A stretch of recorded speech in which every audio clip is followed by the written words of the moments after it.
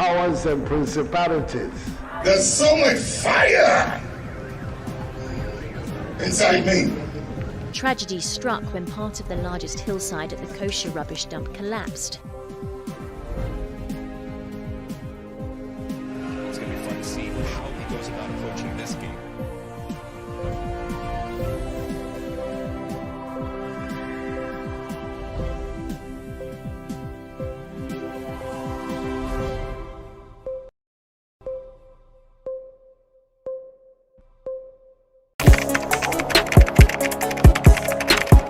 We table issues relating to the arts and entertainment for a riveting discussion, of course, without fear nor favor. The question the presenter asked them was a dumb question. You need to speak the fact and move. Varied views. We agree to disagree. So I would disagree with everything you said. I think that he's a smart guy. I think what he did. No, but I also said he's a smart guy. Yeah. I guess that I'm waiting for the what next. Yeah, I don't think that we have to wait for what next. It sometimes gets confrontational, but that's the beauty of the game. Today you are denying funny face. It's not my brother. Today you are denying funny face. I don't know him. You don't know funny face. It's not my brother. You don't know funny face. It's a package. We meet, we sit, we dialogue, we learn, we progress. My name is Benefo Huabin Abrantepa, a proud blogger, and this is my forum.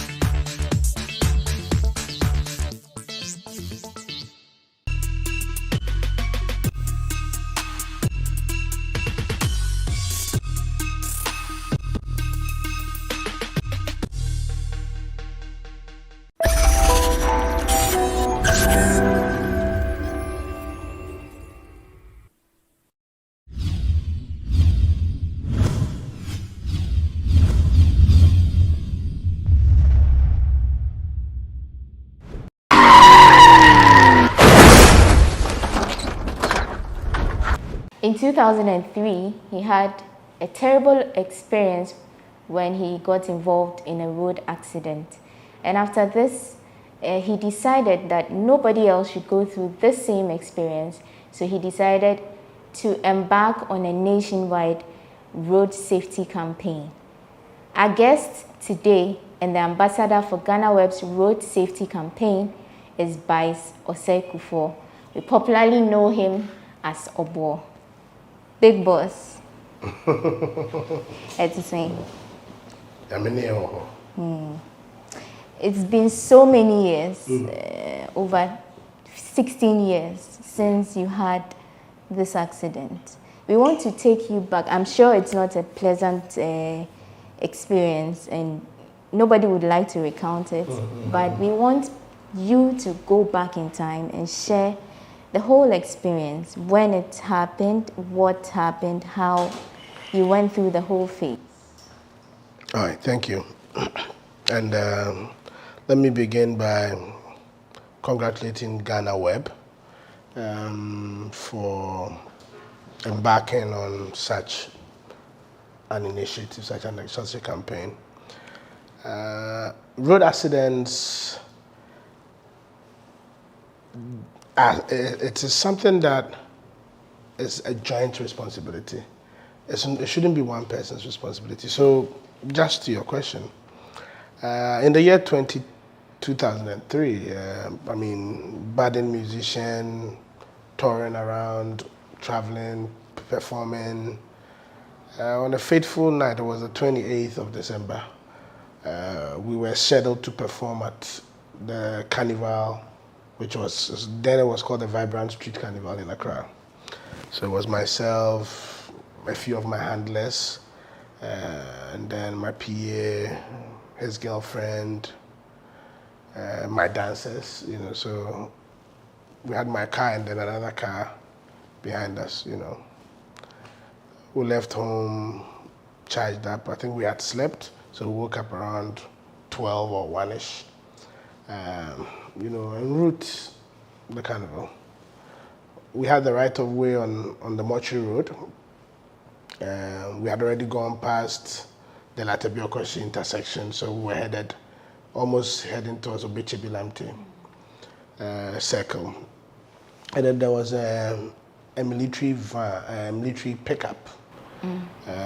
I'm sure this was the time where the police I think crime had increased around that era. So the police had several patrols going on. And I don't know whether they were chasing somebody or not, because what I remember is we had the right of way. It was late, traffic lights were amber, so we were going straight. So the car, there was no car coming from the other side, and plus we got to the intersection. So when we got to the intersection, I thought I had right of way, so I was moving. So before we could say jack, there was a massive collision. Sadly, one of our friends passed. May her soul rest in peace.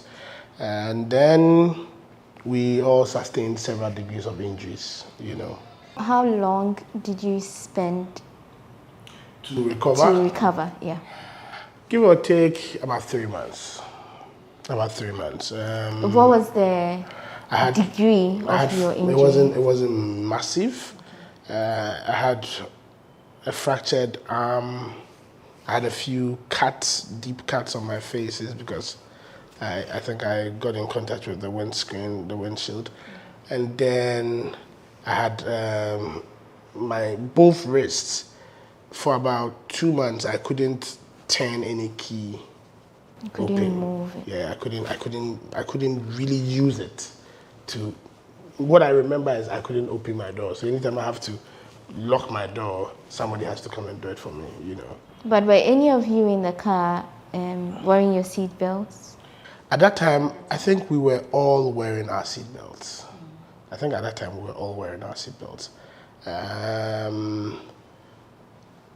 So what I attributed that accident to was it was an accident. So once accidents happen, it was maybe we could have paid more attention from my side as a driver.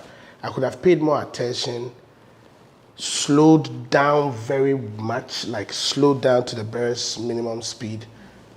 Anytime you get to an intersection when traffic lights are amber. Because once traffic lights are amber, it means watch and go. You look, make sure. No cars coming. And then, so we were from the back and we thought we had right of way. So we watched, we didn't see any car. So we thought we could go. But I'm sure if we had reduced our speed, when the police vehicle was making the U-turn, the military vehicle was making the U-turn, we could have seen it and we could have stopped. I mean, we saw it too late when we applied the brakes. At the end, we still had the collision. So, on our part, maybe if we had been slower and been a bit more vigilant, we could have, escaped that catastrophic incident. Since then, I put it upon myself and I challenged myself that I won't stop because maybe God wanted me to have this experience. so that I could put myself up for such a task. What is interesting is, before my accident in 2003, we had lost Susie Williams, who was a friend of mine. It was through a road accident, so it was quite worrying, but I hadn't paid much attention to it, you know. And then Terry Bonchaka in October, the same year, we lost Terry Bonchaka. So when we lost Terry Bonchaka, I said, no, this road accidents thing, because you look at the circumstances surrounding the accidents and you realize that it's either we need education, the road users need to be educated, or it's either we need to pay a bit more attention to how we drive, you know, or either we have unqualified people driving, you know. So then I began researching into that area. So while I was recording my third album, and if anybody who has followed up, or every album, I find a social campaign to attach to that album. So that year, I was already contemplating whether I would make road safety campaign as one of my social responsibilities for that year. So I had already visited the Road Safety Commission, you know, but I hadn't really paid much attention to that. I wasn't giving it all my energy. So once I had my accident, I came out, the whole focus, out of fear, I wanted to do a road safety campaign so bad. After I healed, I mean, on the sick bed, I wrote about 4 songs that were geared or that centered around it. You know, I had Me Ubio, which in the song you still get the elements of Mentina Wokesti no monsa a sign brony friend accident a sign a two beer a two president. You know, I was just dropping snippets of road safety messages in different. I had Ayemiya, then I had the Okwaba itself, which was a full song, but then Okwaba hadn't come up. You know, then it was just to devote myself and make road safety campaign my work. You know, so I remember walking into the office of the Road Safety Commission. Then they used to be around Circle. The then executive director was Noble Apia. And then I told him that when I got there, was, whoa, hey, what's the body in the office? Whoa, we thank God, God saved you. I said, yeah, I think God made me have my accident for a reason. And I want to become a road safety ambassador. So I need information, I need materials, I need to go to training. It's my own platform. Once I've gone through this, when I want to talk, I have the platform of radio, I have the platform of TV. You don't need to spend money, I can do this. You know, so they started giving me information, put me in touch with their research team. You know, so every opportunity I have, I was talking about road safety. My focus then was on 3 major things, which was drunk driving, overspeeding, and wrong overtaking. Around that time, that was the key messages that the Road Safety Commission were preaching. And so we preached this message, and then we came together to draw a program. You know, so we had several road safety messages. But then I realized that, what can I do that if I am not even present and it's performed or it's showed or it's played, you can still get the message to get to all of Ghana? How could I reach everybody in Ghana? You know, so then I started writing Okwaba. So Okwaba, which is my road safety song, was after a lot of research and having so much research material. How do you condense all this material, make it entertaining, make it attractive, so that people will not tune off their radio or change the channel on their TV sets when the song is playing. So bring things to make it entertaining and let it also capture current affairs, you know. Then we have had the 3 minister suffering from a road accident, dying from a road accident. We've had people in their homes and vehicles entering their homes to kill, you know, so there were a lot of issues going around. So then I decided to do the Okwaba song. And then I had a nationwide tour which was called tourboard.com. And the theme for the tour was saving our lives, protecting our future. And what this tour did was we went to different regions and different districts. And as part of our tour, so for instance, if we would have a concert in Kumasi, during the week that the concert is coming to Kumasi, maybe Monday we would have a road safety engagement at Obuasi station.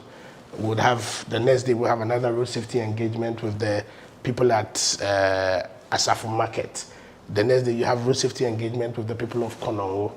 You know, so you choose several districts in a region so that the week of the road safety, the tourboard.com, which is a musical concert, but themed on road safety, you get it, you know, being performed, and also getting that particular region to get a lot of road safety messaging across board, you know. And then, I mean, because for me, what I realized was the key issue about road safety is people take it lightly. And for me, that is one general realization, that if we are able to make people appreciate, for me, that would immediately reduce our road accidents rate by about 40 or to 50%. And what do you think would bring this awareness? Because so it's making people aware. Like, so it must be a massive campaign. It must be a never-ending campaign. So when you are driving, even though it's your vehicle, even though your profession is not a driver, your profession could be a journalist, your profession could be a lawyer.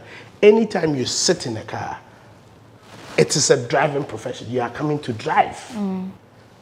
And the driving profession is guided by its rules, including your knowledge of road signs, the fact that you must have a license before you drive, the fact that you must wear your seat. There must be very, very strict adherence to driving regulations. So anytime you are going to drive, anytime you are going to sit in a vehicle and you are going to drive, you must realize that you are coming to drive. So that the general culture people have when people get to church, immediately, no matter where they are, no matter what they are doing, once they enter church, there's that general sense of realization that I am in the church. I am in God's presence. I'm coming to communicate with God. So sometimes they don't even pick their phone. They put their phone on silent. All that happens because the person has predetermined in their mind and have it stuck in their mind that I am in the presence of God. I am coming to church. I'm coming to fellowship with God. You must have a similar interaction and reflection once you sit in a car. Once you sit in a car, you have sat in your vehicle. You are coming to drive. It's death and life. And so give it all that necessary attention, necessary reverence, abide by the rules so that you can be safe.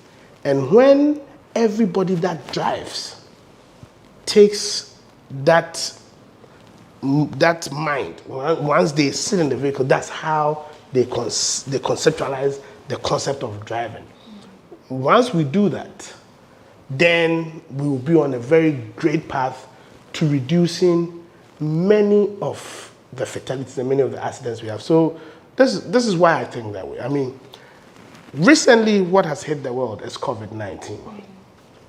When COVID-19 when it started in the early times, we could go to the extent of having lockdown where nobody should go anywhere. And we all abided because we were all scared. Okay. Till date, Ghana, COVID-19 deaths have not hit 1,000 yet. If people get the statistics on road accidents, I mean in 2017, almost 4,000 people died from road accidents. 2018, I'm sure it will be around the same number. 2020, just 2020, last year, between January and October, we had more than 2,000 people dying from road accidents. What it means is road safety. What it means is road accidents is a much greater killer than COVID-19, much greater killer than malaria, much greater killer than the many deadly pandemics. It's a bigger pandemic, but we are not seeing it like that. We are not treating road accidents and the practicing of the road safety and the regulations and the enforcement we are attaching to COVID-19, that churches must wash their hands. When Ghana sees road accidents as a killer, because the country spends more than, I think last statistics I saw was almost 1.12 million or so on road as their associated issues on road accidents and deaths.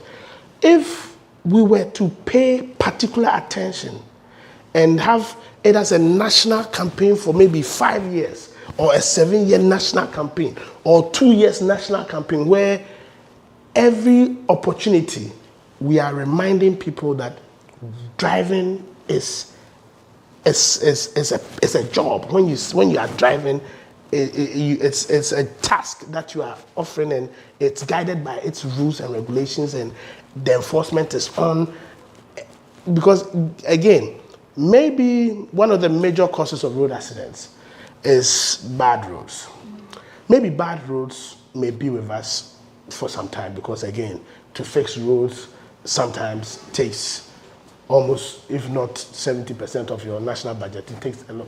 But what can be done by man is our attitude, because bad roads is one of the major causes, but that's not the most. Another major cause is carelessness by drivers. That's a major one, that is direct human attitude, that if we are able to effect change in human attitudes, then we are on the path to reducing road accidents. So if drivers are abiding by the regulations, that if I can't see about 300 meters ahead of me or 200 kilometers ahead of me, I am not overtaking. I'm not overtaking in a curve. I'm not overtaking on a hill or in a valley. I'm not overtaking when I don't have clear view. My vehicle has to be maintained. The fact that immediately my brakes are giving me signs, I'm not taking that risk. Because just let's use COVID-19 as a clear example. When someone coughs, when you have someone who coughs 1, 2, if your nose mask was lined, immediately you pick it up and start taking precautionary measures. If we treat the whole driving, the vehicle, our roads, and how we live, if we treat it that way, trust you me, Ghana will record the highest reduction rates in our road accidents and the way they are prevailing. It's going to be a larger conversation because there's more to talk about. But you believe that it should be a nationwide conversation, it should be a nationwide campaign. Authorities and stakeholders should get involved. Is that to say you are seeing very little from major stakeholders in this fight? So, when did Ebony pass? 2018? Yes. In 2018, myself, I got Sarkodie, I got Edem, EL, and a couple of musicians together, because I think there was something that I had been discussing in the background for so long with stakeholders in the road safety area, which is dualization of our major roads.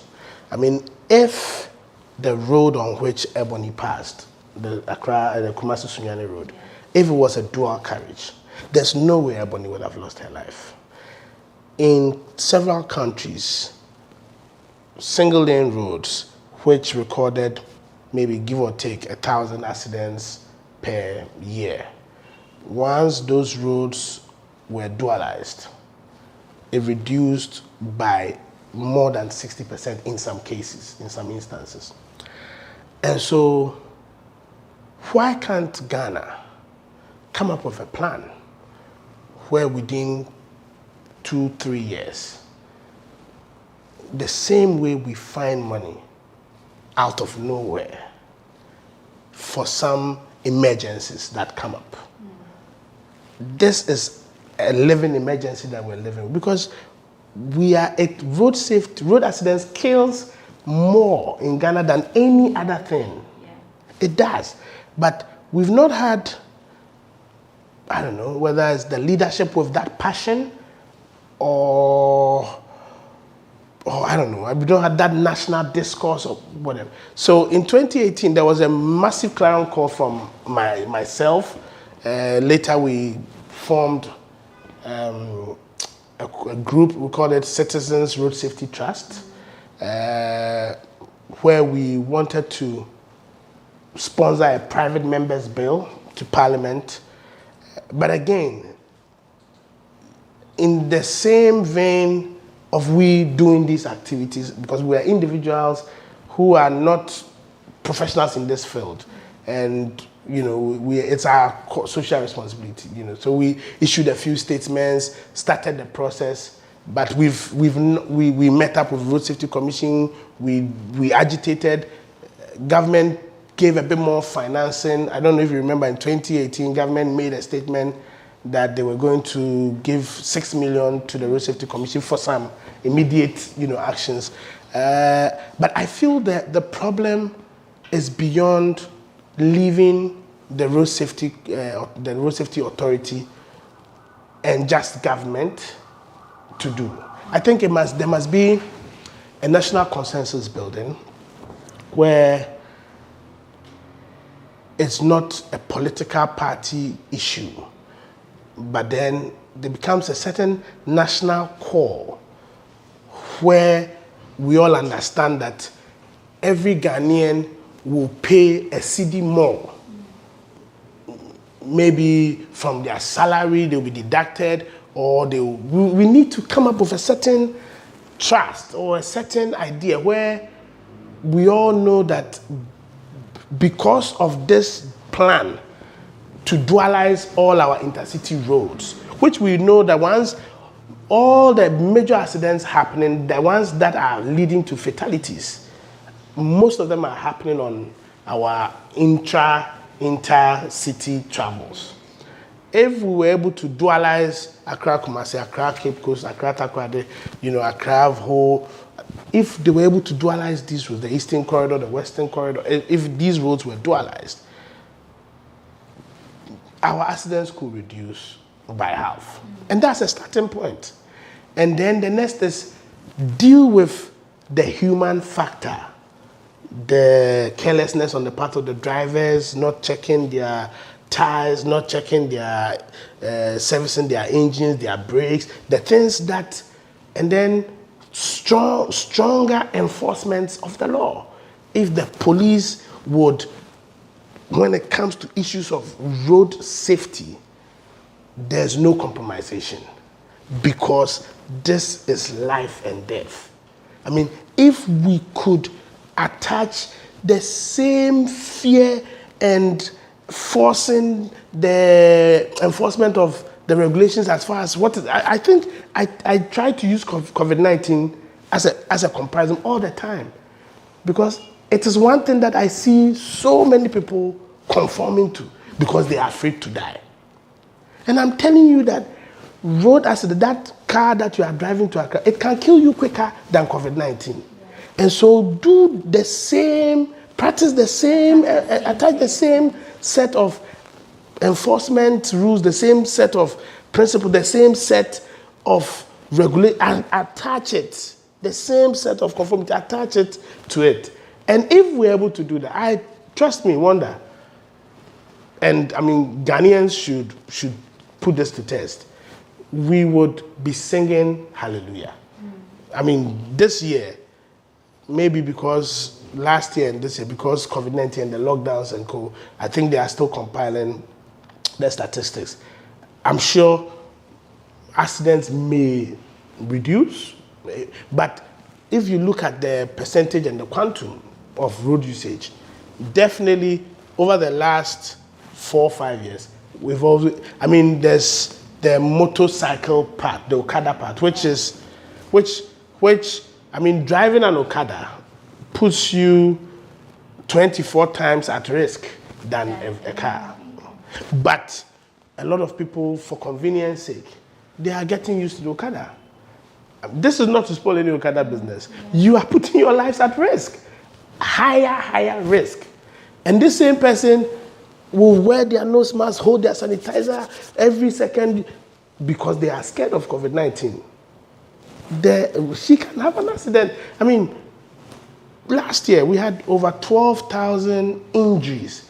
So apart from the 2,000 plus who had died, there are about 12,000 who have lost their limbs, their hands have been cut off.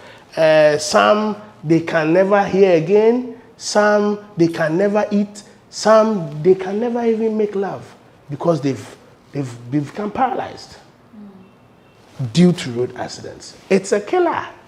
It needs all the attention and all the devotion of time so that we can deal with this canker before it kills all of us. It's so obvious the passion you are attaching to road safety, and like you said, it's a bigger conversation. Oh, it is. And there's a lot more to say. It is. But for now, we just want you to tell Ghanaians, leave them with a message that they won't forget in their everyday lives as far as the road safety campaign is concerned. More than 2,000 people die every year from road accidents in Ghana. Apart from these 2,000 people that die, another close to 15,000 are left with injuries. Some they can't walk ever again. Some they can't handle anything with their hands. They have their hands cut off due to accidents. And these accidents are caused mainly by bad roads, carelessness on the part of drivers. You and I being careless on our roads leads to so many deaths, so many fatalities. It's about time we make road safety part of our daily livelihoods. The practice of road safety, abiding by the rules and regulations, and also allowing the police to enforce their laws. Police, enforce your laws wholeheartedly without bending the rules to suit Tom, Dick, or Harry. Road accidents are killing every day. I keep saying it, that the seriousness we attach to prevention of COVID-19, if we attach that same seriousness to the prevention of road accidents, we will reduce our accidents rate by more than 50%. My name is Bice Osekofo. Dodona Frame Obo. Tie Papa Driver. Tie Mr. Passenger. Tie motor rider, yen famo, yen home buying. Afe wote kren wa woka mu a memfa mentena woka stiachi no monsa a sign bruni friend accident. Do the right thing, save a life. Bice Osekufo, Obo Ankasankasa. Thank you so much for deciding to do this with us. It means a lot. At no cost. You're just passionate about getting people safe. Sure. On Ghana's roads. We appreciate this. It's important. It's a joint responsibility. The only way we can get this better is when you, I, and everybody who is listening to us decides to make this an issue.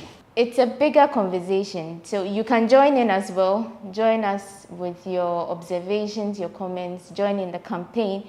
Send us videos, tell us what is happening around you on our social media platforms. On Facebook, it's GhanaWeb. On Instagram and Twitter, it's @the GhanaWeb.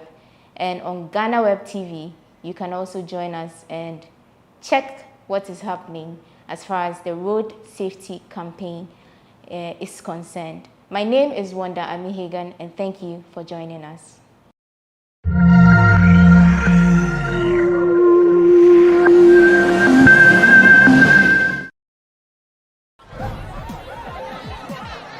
Powers and principalities.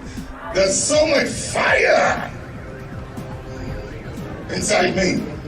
Tragedy struck when part of the largest hillside at the kosher rubbish dump collapsed. It's going to be fun to see how he goes about approaching this game.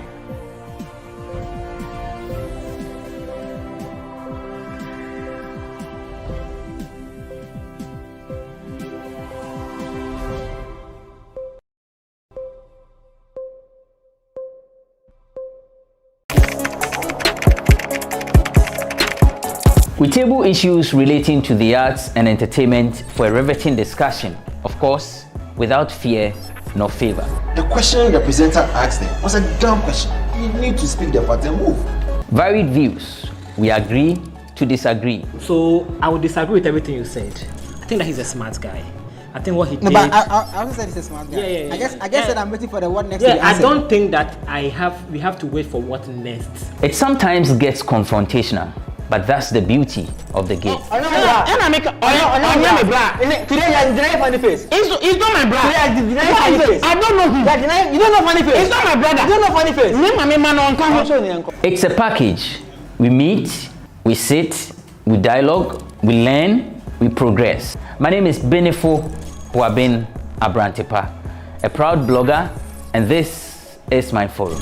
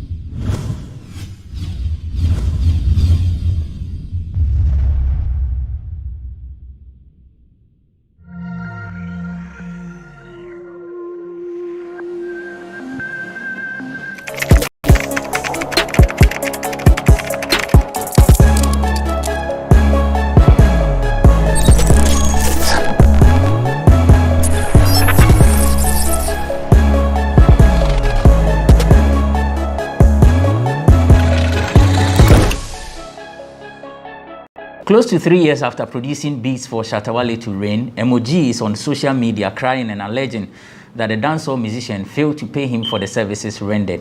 While they engage in war of words, Yapono is laid on the chopping board by some Kumasi-based rappers for allegedly disrespecting their city. But Yapono says he did not in any way denigrate Kumasi. Is that a fact? We are seated to discuss these and many other issues on the show. My name is Benefo Abrantepa. Welcome to Bloggers Forum on GhanaWeb TV. Welcome back. It's Bloggers Forum on GhanaWeb TV. Let me introduce my guest, and it's the lady who has not been on the show since it started this year, a regular pundit, but this year the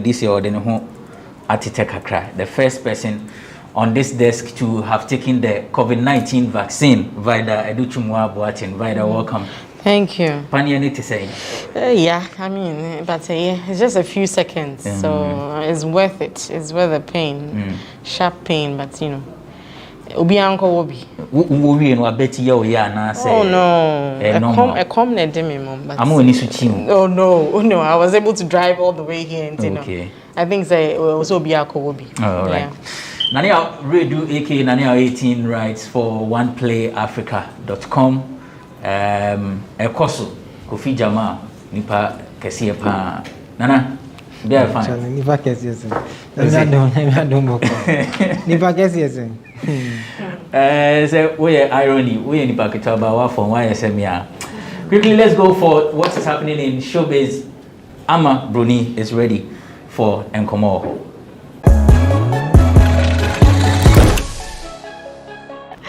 Sabo so me prefer ye remu ya ye boso me matchway who did least mistake ye do beko chese ye ntwa 10 days cryo nanso nsem tenchire twegu entertainment industry ese weni ne nsa okachire sensem wo hode a nkomo wo hode a ene na ye me amabroni na watwe nso ma bonsem na no tofa na me de besomo ye ntwa ye ho brasesia na se ne ye fie nkomo yasia na kakrom ha ye wo ide na nka ye nyina yinim se so bibu na ye nya ka rest in peace ye de no kwhye fema so ye papa usan oba e wan bebo ne bra yo anka bibia to twa ho no ma na so ye nua pop skinny ai rapper pop skinny na odin sem bia betuja o chirema eye ebony rain owu eye 2018 eye ni kromfo abosom woni hu bi pop skinny say ebony tiase no ye lesbian ai girl yo ne konya accident a nyakopon to nsafreo Frankie Kuri o chira ono na no ye ne lesbian partner na pop skinny na eso o se wo ko won kromo so kwa kwasa ne mamen oni Frankie Kuri koye bibi oni ni kodi mpemegori eno na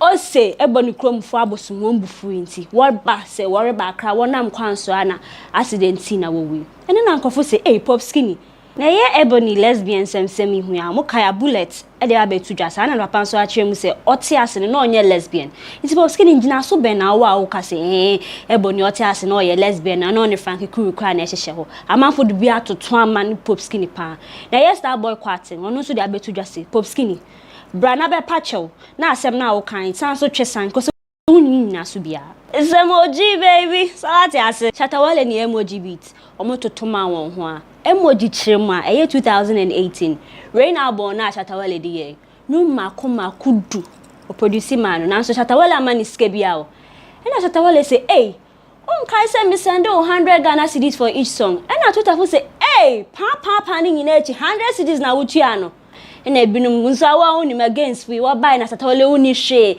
asema emoji ababeka je say uni ske bia but chatawale akaso de bi asem na nya no kware watua woka nti se chatawale niska na se Ghana ha se na kwafo kire na eye producers any beat makers wo ya wontua wonka bonze na artist no apeka kre bi ahye wonsa na eye wale hu se na kwafo toto ma no so be ka se emoji beat unka no kware urefia umame cross and 1,000 cedis apart from 100 cedis no tua for 10 songs no sanso send o mame 1,000 Ghana cedis nti aya wo kan no so kan ponobium I like that yapono ono na nanu akoyi nika na wotwe atwam yo release this track bia ye friend fat e de ma Shatawale Stonebwoy ne Samini na eno na enyom ni mu no line bi ankoye American rappers for no de yapono chema wo Shatawale woni Beyonce akwakoye nyom big record he say yo na wo wi ane small boys ya asansa be ya ahojo Las Vegas and American rappers say hene ne ha wo yapono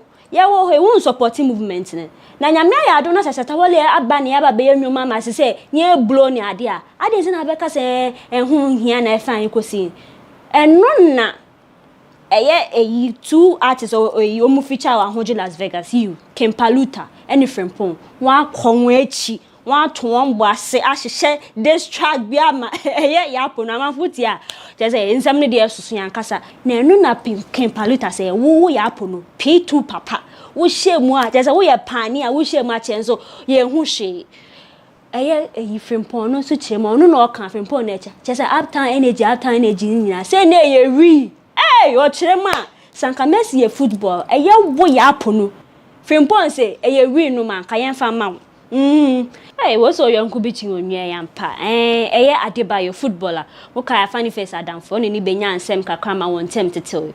Now, knowing Nansen in a funny face, you didn't call across psychiatric hospital. Yen who said video be photos betray Guayache say Adebayo wako straff funny face and who so and what to sing in echo. What your ma a yequecumenuana or dear anime, and no nebusiafuna di bibia betuja. Mokaya, Vanessa and a may quastra funny face na in Aquacumenu na so dimucham. In a busafuni said, Debbie, one and one session one, and Aquacumenu crowd bar on what catcher will say, Shana one fat pictures and videos and quatabonting. Now what time way video in the aqua to YouTube and monetize a busafuni say we're ninja. I have funny face sister, quite grantee interviews, heading same bear to Tuja, and Uncle Fuso. Oh, now Sanka funny dear, and Adam Funiquacumen into it. I shall mod the nano to assembly. Also, no dear, and see all your papa Jerry sees the nibin in you. Shall say, we come and read the anima, I'm a bibia fine with fair who have fed of mass and so tram who by say mukani gumuniade. And see, I shall mod this also Ghana has say, there be a most ungratefulness and queer. Nan can never come and read than Caboni Benium. A man for Munibusafoni and as a muso Gocumenu, wa predator. So yet some commoners so dear, and a Uncle Ben, high love great, Ben Braco, and no din sembia betuja. Recently, your interview no trema. A year 2018, Moabe na say on in a trap pictures be what was a one who go honey and now wouldn't tamaka crack at town who and Heneka crass and one who go hobby bisan. Ben Braco so one no one here. Oh no, there he's just promoting his culture and tradition. Inti ye Mamma say you one way. The one opportunity near Obesan so trust a picture no be shimu cannot cratching. Kano. It's a Ben Braco so no doing ye no here. Said the Ben Braco sem Kogua. A year movie director, Pascal Aka, on na Ochirema, a year movie industry, they go at Titia Pansam. The situation in the aqua emergency. Now, as I'm walking, I'm a actress Vicky Zugade. Ochirema, Pascal, some now can they you? Say, the name we are doing, moving each other and but they would tone in the sana, okay, Casacas, as a way I am Homasubi. Kana for kwabna sadwe bro ma ye bia munjai eye gay nsem ya ba ye LGBTQ+ nsem ya ye kekekeke asa manfo afa ne personal na fe de wa attack na yaw just hate comments to eye sa e group yi ochema na ye ne yaw kwa ye ne hu kra ye ya sofo a mo agin mu a tese mo kekekeke nsem mo se mo bible mo reading ne sen God is love. Inti se mu se obi akoye gay ni lesbian na se mu ani so enye mama mu ma yakopon anye judge ne ti kwabna se eye ma ye bia munjai ayo na se de kwabna sem ne ton chen a eye singer Becca you dark da onu na eye bosum ye twem ne yakopon ton safre ne maame na mu Becca ya aso ne maame ntem tama ne maame ti ase na ne ntem che dan nye okay sa na ja maame okone samenchi na enu na amanfo hwehwe se o so maame ewudi a wedi anka sanka enye hwe anka yi ubekọ bi ni ade amanfo wo kire ma Becca anko yi but Becca nso mba mbe kire mu so say nti na wantumi anko ebusiafo no class eye celebration of life na ame na wo ye friend tribute no won afa ni dimpo anka ho cause was on maame tam na oti ase na won tamunye nti won afa anka ho amanfo se Becca na ye den a na wo anka sa maame owo boso mi nkunu wantumi anko na yi Komara wan say ndi enim se Becca de ba bibi fufura betuja na wa kiremu ne nti a wantumi anko ye ndi enim na so Becca so de e de bebrem na say yes sorry so a yemfa radio presenter Akwesi Aboagye entwato Akwesi trema na same de entertainment shows ba TV and radio so a ebuso ankasa edoso but onu po de enye problem because it's all about diversity na de but onu no ni main issue ne say entertainment shows na o ye wo TV so ne radio so no akwa yes discussion no nyama chada nkomu ye cause we inviting for bad discussion na work no it has lost its quality simple and short say it has lost its quality Akwesi Aboagye a oye host of entertainment review Peace FM so ochema ni heydays or starting na show bi okoso total entertainment 205 time on who say as a show no direction na what the man ankoye no ojaiko Inti wo na wo say wo ye entertainment pandit na say wo na ne mani nkwa you also have the choice to shop but the okasi muma quality muma munya den as a mukona muko keka nsem bia for trend na enche damboa sa na Akwesi Aboagye ka you na watwi nkomo ne edi ni na egu ya pon me am de brew ye frame Ama Broni Abrantepa over to you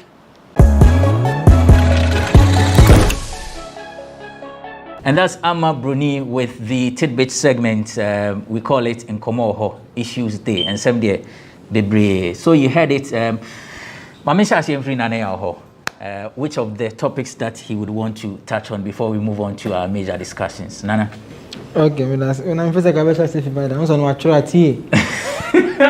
throw book me as a so the chairman publish it. But let me speak on the Ebony was killed by her hometown for practicing lesbianism. Pope Skinny.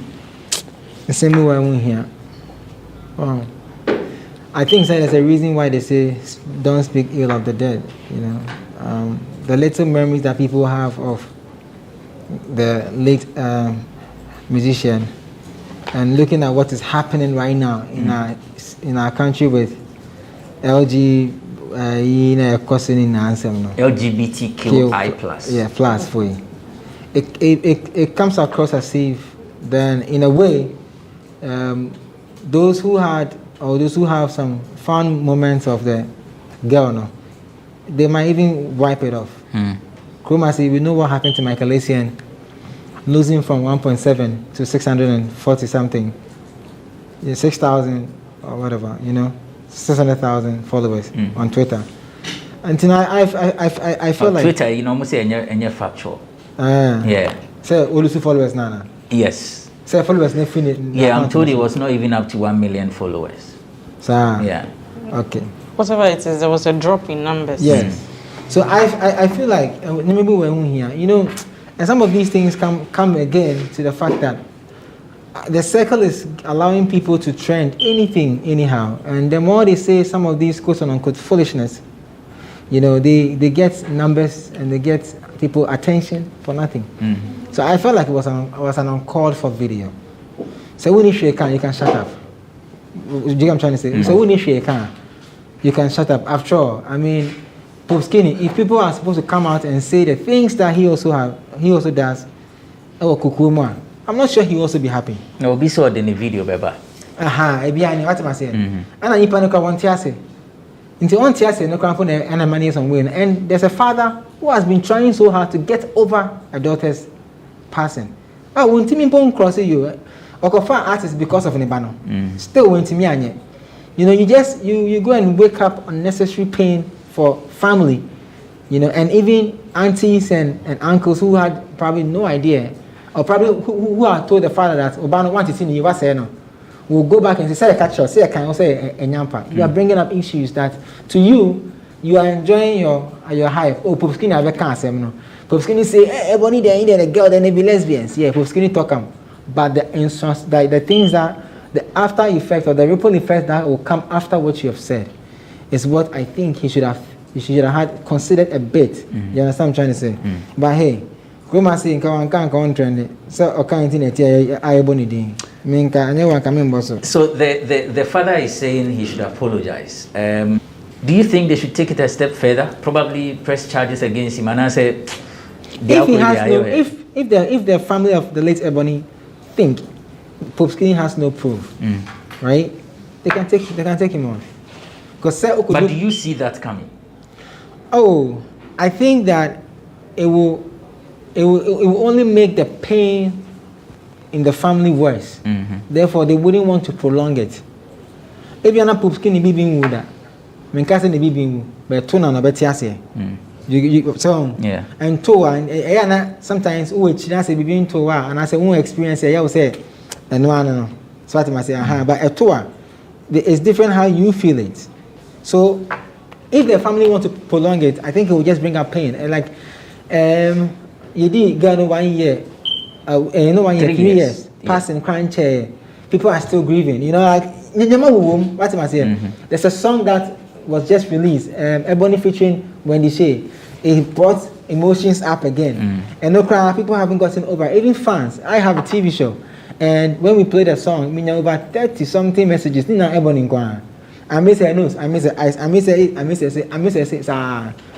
This was not necessary. It was uncalled for. Let me also talk on the quality of entertainment pundit as Oh, it's a controversy.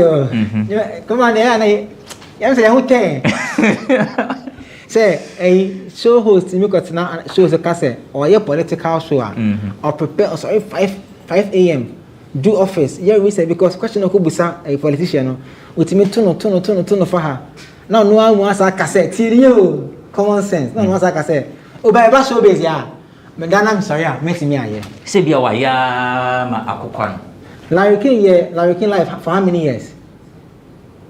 Do you know how old Larry King live was before he passed? I said, when you start, it's the easiest thing in life is to start something. To have a dream. Oh, say, Madam, Tia, book 3. Say, me number. Dream now, no. But when you start to sustain it, what am I saying? Yeah. Why are you lazy? You Akwesabadi, you become lazy in as a presenter. We have seen you hold artists, female artists, ass and things, even breast. Also, no for. To me, bisa artists or two obey interview say was a panty color thing. And your excuse is that when you ask an entertainment person any question, they will answer. So therefore, you ask them any question. Who has caused the so-called whatever that he said to fall, the standard to fall? Who has caused it? And Peace FM, regardless of whoever sits on the show, is rated as a big show because of the platform the show is on. There are people in powers that be that never change their tuning off from Peace FM. And there are people, when they hear something on Peace FM, it is the final thing. No matter what you say, they won't change their mind. Peace FM. So for you to come and say that, oh, may your political show, yeah, me find it serious. He was exposing himself. No, not exposing or contradicting him like he was. Okay. Yeah. Because 1 minute you are saying showbiz entertainment is a serious business. The other minute you are saying if you sleep and you wake up, you can do it. Who goes to farm leaving his farm tools at home? Who quite all? Have you listened to Peace FM in recent time, the entertainment TV show? In recent time, let's be sincere. When they come, what's the agenda? What's the conversation like? Read headlines and ask pundit. To overfire the now we namha, na kweku namha, na ama namha. If we are Japan, it's done. When others sit down to research, to put together content, to try and get people to speak on the matter. He also made a, in the same video. There have been instances where they've had people in the studio. For instance, when the Dr. Awal Mohammed was nominated, there was someone close to him to speak about how the man is and how passionate he is about tourism. No, I get that. And I'm a say, I know your host, and the time he started changing to sleep, wake up to come and do a show, as compared to the time he spent to do a political show, he should answer the question himself. Okay. Who is causing the standard to fall? Let's talk about the pundit then. Who is a pundit? Who qualifies to be a pundit? What is the criteria to be a pundit? And who even sets the criteria or whatever the definition of a pundit? Say the punditing whatever is reducing. Bro, if we all sit here as if this show was a political show, I can bet you if you call the chief of police, he will come and sit down here and talk. How many artists have been reached out to be on the show? I'm gonna cancel on you last minute. How many stars? If this show was a sports show and you call somebody from the GFA, they will come and sit here and talk. We the people in the so-called entertainment industry, we don't carry ourselves, we don't give the respect that the sector or our industry needs so much that the people outside the sector will want to be part of it. So if you are having issues with your pundit and I say, oh, yeah, will be a man in Bekasa or show so and I say, oh, say, other platforms because any Peace FM, they don't meet the level. It's so wrong. Right. I mean too. Avantipa, I will touch on Pope Skinny. Okay. He has come up with a show called The Stubborn News. Nasayan stop his brandy. He will spew a lot of nonsense to direct traffic and hurt people's lives and I say I'm carry on my build it for years. You said Sir Ebony and Frankie Curie went to BA, Bongahafo, purposely, I'm quoting him, or purposely to have sex. And the gods of the land recorded that abomination and told themselves that we will not allow these two girls to get out of, our vicinity unpunished. We forget that there was also a soldier, Vondi, who died through the accident. Innocently. How they almost act no referee na. Say obi there is an candidate. Obi amani san obi. There be other driver and the entity answer no. No, I'm trying to let you know that there are inconsistencies in Onu Popskin in the revelation of person Maya ENTB that was say tenancy no. You understand? You said say nyami na yi. If you listen to the video carefully, another time you say that they should ask the gods of the land and they will tell us that what he is saying is a fact. Oh yes, you're trying to tell us say the gods of the Ghana land no. If abominable acts are done on the soil of Accra, they will not punish you. Now, what you are saying to Mpenifu ewo Kintampo ehonum.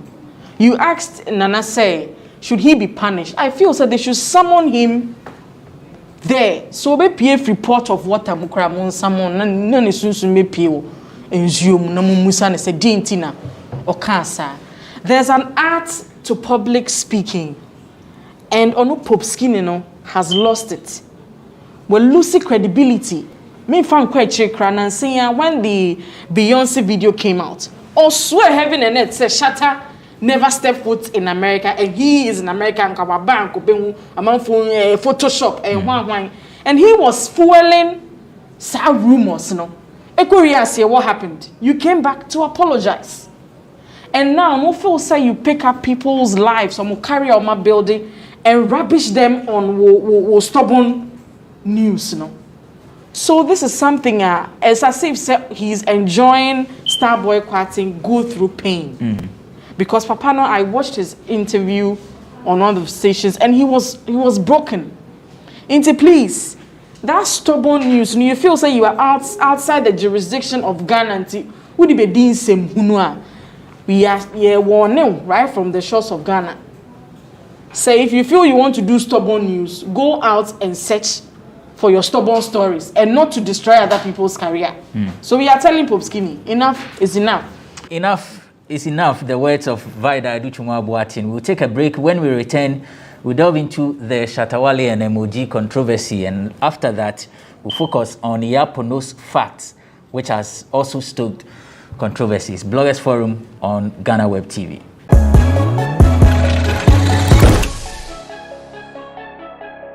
We're back. It's Bloggers Forum on GhanaWeb TV. My name is Abrantepa. Vida Aduchumwa Boatin is a columnist.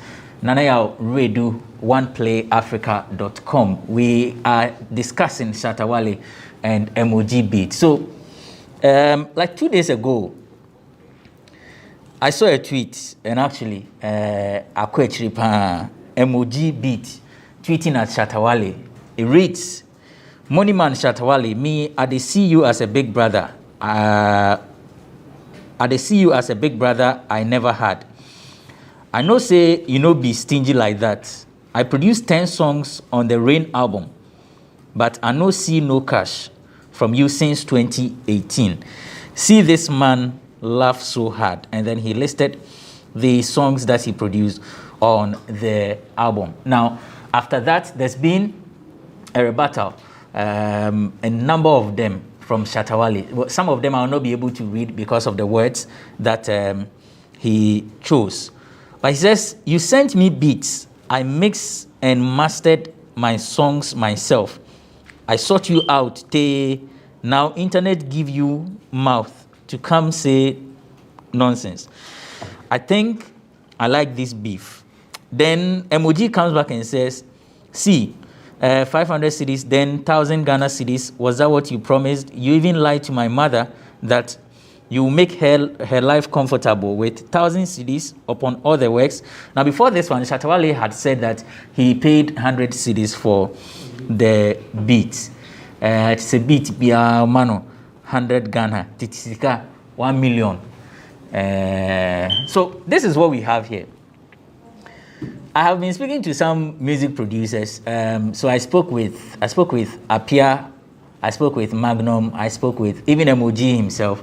I spoke with a number of producers, and some of these producers, there are some producers I've not mentioned who have also been involved in this whole controversy. They've come out to share their experience as to how some musicians have had to take advantage of them, use their beats without paying them. There are others who are also saying that at the end of the day, they are giving peanuts.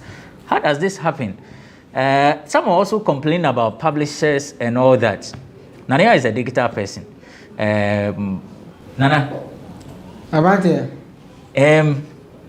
Mama say MOG upon all the songs that he produced for Shatawale on the Rain album, one of the biggest albums Shatawale has produced after coming back as Shatawale. He was paid 100 cedis for a beat. Mama. Dabi. What could have accounted for this? Education. Around here, education. I've said it 1,001 times in our industry that obi person were doctor or come medical school. Obi person were lawyer, obi call law school.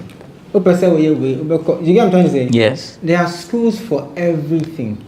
I mean, in our creative sector, our school is even bigger than the law and whatever, because education is online. We don't person work in a classroom. Right? I see the whole producers complain as this: a young guy who has vim or who has talent or passion for creating music has been doing it in his house. The mother is complaining, right? Sends thousands of beats to artists, different artists, to say, Charlie, oh, just I play beat, try my beats, then make you see how the thing will go. And all of a sudden, out of nowhere, like you said, one of Shatter's comeback song was produced by MOG. So it's not as if there's a conscious effort as a producer or as a musician or as an engineer or as an artist manager or as a publicist to take time to spend like 10 minutes or 5 minutes a day to read about our craft. Do you know Gamro has split sheets in Ghana? Do you also know that Gamro can actually take on and take money, producers can sign with Gamro as artists here in Ghana and get their royalties? Yeah, ma, I didn't say a long mathematics. You know, in Ghana, when you're talking about copyright and royalties, I said, I didn't but it's not. We have a CMO in our country, yet we complain of lack of royalties, and people are blaming the institution. What has the institution done? What have they done?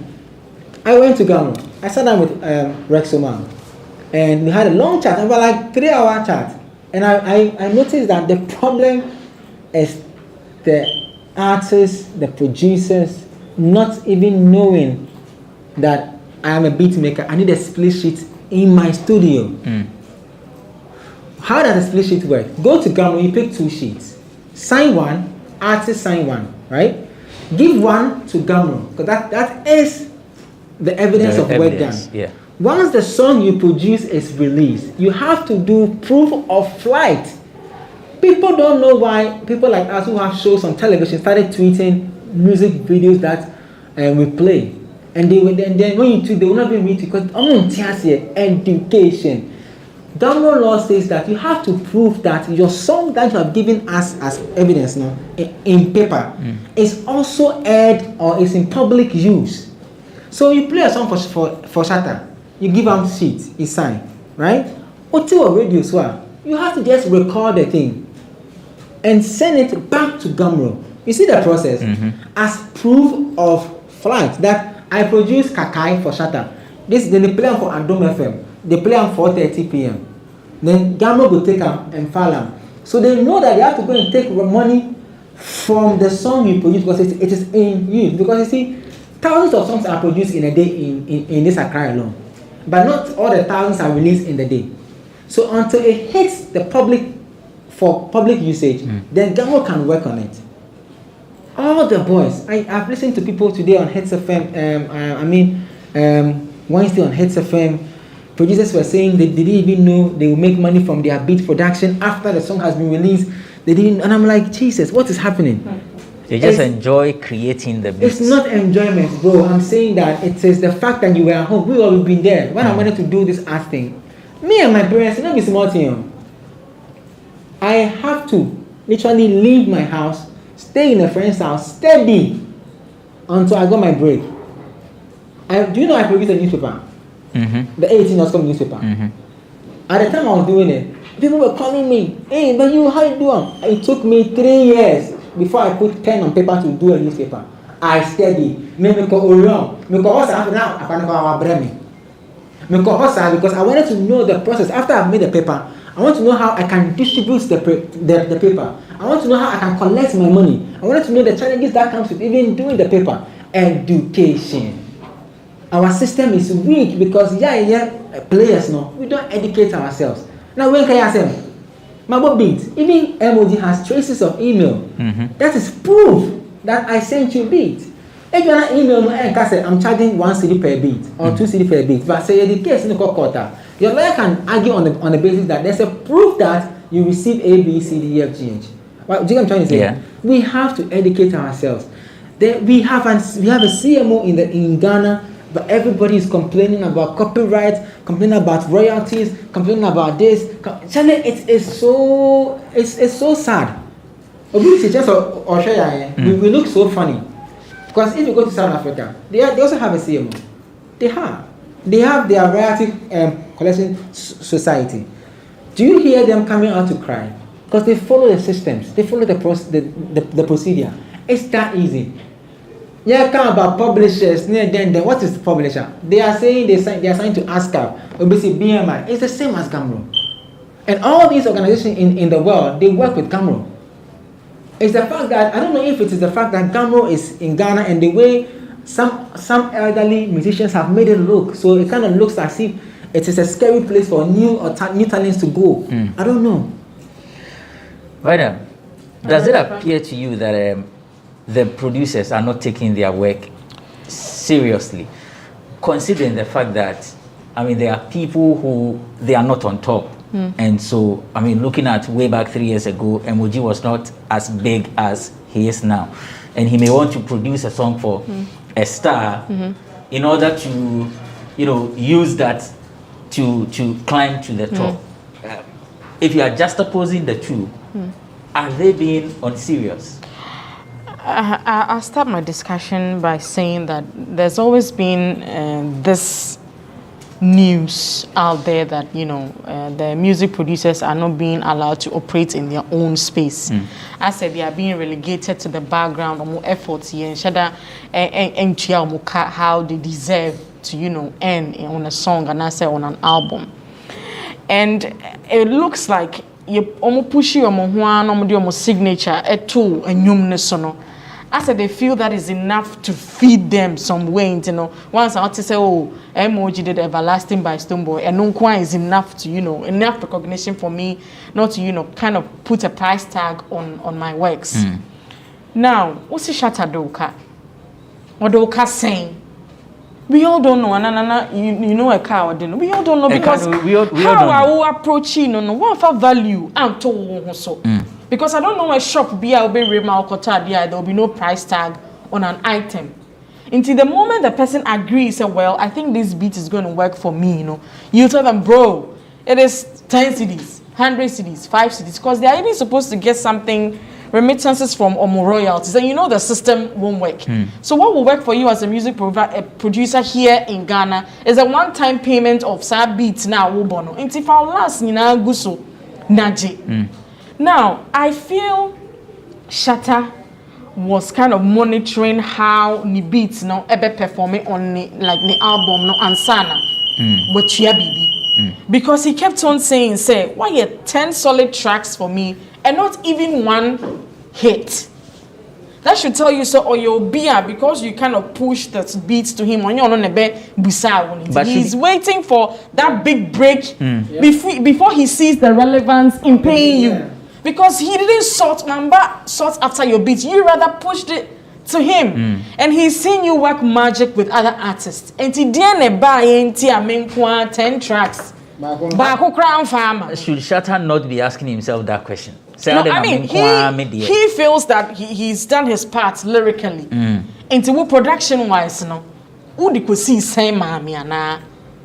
you get it? And for him to take Emoji's mother's number to send a momo to her, it should tell you some person in one kobo crab accounts and so that signal and should tell you that this person is not ready to give you any money whatsoever. And so you put it back in the mail or you talk to him, say, Masa, even though my essay says I'm a man bono, this is what I would love to get from Mejuma Meyemao. And listen to what he's going to say. Before you jump on social media, say open sympathy or say open DNO. Now if I'm an upcoming artist and I enter Emoji Studio and he starts to, show me some professional muscles, say, hey, you have to do this, you have to do that. I'll question you and say, Shatta cry head your year. So Shatta to me my 100 cities and then me up and come in there's a 2 Ghana. You understand? So he needs to place value on himself, on his craft. Send a beya BBC and Anthony Beam. But I bet him he is not going to give him any money. And the 1,000 cities he sent to his mother can be the cost of all the 10 tracks. Because 100 Ghana, because all ban one bob wobia. It on one share where Jumanu Mudie and all the homes come out. So they should let us, assume the next time if you're approaching a brand like that, make sure say their price tags. Now I also admonish the music producers, say they should take advantage of online beat sales. I see that from Nigerian musicians a lot. I mean, even if it's a $5 Afrobeat, something, just put it out there and sell it than waiting for artists to always work in your studio. Now we have most of the artists producing the songs themselves. What's my say? So if you can make $1 or $2 or $5 from online sales of beats, you will be amazed who will buy your beats across the world. And based on that, who say beats in the famana, they can travel down here and to even work with you sometime. Well, they should take advantage of all these things. Now, a time will come, nobody will walk into your studio to record again. Because now all you need is a laptop and some software and you are done. And we've seen songs say production-wise, it's not tight, but I hate it. So they should take advantage of the online music beat sales and Okay, Nana Pessoa Kenny, I wanted to ask you a question, but you ask the question. Okay, so looking at what has happened now, will it not be okay for Shatta Wale to say, well, you produced this number of songs for me? At the end of the day, I didn't get the magic that I wanted or expectations. We didn't agree on any amount, but for relationship's sake, take this. No. You see, I was coming to talk on the other matter, which is the metadata of music that our Ghanaian artists and producers and engineers don't even think about. I am a digital expert in music. I sell music online. I work with The Orchard, which is linked to Sony Music. If an artist sends you a song to upload on the stores, Apple Music, Spotify, and the rest, and you send a metadata form for them to fill, it will take them like 3 weeks. And metadata is like giving credit with book names, like legal names, so that when I'm uploading the song, I write songwriter, I need to put your name. Then I will go and add performance. So lead vocal, who did the lead vocal, guitarist, this, and bassist, trumpet, this. I need to do all those things with legal names. They don't do that. Because, and for producers, you make extra cash when a song is released if you are signed to a publishing company, when an artist indicates you as producer on his metadata. So if you wake up in the morning and you feel that I am a young boy, I'm youthful exuberance, I have an idea, I want to send sad beats, then you see the artist, they have their email, beats@so-and-so@gmail.com, and you send it there, and you don't add anything to it. Not even a non-disclosure, not even a contract, an MO, nothing. And you just send it. You expect him to come and pay you. For what? For what, bro? No, let's be sincere. For what? I'm paying you for what? For using your beat. Okay, for using your beat, if the song becomes a hit, I've given you referral beat business. The number of referral marketing MOG got from some of the stars that he gave beats that became hit records are even more than those who paid him. So you can't come, you give me the beat on a basis of freemium that use the beat. If it becomes successful, I know that I can get referral businesses from you. A lot of underground artists are going to MOG, and I'm sure a lot of the producers, because of the hits that they produce for artists that they give free beats to. So that one too, would they go and give the artists some money? They won't do that. So the right thing to do is, I know that a lot of young producers are watching this, a lot of young talents are watching this. Bro, we want our school be free, they online. We have people in our space who have done it before. If you go online and you have 5 minutes, that's one thing about entertainment people that we don't like to read. Just spend 5 minutes a day. Read about what you're doing. I'm not saying stop the talent. You can have the passion, keep on doing it, but read 5 minutes. Get educated. Yes, 5 minutes a day. 5 minutes a day. Read about it. Wikipedia, it's all there. Take your time and read. If you don't understand anything, find somebody who can explain to you so you get it. It is. Listen, I was so sad to hear on Hits FM, top producers say they didn't know they could make money after a song has been released. It is a big problem. We sit here and we say, oh, Timbaland, Swiss Beat them are rich and these guys are poor because metadata is what is feeding them. When Timbaland produces a song for Missy Elliott, he doesn't go and stand and say, Missy, give me money. Missy, give me money. Oh, hi, Missy, quiet. Me no fear. Oh, Missy. He won't do that. The system works. It is when Missy label, yes, you have to indicate production, Timbaland, who played the guitar. If it was him, they will indicate because everybody's contribution has a certain amount of royalty percentage that the person is supposed to release. Has to be acknowledged. So some producers are able to even give melodies to artists. Listen to me carefully. Some producers, when they are playing the beats, they will do the melodies and they will even hum it on the beat and send to the artist. The artist must indicate in his sheet that so and so are living. If you go to everybody that uploads songs on the internet will tell you it is there. The reason why Ghanaian producers, some of them are broke, is because they don't even follow through to ask the artist, please, have you indicated so you can send me the ISRC code? So I send to my publishers. All GhanaWeb has ISRC codes in this country. A lot of producers don't even know that. If you are filling a form to upload your music, it asks you 2 questions. 1, will you provide your own ISRC code, or your system, if it's TuneCore, if it's DistroKit, if it's DistroPlug, will provide one for you. Once you click, I have my own ISRC code. That means that if you're picking it from GhanaWeb, that GhanaWeb code is what they will use. It's like a product to find the product on the market. They will use that to track the music wherever it is being played in public and take money for public usage of the music. Do you get what I'm trying to say? Yeah. So it's about the education. As a MOG shatter, maybe it's a beef, but I see it as a level where the industry has to move a vehicle forward. So we are going to use it to teach people how they can fix such errors. Because a lot of young boys are coming up who are still sending beats to artists without adding any documentations to it, because one no crowd part of.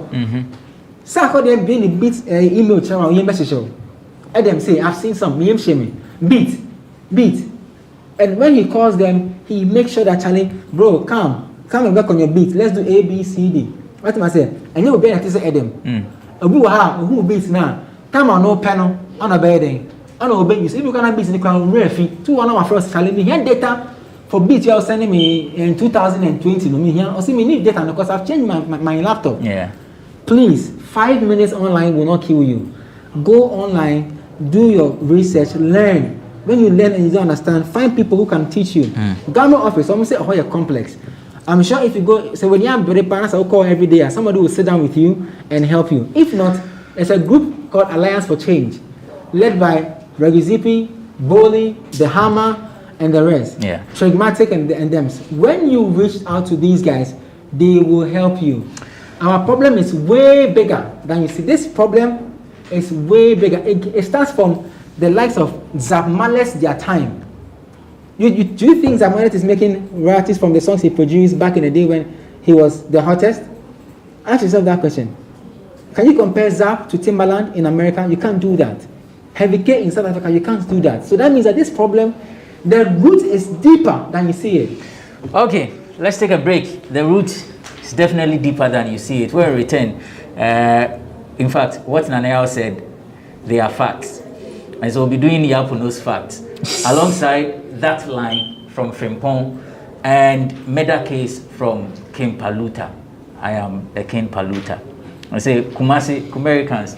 Already a good Yapuno, so yes more crying. Yapuno is explaining himself on Twitter, saying that that line was never meant to disrespect Americans and that he's been taken out of context.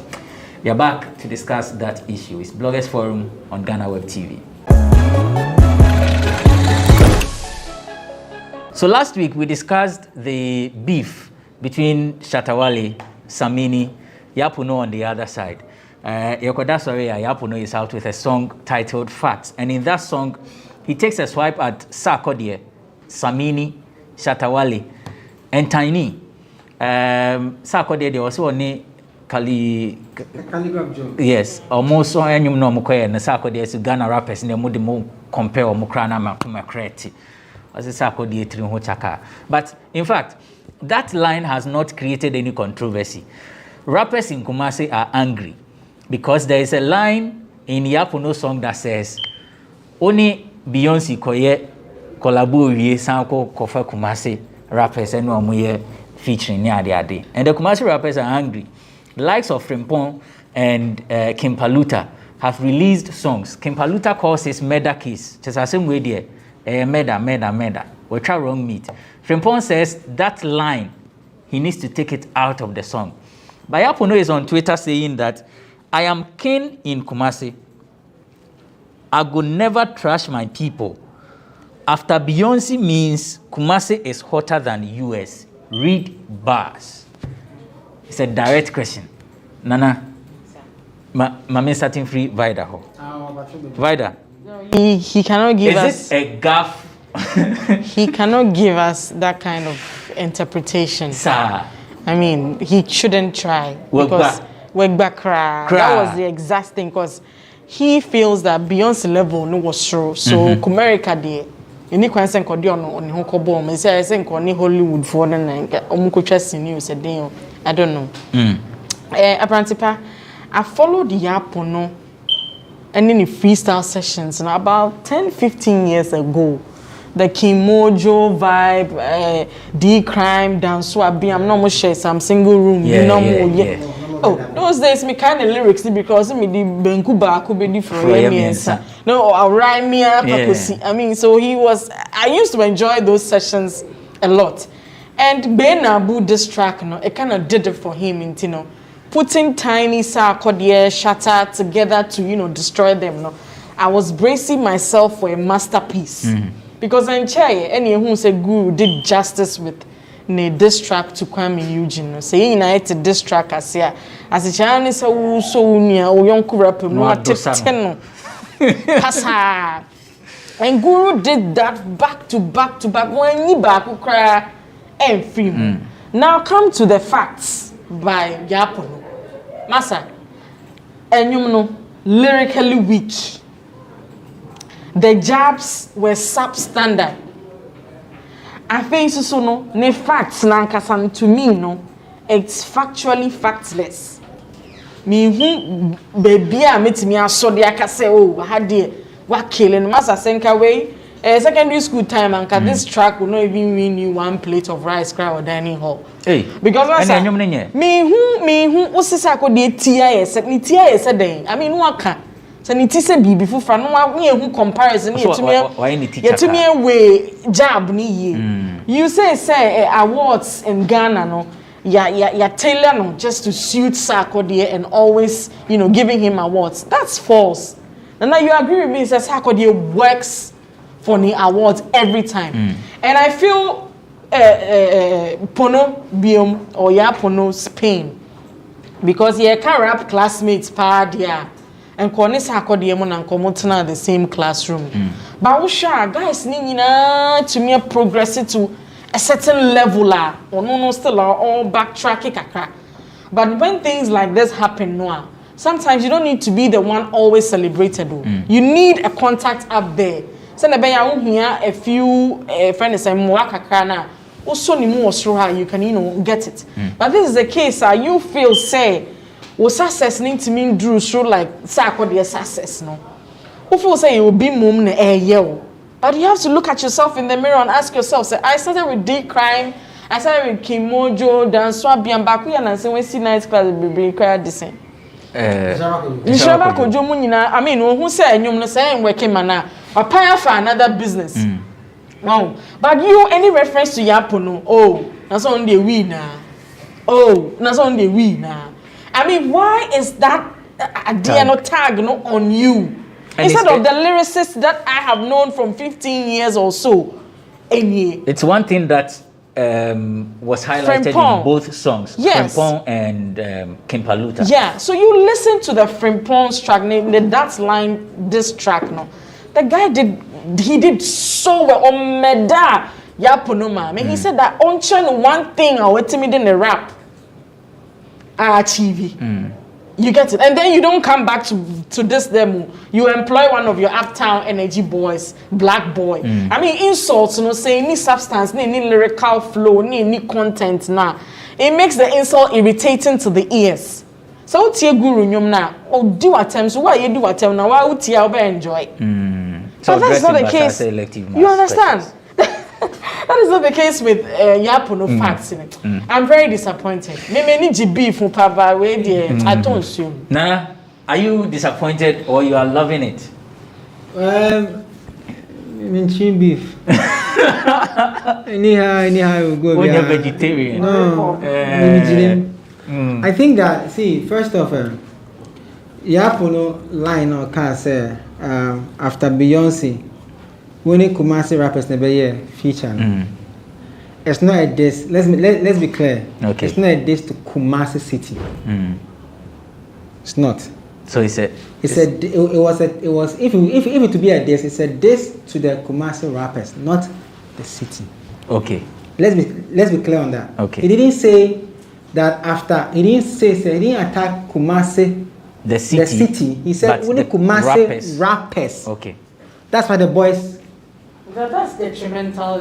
No, I think I'm trying to say that's why the boys. So the boys all good. How can you detach the people I'm coming to in detach the it. city? I'm coming to detach because it. It is the location that is calling for. No, I'm coming to detach it because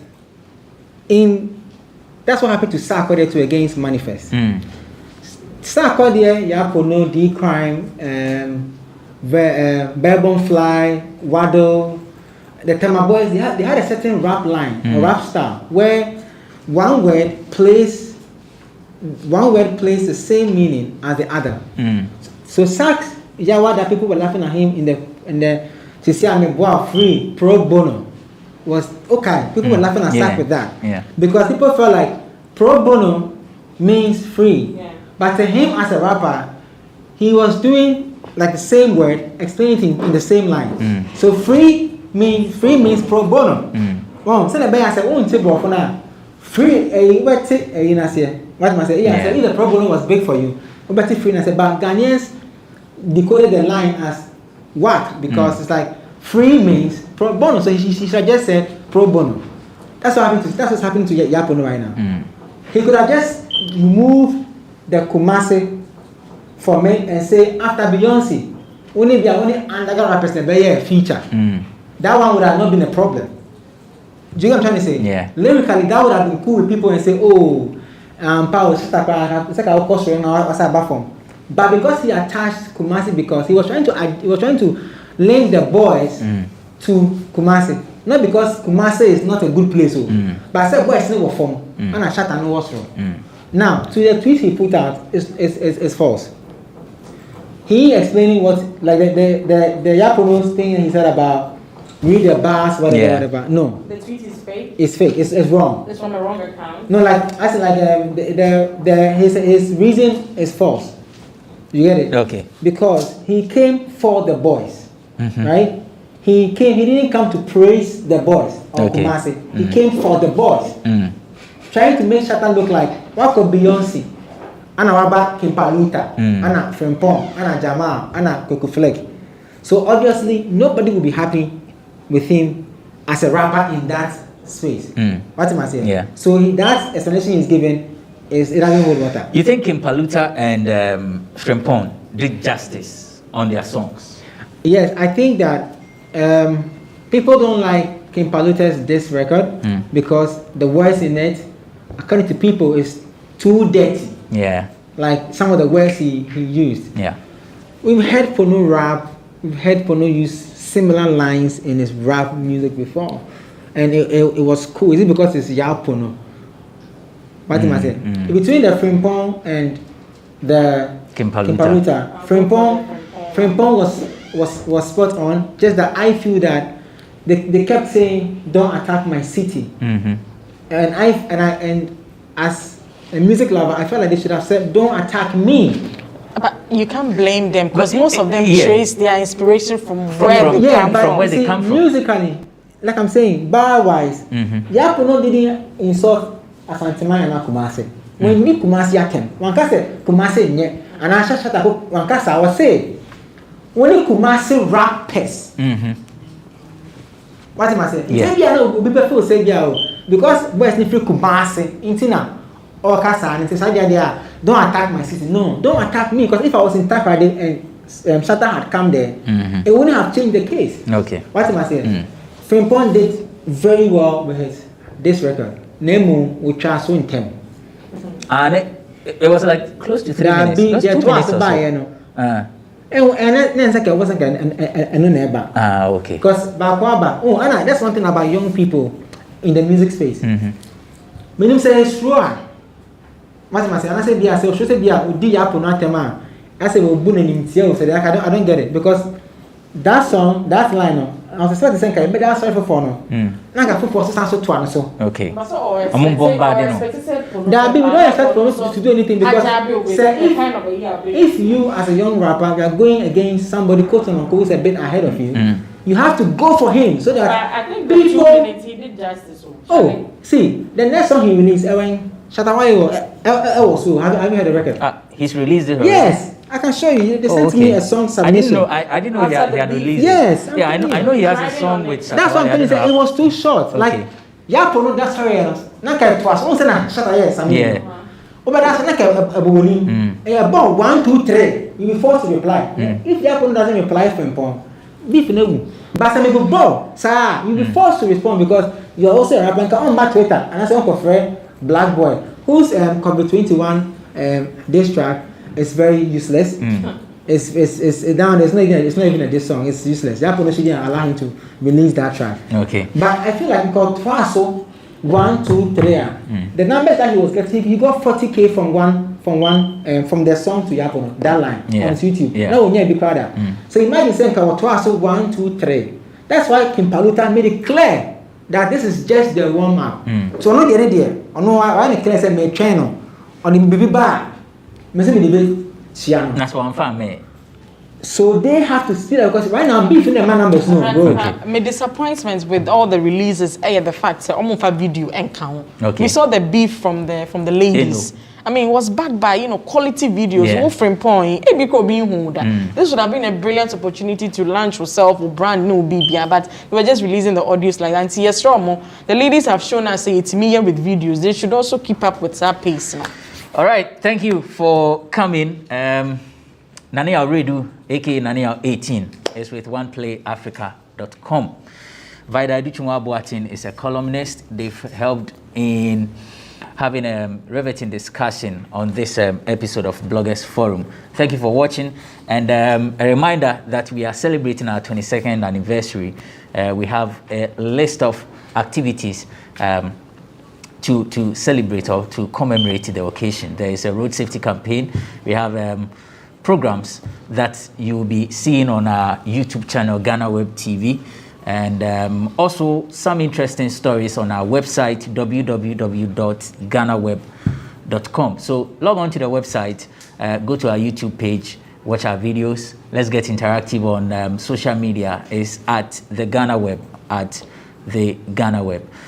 We'll be back some other time with yet another exciting and riveting episode of Bloggers Forum. My name is Benefo Boabin Abrantipa.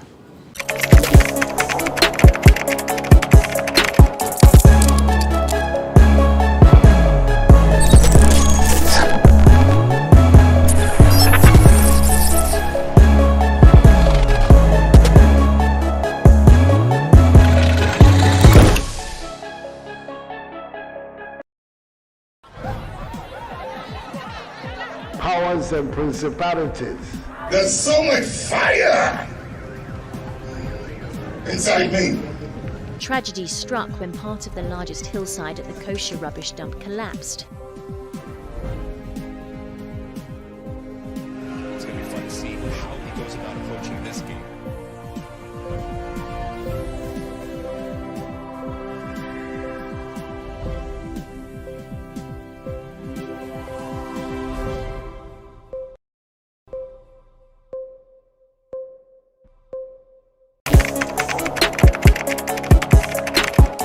We table issues relating to the arts and entertainment for a riveting discussion, of course, without fear nor favor. The question the presenter asked them was a dumb question. You need to speak the part and move. Varied views. We agree to disagree. So I would disagree with everything you said. I think that he's a smart guy.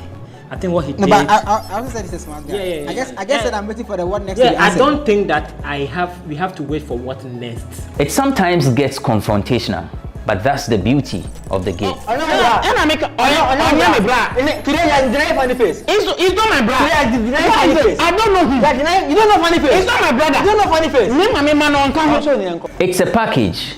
We meet, we sit, we dialogue, we learn, we progress. My name is Benefo Abrantepa, a proud blogger, and this is my forum.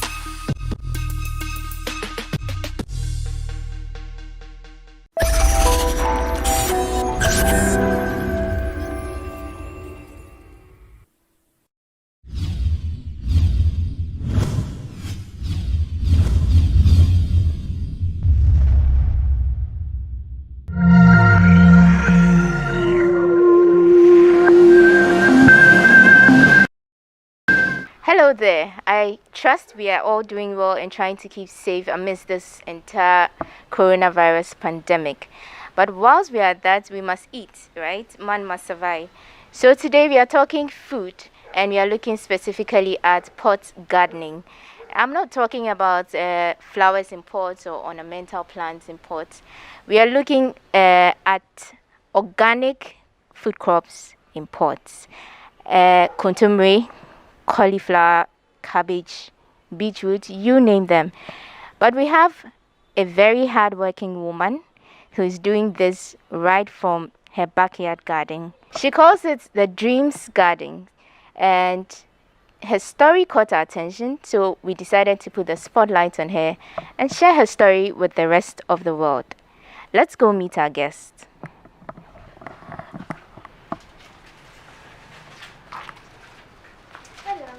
Hi. Good morning. Good morning. How do you do? I'm good. You? I'm very well.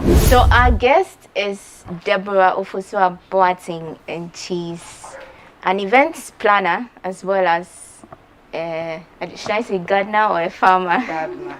Right, nice to meet you. Same. Okay, so pot gardening, how does this whole thing work? Okay, so the difference between pot gardening is we use pot while the others have landscape or land they use. So basically it's pot. When we say pot, it depends on what pot you use. I use the clay pots basically because it doesn't absorb a lot of heat. Air moves freely in it, so the plant feels like it's actually in the soil. Okay. So I use basically pots to plant all the vegetables that I use. Why pots though? Okay, so pots because I don't have land. Okay. So that's you trying to make the most of what I have. Yes, the resources I have. Pots because I don't have land. 2, I realized that even if I had land, I won't be able to have all the plants I need in my little space. My space is small. But with the pots, we have all the nutrients in one space, yet we can have so many plants in a small area. Nice. I love what you've done with this, by the way. Oh, thank you. So tell me about your garden.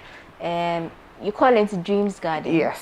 Why the name Dreams Garden? Okay, so the name because I think one time I was asleep and I had a dream of a plant like this, but just that it was carrot. Okay. So I kept thinking, how can I plant? How can I have plants when I don't have soil like I saw? I didn't see soil. So I started with plastics. I started with plastic buckets like what we have here, gallons. These are gallons that have been cut. Okay. So I started with gallons like this because the concept of pots looked very expensive to me. So I started with gallons. When I see people, I tell them, listen, when you buy your oil and you exhaust them, kindly give me your gallons. Okay. When you buy water, the bigger gallon, I think 250 something. When you buy it, please give me the gallons. Then I come, wash them nicely, and then cut and then and then plant in them. Well, so the plants were doing well, especially cabbage, ginger. So when did you have this dream? That should be in 2012 thereabout. Okay. But I actually started it in 2015. Okay. Yes, the latter part of 2015, I started the gallons and then plastics, old buckets.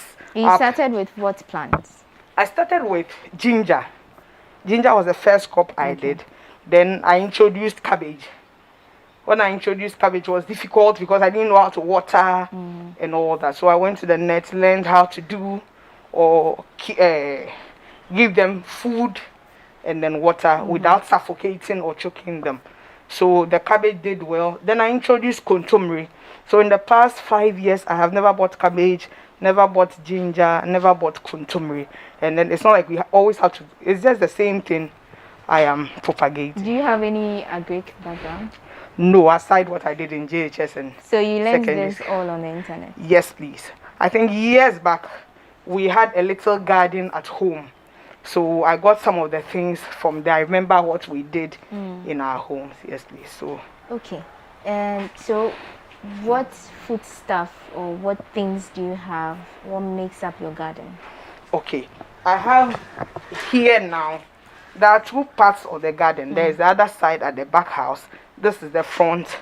So I have over here, I have cabbage, I have mint, I have parsley, I have tomatoes, I have basil, I have controversy, I have squash, I have pepper, I have turmeric, I have holy basil, lettuce, spring onions, and then eggplants. I have thyme as well, and then yellow melons, ginger, cauliflower, garlic, peppermint. The peppermint, there are different types. Peppermint, we have the spearmint, we have the peppermint, and then we have the red mint. Then I have beetroot and then tea grass here. Okay. So all in all, I have 24 plants here. In your house? Yes, please. So you got this idea started in 2015. Yes, please. Where did you get the seeds and how did you progress to pots and ties? Okay. I see some ties. You see some ties. Okay, so I did the gallons to start with. Then I got my seeds from the agro shop at Ministry of Agric. Okay. So I was being careful what breed to get, but I knew that with them, because they are the licensed seed distributors, I knew that I was going to get the exact breed I wanted, and I wanted to do purely organic. So that's where I got the seed, and that's why I still get my seed till now. Okay. Then I started the pots. The pots came in. Like I said, I didn't know I could fund the pots because we know pots are expensive. Yeah. And I didn't want to use cement pots either. Okay. I wanted to do the real used for the flowers. Flowers, okay. yes, please. People, yes. So I didn't want to use that because it was food. I can be sure of the clay, not too sure what cement will do to the food. Yes. So because over time, the plants stay there for a long time. Over time, the cement might be introduced to the food. So I met a lady, Esther, who comes from Tefle. When she got to me one time, I told her this is what I was doing, that I wanted pots, but I didn't know how to get it. Then she said in Tefle, they actually mold the pots. So all the pots you see here came from Tefle. Okay. What I did was that I think that we should not despise little beginnings. So I didn't buy. Over here, I have 149 pots just here.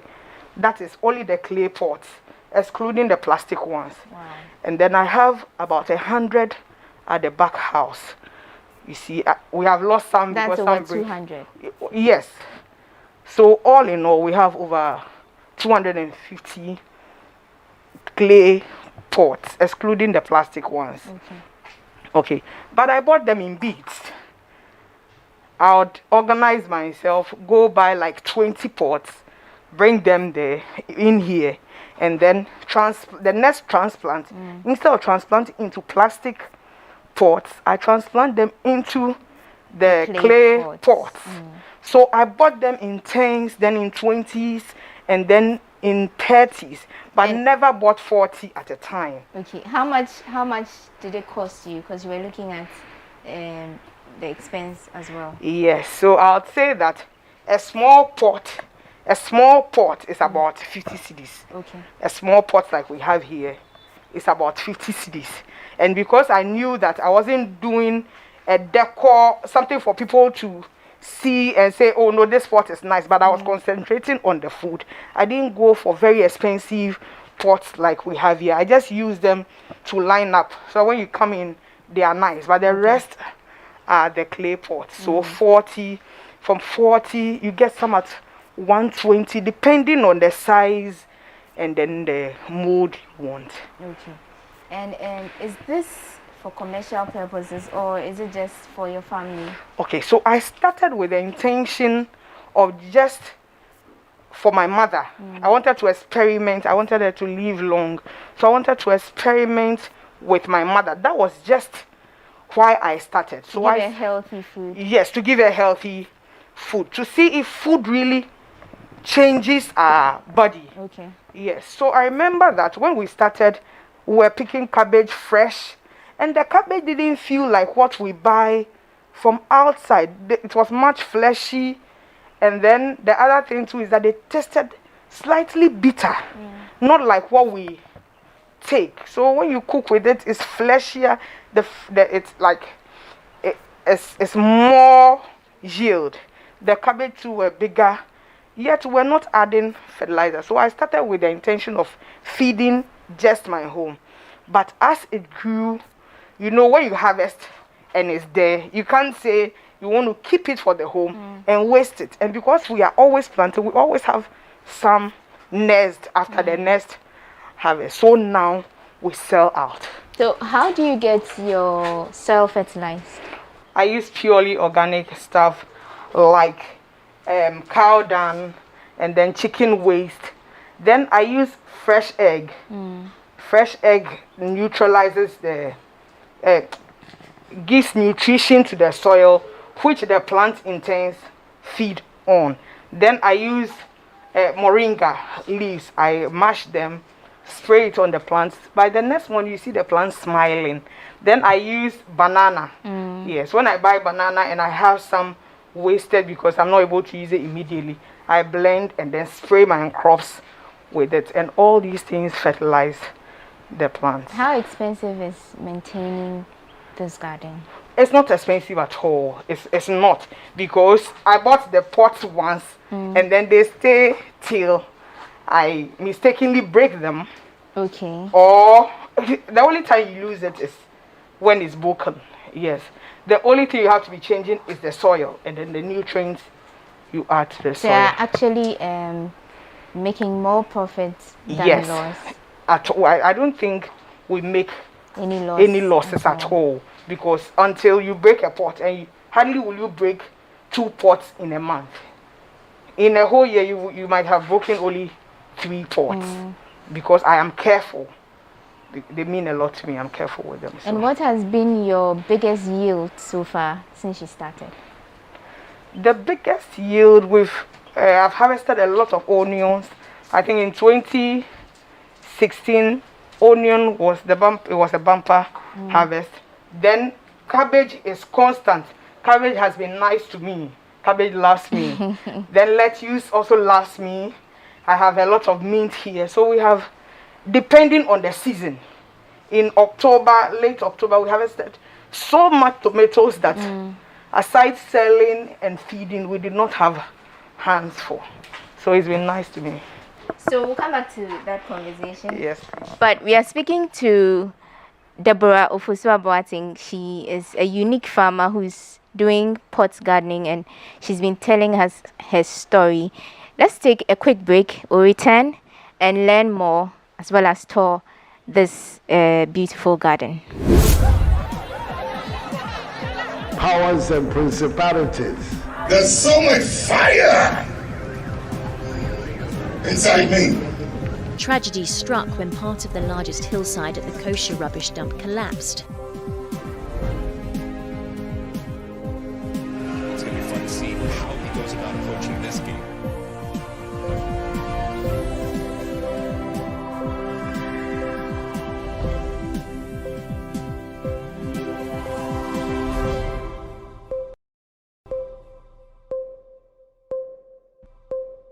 Welcome back. Thank you for staying with us. We are at the residence of Deborah Ofosu-Boateng here at Techi Nungwa, and we are speaking to her about pot gardening and everything it entails.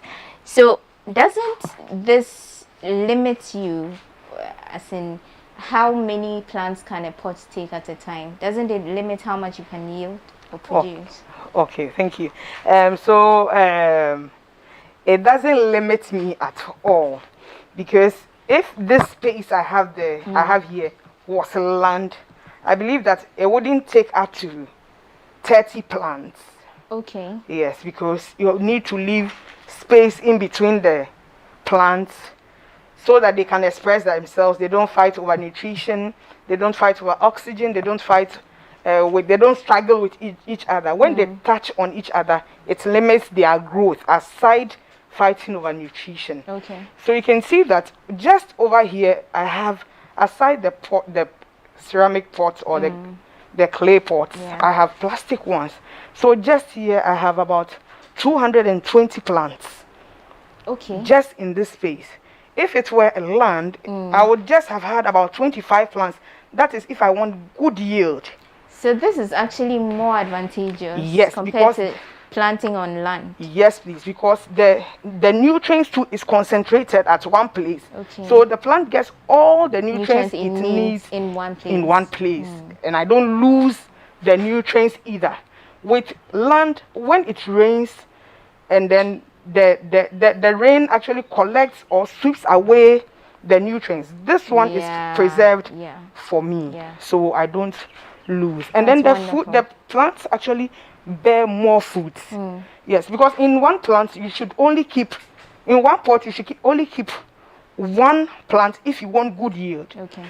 Same way on land, you just plant one crop at one place and leave about 5 feet. Okay. So they don't struggle. But you don't need to keep that 5 feet here. No, not at all. Yes, they are in the pots. Yes, beautiful. Do people buy from you? Yes, please. A lot of people buy. people who are conscious of their health and what they put in buy from us. Because they know it's organic? It's purely organic, yes, please. I see. Okay. And do you have challenges with pests or diseases since you started in 2015? Yes, please. Their crops are just like us. They are like human beings. So once in a while, they show symptoms of not feeling well. What we do is that one of the pests I have had issues with is white flea. Yet there are chemicals that are given to us from from Ministry of Agric. We have people coming here to check on the plants. So when they see there is an issue, they prescribe a drug for you for that particular issue, which takes care of it in less than 24 hours. So you don't lose your yield. Okay, and when you say people buy, are you talking about individuals or supermarkets? Or no, individuals for now. Okay. Individuals for now. I advertise through social media and stuff like that. So individuals buy from us. We have not gotten to the scale of a supermarket. We can't keep up with the supply. And do you have any external experts coming to help you, maybe extension officers? Yes. I have extension officers allocated for my garden who come on inspection at least once a week, sometimes twice a week. And what are some of the things they look out for when they come here? Yes, so they keep teaching me. Then they look at the new things I'm also inventing. Okay. They're looking at how I propagate. So when they come in, at first I didn't know I had to keep just one plant in a pot. So because I was looking at getting more yield, I was doing 2 in a pot. Okay. They said no. They insisted on one in a pot. And I realized that the product I was getting became bigger and nicer. Yes, so they educate us. And are you being recognized by anybody? Is your work going beyond your home? Is anyone else seeing you? Yes, I think that last year, last year I was awarded Best Gardener for the whole of Crow. I believe it's not because of size. Garden is the space and what you are able to do with the space. And then I'm the only pot gardener here too, and I'm doing it well. So I was recognized. I'll show you my certificate when we're done. That's nice. Congratulations. Yes, thank you. You're doing a good job, and we are happy people are recognizing it. Yes, but please, thank you. We want to just take a quick tour of your garden before we wrap up. Yes, please. Thank you. You're welcome. Just take us through each plant and tell us something little about it. What do we have here, for instance? Okay, so over here I have tomatoes. Then I have parsley. Okay. We have lettuce here. I think you can see the eggs. Yes. The egg is serving as the nutrition for it. I keep it far from the roots because egg holds it like starch. Okay. So if it's too close to the plant, it will kill the roots. Yes. This is my nursery actually. I nest the crops here. Then before you move them into the bigger pots. And over here there is a lot of shade, so the plant is not forced. The plant is not forced to die because too much heat would. So when I transplant, I keep them here too. There is shade here, but there is a little sunlight here to prepare it for the sun. Okay. Otherwise, when you just move it, the plant will go into shock. And so it moves from complete shade to a little bit of shade and sun, and then finally the sun. Yes, yes, please.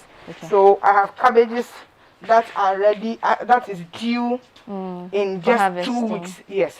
In fact, you don't have to wait for your cabbage to bulb. We sell in the pots as well. We sell the plants with the pots as well.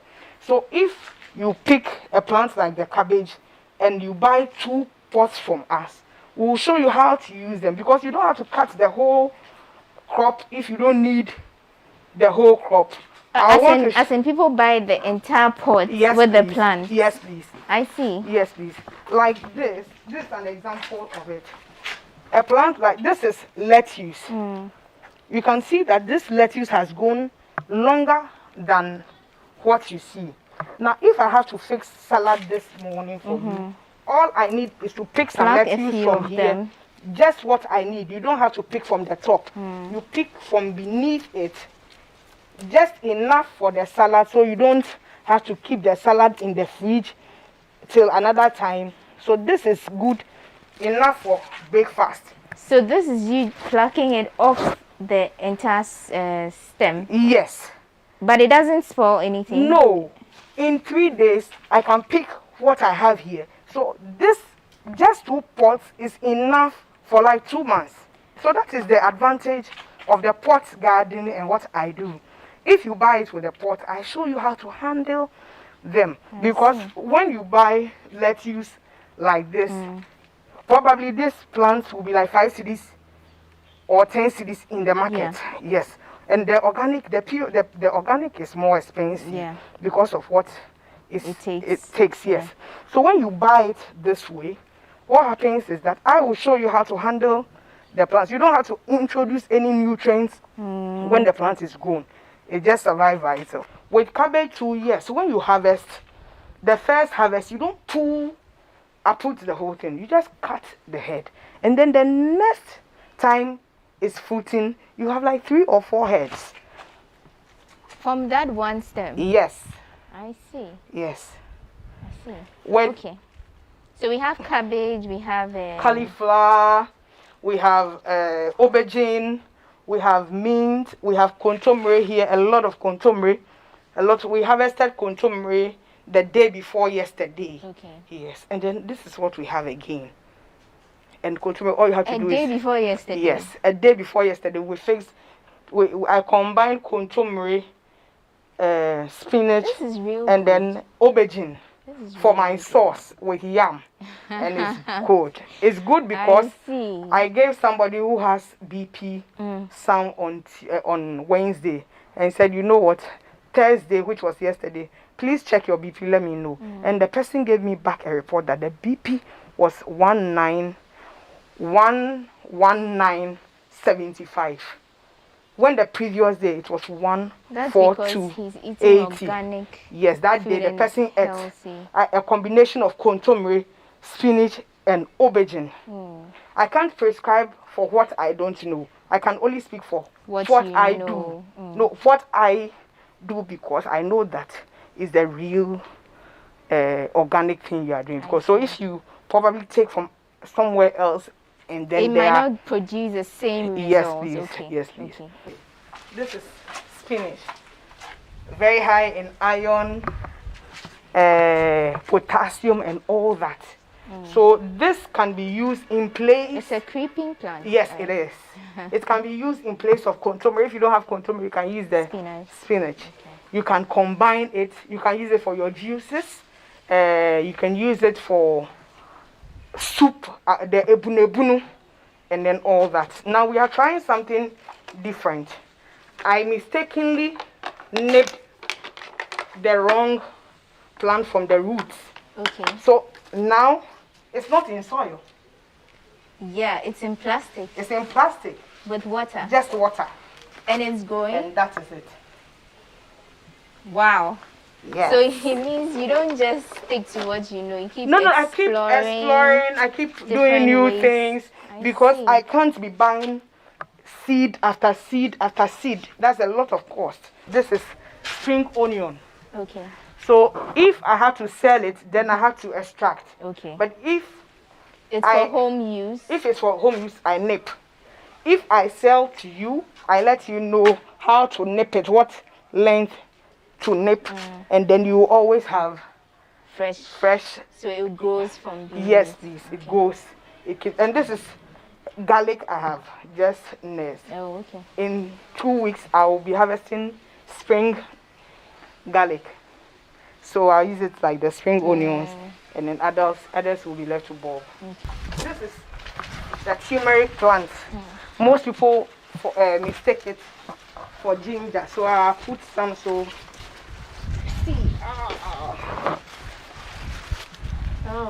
so this is the turmeric you buy.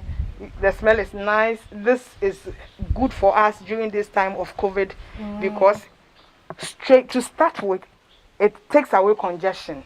Okay. As soon as, even when you have catarrh, and you take it in less than 30 minutes. You blend or use it as tea, either juice or tea.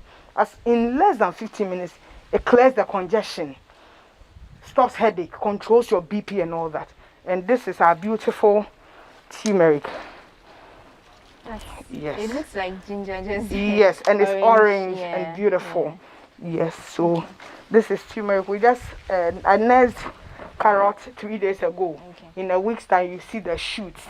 So I have ginger also here. So I haven't bought ginger in more than 5 years. Wow. Yes.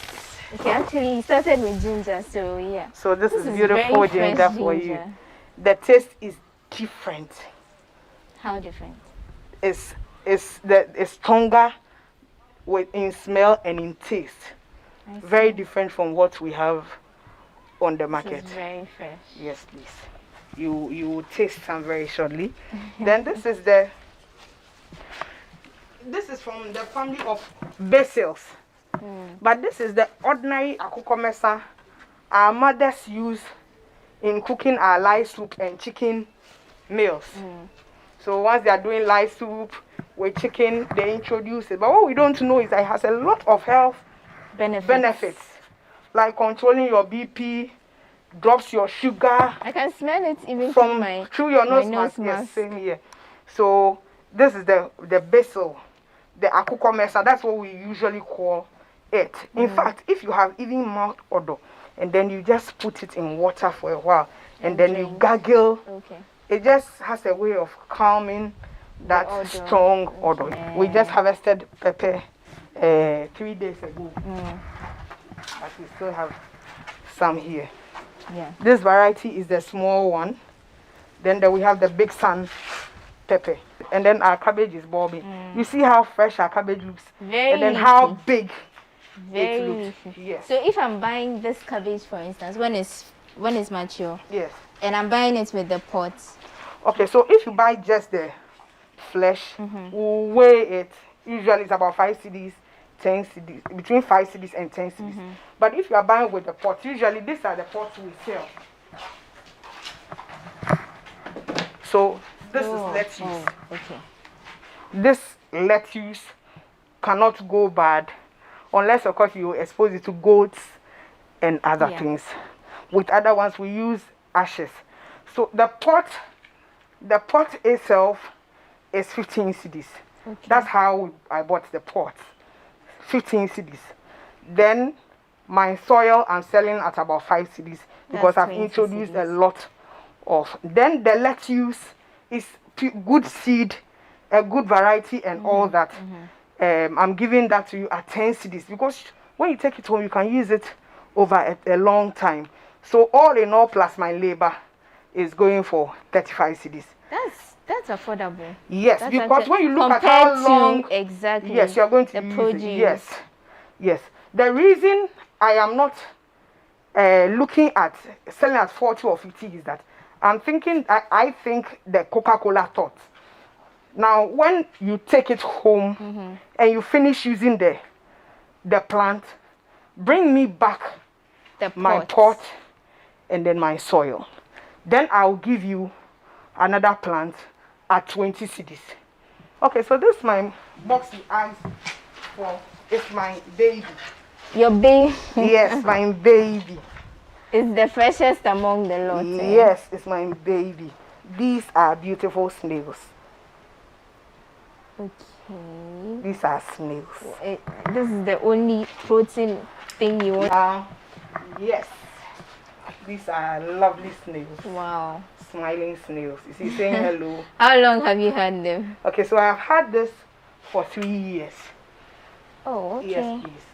At the Farmer's Day, it was one of the things I exhibited. Wow. I've had them for the box for 3 years. Thank you so much for sharing your story. We've been enlightened, and we are hoping that so many other people get to learn. Now, I'm sure that through her story, you've come to understand that it becomes more of a hobby over time. She's been doing this for more than 5 years, and now the benefits are unending for her. This is pot gardening, and organic food, which actually helps to build your health and all of that. We've been speaking to Deborah Ofosua Boating at her residence here, backyard gardening in Ports from Teshinungwa. My name is Wandami Hagan, reporting for GhanaWeb TV. Powers and principalities. There's so much fire inside me. Tragedy struck when part of the largest hillside at the kosher rubbish dump collapsed. It's going to be fun to see how he goes about approaching this game.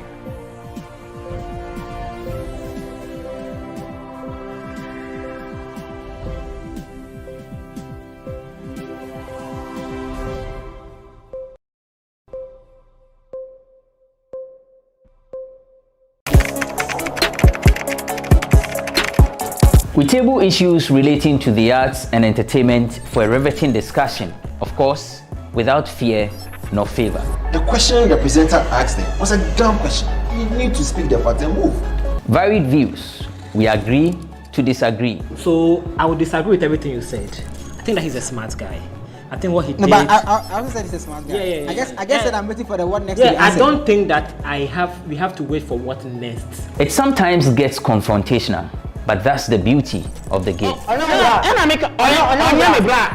you're funny face. It's not my brother. Funny face. I don't know him. You don't know funny face. It's not my brother. You don't know funny face. It's a package. We meet, we sit, we dialogue, we learn, we progress. My name is Benefo Abrantepa, a proud blogger, and this is my forum.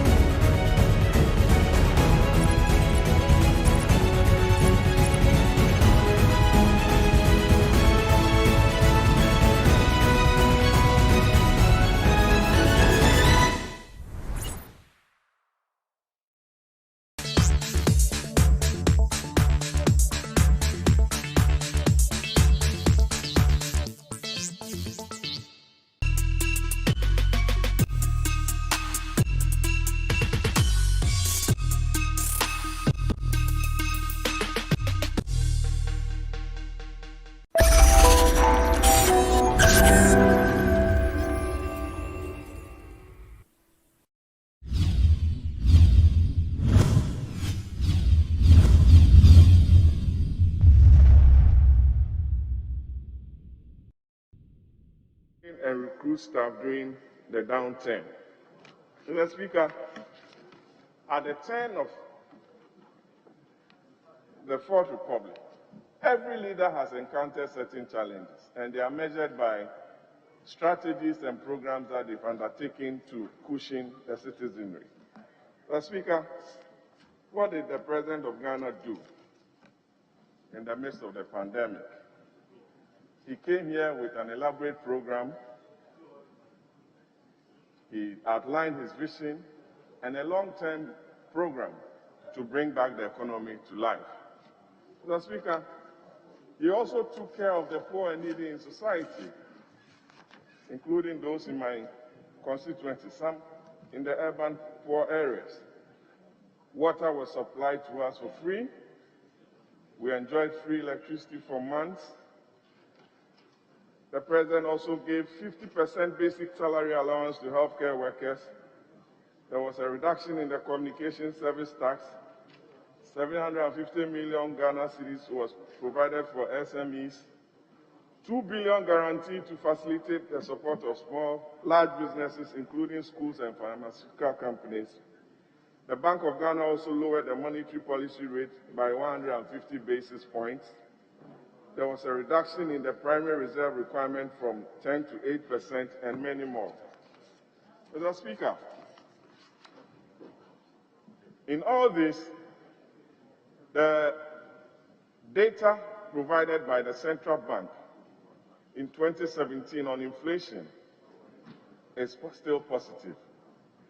Inflationary rate in 2017 stood at 11.82%, 2018 was 9.43%, 2019 7.90%, and in 2020 10.40%. The T-bill rates are also showing good signs and it's about 14.09 as I speak, Mr. Speaker. Mr. Speaker, the healthcare needs of this country was at the heart of the President's strategy during this pandemic.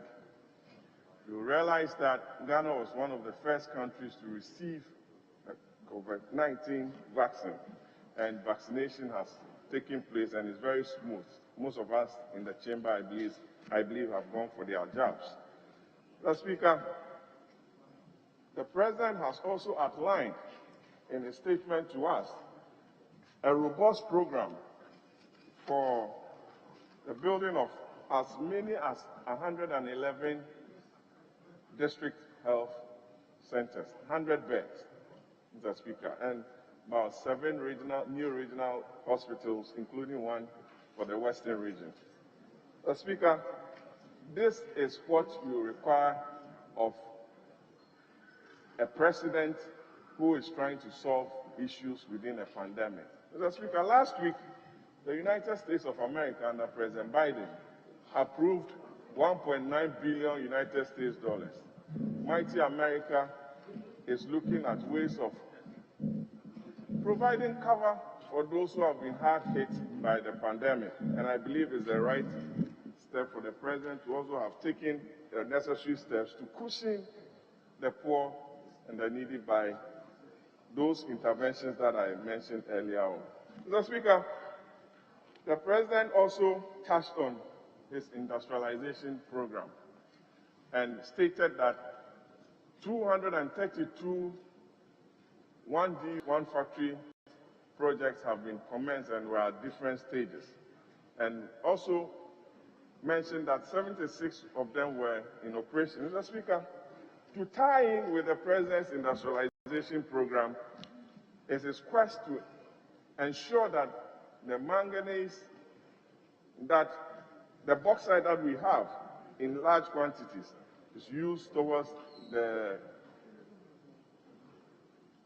Ghana Integrated Aluminium Development Corporation's program, the GhanaWeb, and also the iron and steel project that the Lands and Natural Resources Minister will be spearheading. Mr. Speaker, this will be a game changer because a lot of jobs will be created in this space. The iron and steel industry will be revived strongly. Much more will be the automobile industry that the President has been working seriously at. Mr. Speaker, the President in his address also talked about the automobile industry. A lot of international giants are setting up here. You have VW that in the statement mentioned has assembled over 1,167 vehicles. Our own Kantanka, a Ghanaian-based company, has also assembled over 400 vehicles. And Sinotruk, a Chinese company, has also done about 276. Mr. Speaker, with all this, we are looking at job creation, and we must commend the President and the government for staying focused and ensuring that even in the midst of this pandemic, we are attracting a lot of investment, especially in the automobile industry. Mr. Speaker, the President, also being a fan of agriculture, also touched on the successes in the agricultural space. It's planting for food and jobs. The living income differential, that is $400 per ton on each cocoa that we sell. The 12 landing sites, fish landing sites, some at Apam or Mountford, Teshi, Gamashi, Axim, Discove, and Winneba are all at different stages. And I believe that the coastline of Ghana, which is about 550 kilometers long, will benefit from a changed outlook if all these landing sites are completed. And I believe that the necessary jobs that ought to be created out of these projects, which runs into millions of United States dollars, will be realized. Mr. Speaker, the Communications Ministry has a new designation, digitalization. And I believe that it calls for a lot of hard work. Mr. Speaker, no country has developed or advanced without the requisite technology and strategy. And we have in a woman who will be driving that ministry with all the force and strategy that it requires. Everybody has a mobile money wallet. A lot of banks are facing challenges with the use of this wallet, but it's very convenient, and from the report or on the message, over 15.5 million Ghanaians who have now been registered on the National Identification Authority system will now have their numbers registered as their tax identification numbers. It goes a long way to broaden the tax net. It's a good strategy. A lot of people will be brought under the tax debt, and we will stand to raise a lot of tax revenue if we adopt the right strategies using the data that we have captured. Mr. Speaker, the infrastructure subsector under the present address, which includes the housing subsector, the road sector, was not left out. Mr. Speaker, the President declared a second year of road. And I believe every member of Parliament here has challenges with his or her road in the constituency. I believe the people of Abekala Pass will not be left out. Mr. Speaker, we need to give the President and the government all the support that he requires to ensure that we all get our fair and decent access to road networks within our constituency. So I believe that road projects that will create the necessary openings for the country must be encouraged, from Tema to Pram, Tema to Akosombo, Accra Kumasi Dualization Project, Accra to Takrade, must all be supported, and the road minister ought to be encouraged and supported by this House, because we need a lot of money to complete the Swami interchange, the Tamale interchange, the PTC, and the Power Grant interchanges in the Western region. Mr. Speaker, we had a session with the Works and Housing Minister a couple of weeks ago, and he promised to introduce a new housing fund. We all talk about a housing deficit of about 2 million. But we haven't put in place the right strategies to ensure that we get that gap bridged.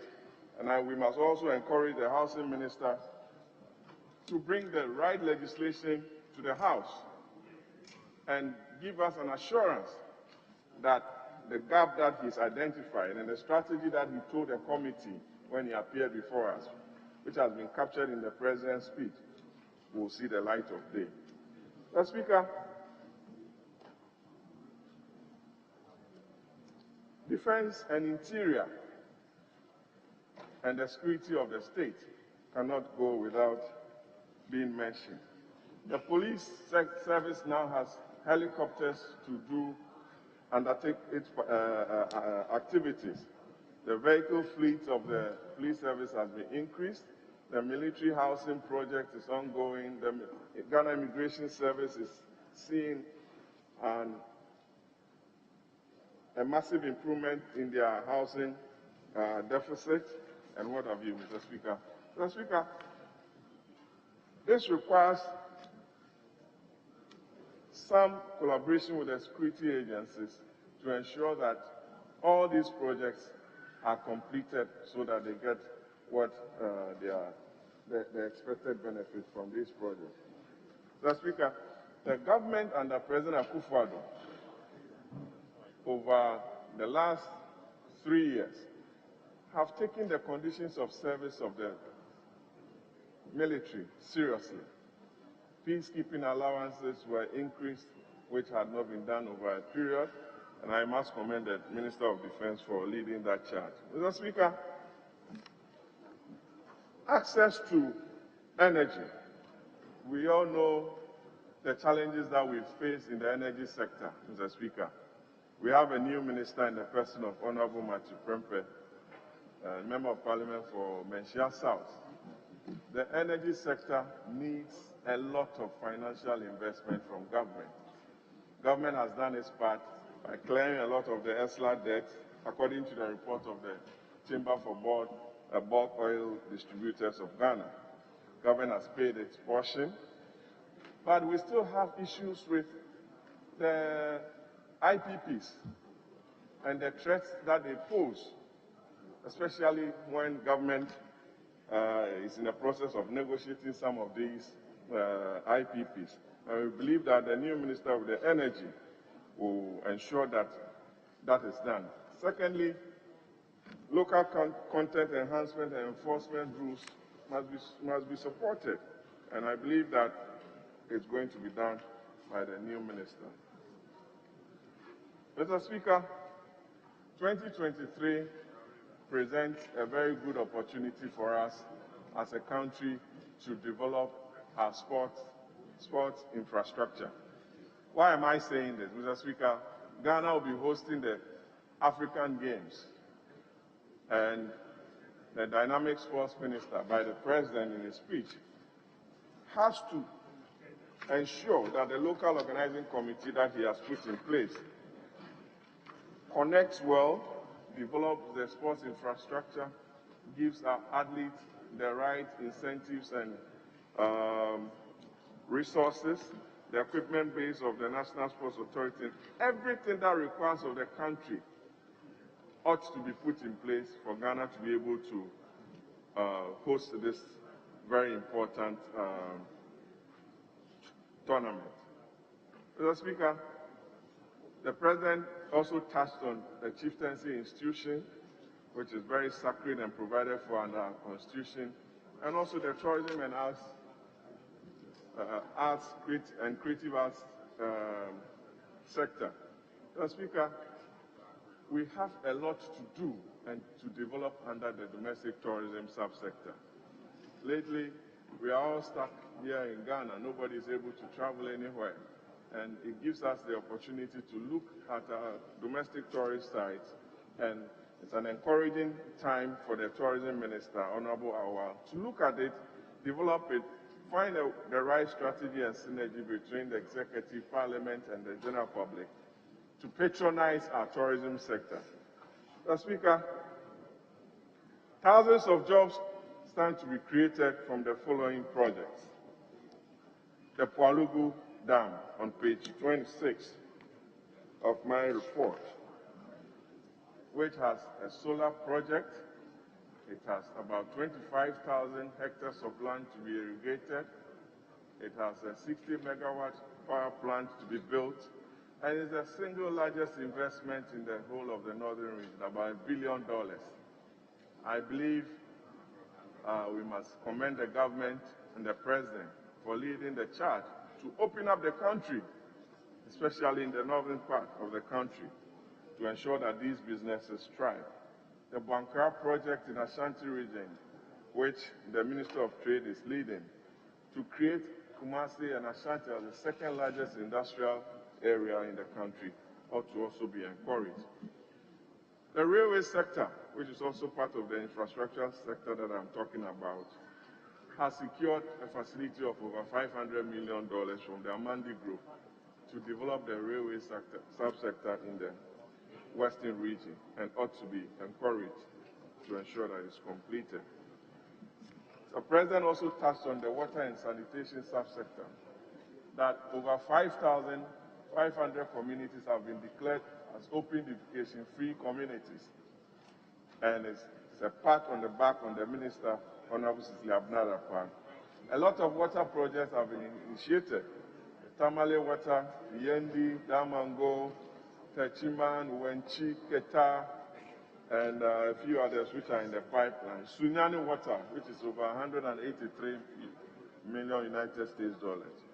The Speaker, to touch on the transport subsector and the aviation sector, a new minister, which the aviation sector has been added to the new transport portfolio. The President gave us the indication that approval has been given for a new national carrier to be established. And I believe that Honorable Koku Furiesiama will ensure and carry that through. Mr. Speaker, yesterday was a very important day for the House. We had a lot of visitors, members of the diplomatic corps, members from the judiciary, talk about the court decision, talk about a lot of issues. But as a House, our conduct was also put to test. And we must, as a House, know when to be measured, Mr. Speaker. Mr. Speaker, the country is looking at us. We have to, as a matter of urgency, show leadership and let the country know that the vote that they cast on December 7th to require of us to work together and cooperate as a House was not done in vain. We need to earn the public's respect and work accordingly. I thank you very much, Mr. Speaker.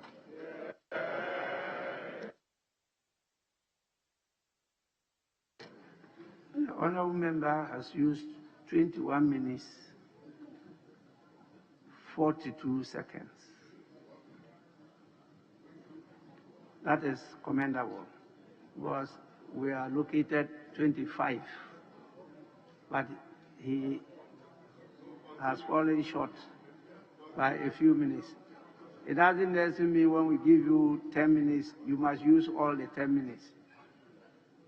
We need more time for other businesses or other members to contribute. So we'll move to the next person, and the list I have here, the seconder of the motion will be Honorable Eric Opoku.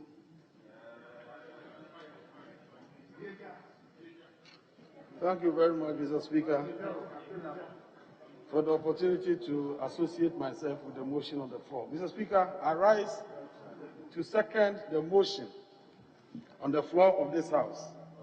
And in doing so, I would like to associate myself with the message of the State of the Nation address delivered by His Excellency, the President of the Republic of Ghana, yesterday. Mr. Speaker, when you read Article 67, together with Article 34, Clause 2, you have clear indication as to what the framers of the 1992 Constitution expect the State of the Nation address to contain. His Excellency, the President, dealing with the Ghanaian economy, made an emphatic statement on page 4 of the State of the Nation address. And Mr. Speaker, with your indulgence, I would like to read. Mr. Speaker, my government found the resources to cushion the impact of the pandemic because we are good managers of the economy and we are good protectors of the public purse. Mr. Speaker, it is the duty of this House to critically interrogate this statement, whether indeed the President and his team are good managers of our economy. And whether or not they are good protectors of the public debt. Mr. Speaker, in all sincerity, the true state of the nation Ghana now is that Ghana is in a state of comatose, where hopelessness, wretchedness, insecurity, and despondency are the facial expressions of many Ghanaians. Mr. Speaker, there is extreme polarization with accentuated poverty among Ghanaians in Ghana. In fact, in the last 4 years, the Nana government has plundered this nation into a quandary.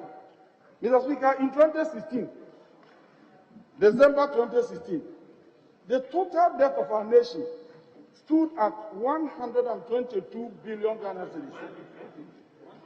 I'm saying 122 billion cedis because that was what the President told this House in the State of the Nation address in 2017. Mr. Speaker, that is the debt of our nation from the 6th of March 1957 to December 2016. 59 years as a nation, our debt was 122 billion. In December 2020, the debt of our nation has been ballooned to 286.9 billion, according to Bank of Ghana. 286.9 billion, indicating that within the last 4 years, the MPP government has increased our debt, total debt stock by a whopping 165 billion Ghana cedis.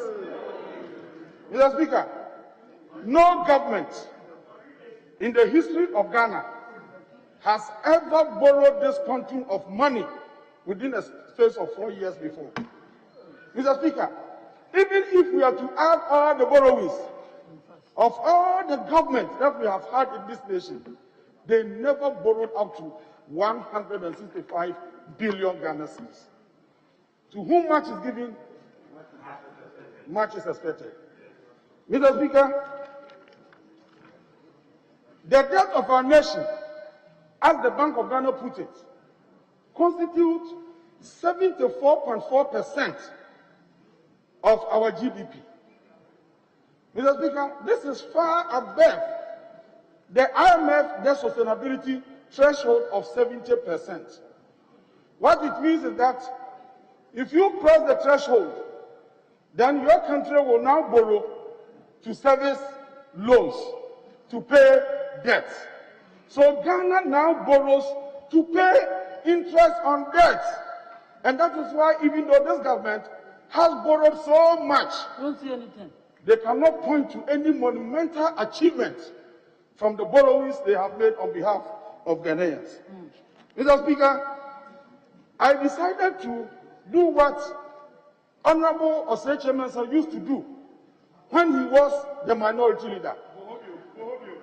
In order to establish the full impact of our debt on the life of the ordinary Ghanaian, he would do debt burden analysis.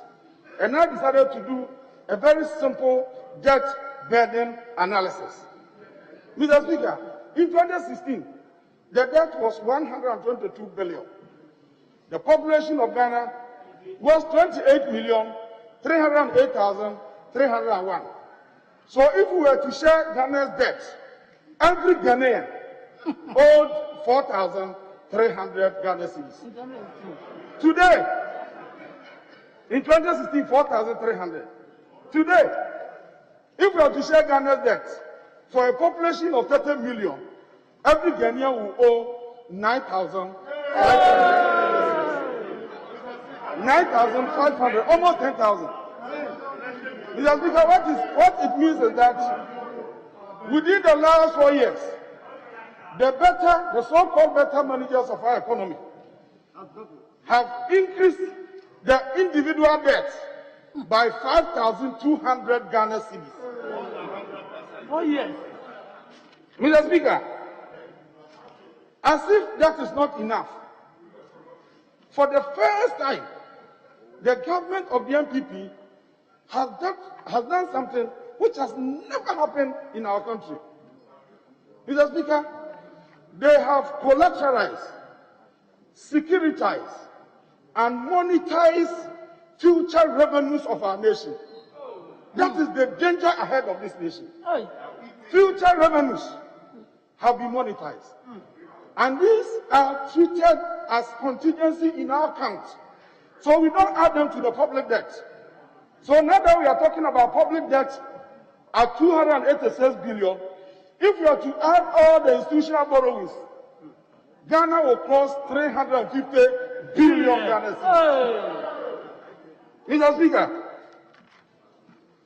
Mr. Speaker, they have securitized proceeds, receivables from Get Fund for a $1.5 billion facility. So in the next 10 years, even though Ghanaians will be paying taxes... Honorable member, just hold your breath. I see the former Deputy Minister of Finance on her feet. Yes. Honorable, what is the reason why you are on your feet? Thank you very much, Mr. Speaker. Mr. Speaker, my colleague on the other side said we have securitized our future revenues. I just wanted to know the exact revenues that he's talking about. Yes, it's important. Mr. Speaker, it is important that we know. It's important.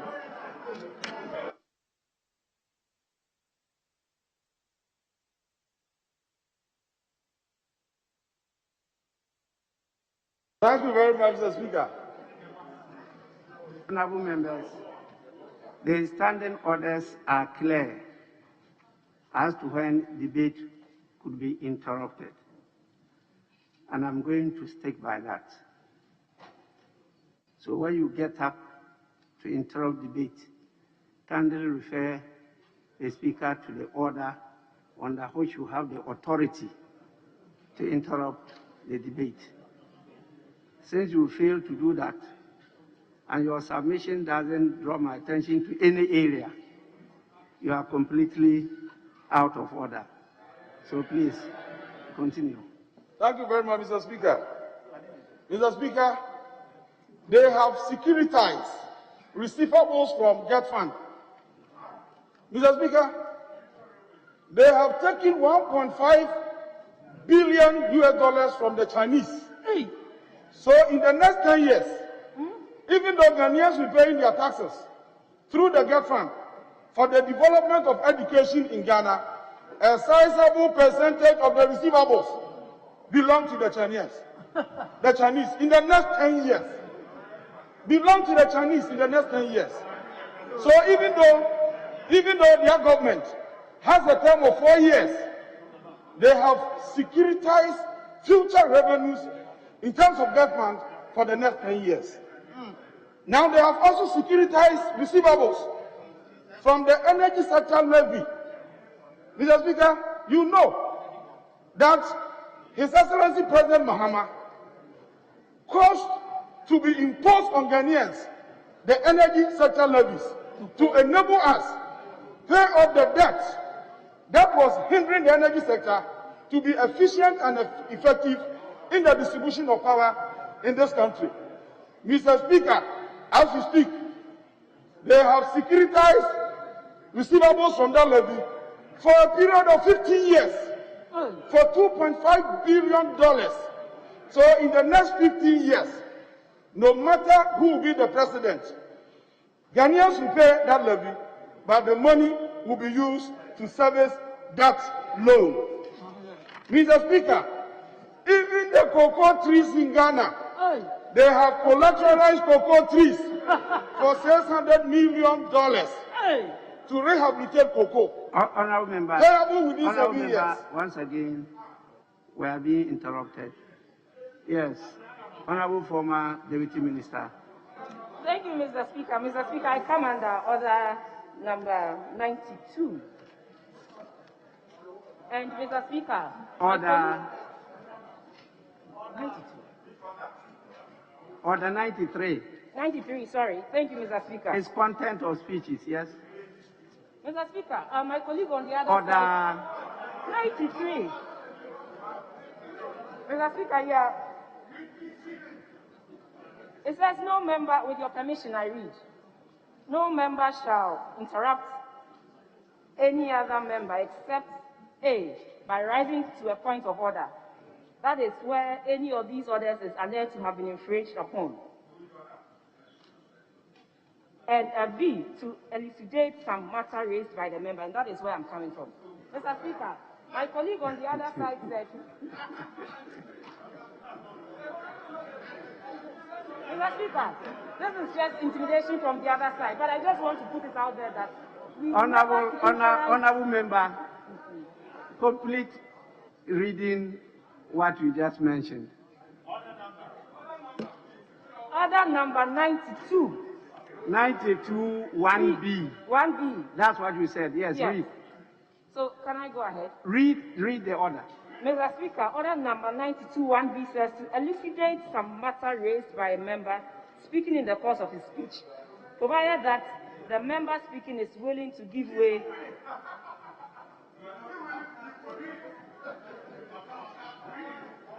Mr. Speaker, well. So I will have to ask the honorable member whether he's willing to give way and resume his seat. Well, honorable member, that is why I asked you to read the standing order. Because you are trying to explain something that he has said. And he must be willing to allow you to explain. Yeah. When he is not capable or he is not willing to do that, then you give that opportunity. That is why they said that. Okay? Yes, so I have to ask him whether he's willing to give you way to expatiate or elucidate. That is the standing order you want to stand on. So please, resume your seat.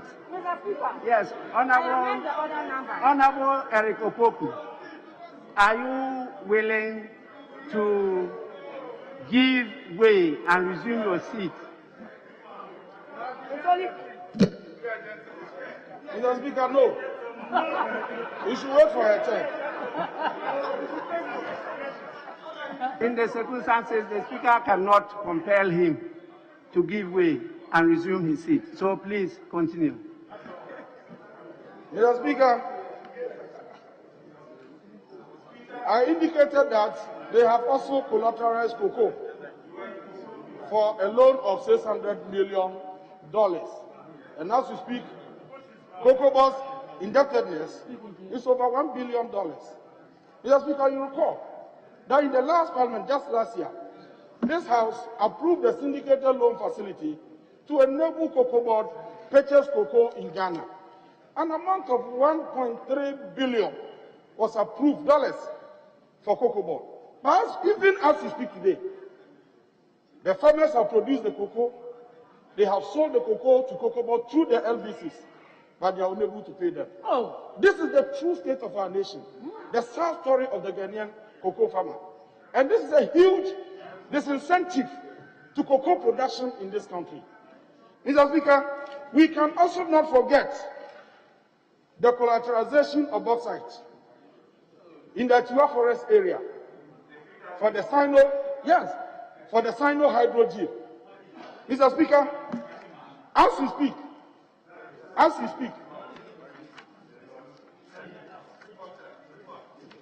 the IMF has cautioned Ghana to be very, very careful with that deal.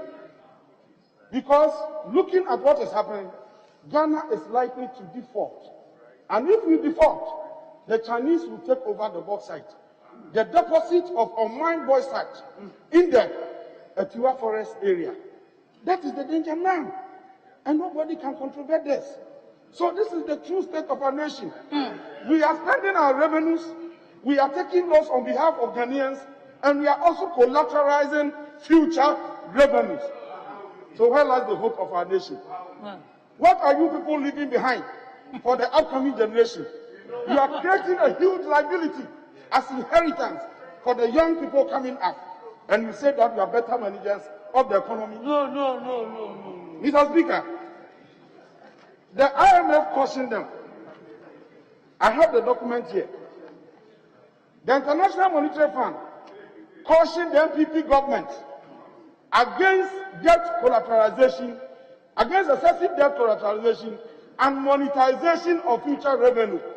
But the government did not heed the warning. That is where we are now.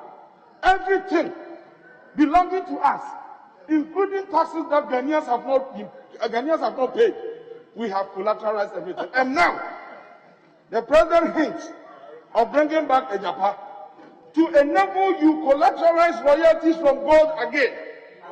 So where are we? Mr. Speaker, this is the true state of the nation. And it is important for us to let every Ghanaian understand that this is where we are going as a nation. And this is where we are. That is what we expect from our president. And that is what the state of the nation must address. Mr. Speaker, now let me move to another important aspect of our economy, agriculture. Mr. Speaker, the office of the president and the oath that the president takes before assuming office imposes a strict, immutable obligation on the president to be candid to Ghanaians. Nothing more, nothing less. The president of the Republic of Ghana must not be seen to be economical with the reality when addressing Ghanaians. Mr. Speaker, I do not want to say that the president is lying, but I'm saying that the president should be candid.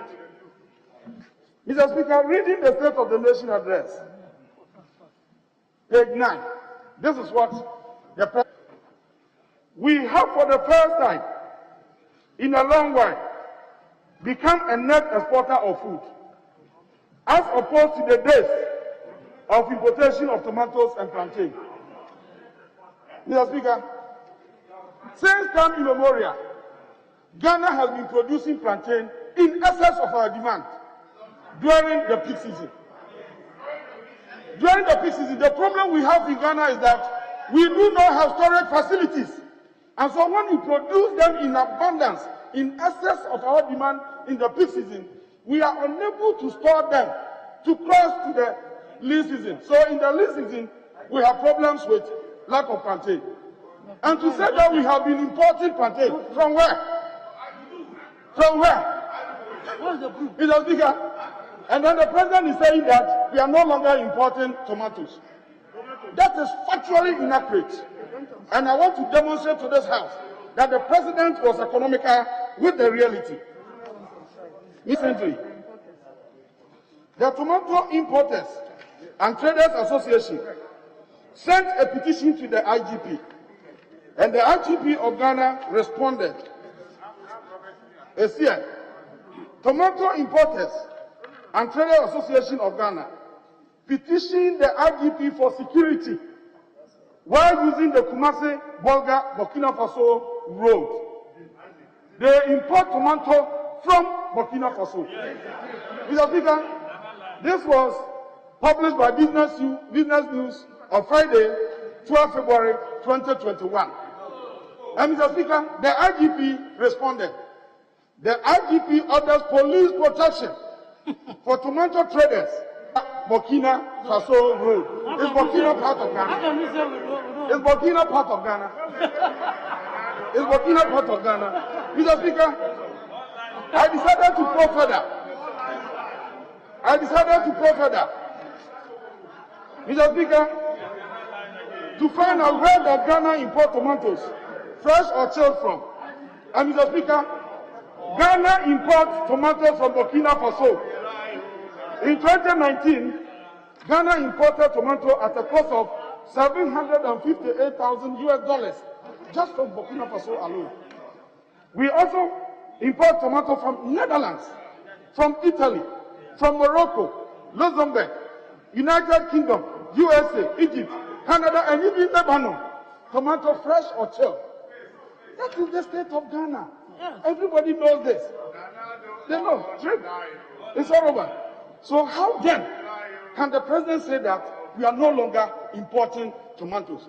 Mr. Speaker, identify the challenge of your nation. Understanding the challenge is enough to enable you prefer solutions to address the challenge. Now here we are. The president himself is not seized with the facts.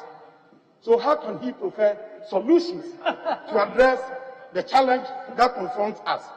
Again, the president indicates that in spite of COVID... Honorable member, be concluding. Be concluding. 70 minutes.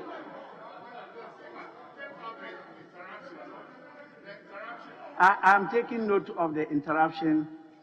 I said, I haven't stopped him. I said he should be concluding. Mr.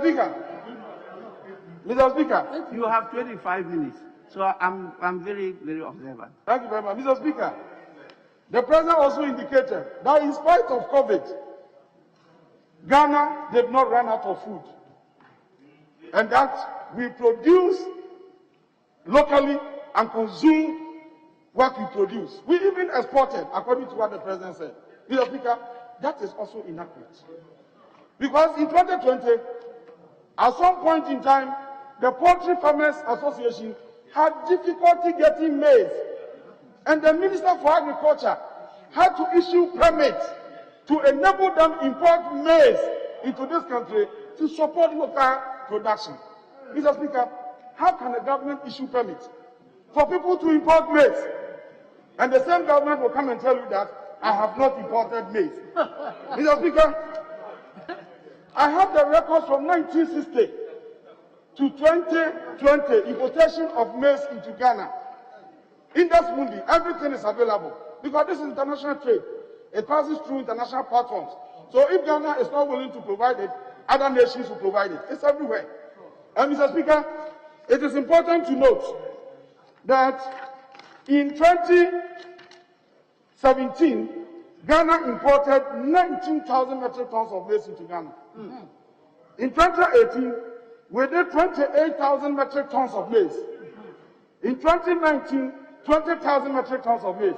In 2020, 20,000 metric tons of maize to supplement local production. Mr. Speaker, it is important to state for the records that in 2019, Ghana did not import a single grain. 2009. In 2009, Ghana did not import a single grain of maize into Ghana. This is on record, and nobody can dispute it. Something that we have not achieved. Why do you people claim you have achieved that? Mr. Speaker, then the president talks about cocoa pricing, that they have secured living income differentials of $400 per ton of cocoa, and that has increased producer price of cocoa. Mr. Speaker, yesterday I read about that one too, and it came out strongly that in 2020, the world market price of cocoa, the FOB price, was 2,666. This was reported by Bank of Ghana. 2,666. So when you add the 400 living income differential, it was above $3,000. So when you take the 660 Ghana cedis per bag, you multiply it by the ton, you see that cocoa farmers were given just 61% of the FOB price. Just 61%. Yet they were touting almost 80% everywhere, as if they have done something. Mr. Speaker, the budget will give us another opportunity to interrogate those issues further. But it is important to indicate that cocoa sector is the lifeblood of the Ghanaian economy. So if that sector is verging on collapse, then obviously Ghana's economy is sick, and there's nothing we can do about it. It is important for us to look at that sector, do the necessary injections, revive the sector. Production has been declining since you assumed office. Yes, I can give you all the figures, Honorable Afenyo, if you don't know. Cocoa production has been declining since 2017. The fishery sector is verging on collapse. Everything is down. What then have you achieved in spite of all this huge amount of borrowings? Mr. Speaker, now my last point, which is very, very important. Very, very important. Mr. President indicated that in the last 4 years, they have recruited 100,000 health professionals. Mr. Speaker, this is on page 7. Page 7 of the State of the Nation address. 100,000 health professionals. Just 2 weeks ago, the current Minister for Health appeared before the vetting committee. And well under oath, he indicated that in the last 4 years, they had created 90,000 jobs. We subjected him to strict proof. Mr. Speaker, he promised to bring a template to the committee. But we are not interested in templates. This is a house of records, and we are seized with the records. Mr. Speaker, if you recruit, because those people you are recruiting will be paid, your budget will make provision for them to be paid. In 2020, we have the budget here, and the ceiling is 128,016 health workers, the whole Ghana. At the end of 2020, we should have 128,016 health workers in Ghana. In 2017, when you took office, we had 103,103. Page 177 of the 2017 budget. Mr. Speaker, we had 103,699. So when you do the subtraction over the 4-year period, you have added 24,317 health workers. These are the figures in their own budget. Yet the minister appeared before the committee to indicate that they have created 90,000. And the president courageously emphasized and touted as a monumental achievement that they have recruited 100,000 health professionals within the last 4 years. Mr. Speaker, how can you defend this? This is palpably false. And we expected His Excellency to be candid to the good people of Ghana, to be honest and indicate to us exactly what is happening in our nation. Mr. Speaker, the President also stated as one of the achievements that they have bought helicopters for the Ghana Police Service. Helicopters for the Ghana Police Service. Mr. Speaker, this was stated. Honorable Member, once again, hold your breath. I'm taking note of the interruptions. Yes, Honorable Member. Thank you, Mr. Speaker. Mr. Speaker, this time I come under Order 91A. The Honorable colleague here is Order 91A. I want to follow you. So yes, you say Order 91. Debate may be interrupted, A, by a point of order being raised. 91A, you know it, you should know it. Mr. Speaker, I think,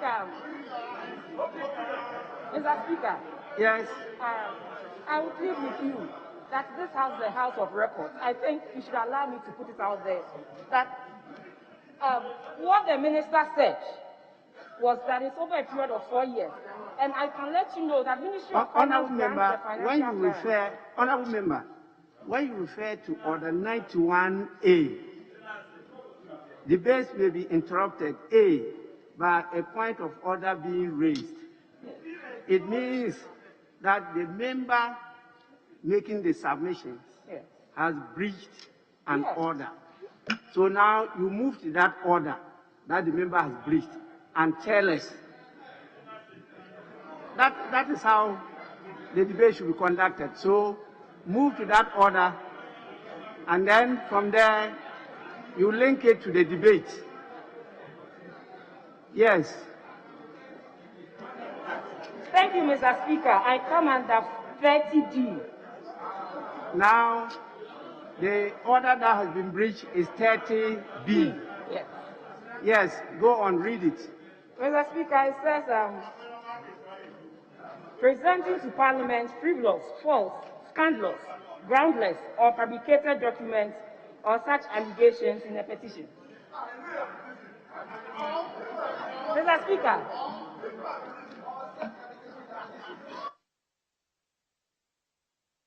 Honourable Member, you said 30B. D for doctor. Is it B or D?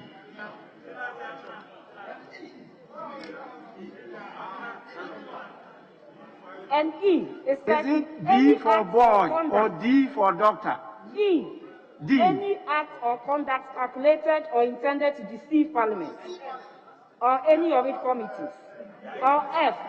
Deliberate misleading of Parliament or any of its committees, Mr. Speaker. Honourable Member, the standing order you are referring to is under contempt of Parliament or breach of privilege. Mr. Speaker. Now, when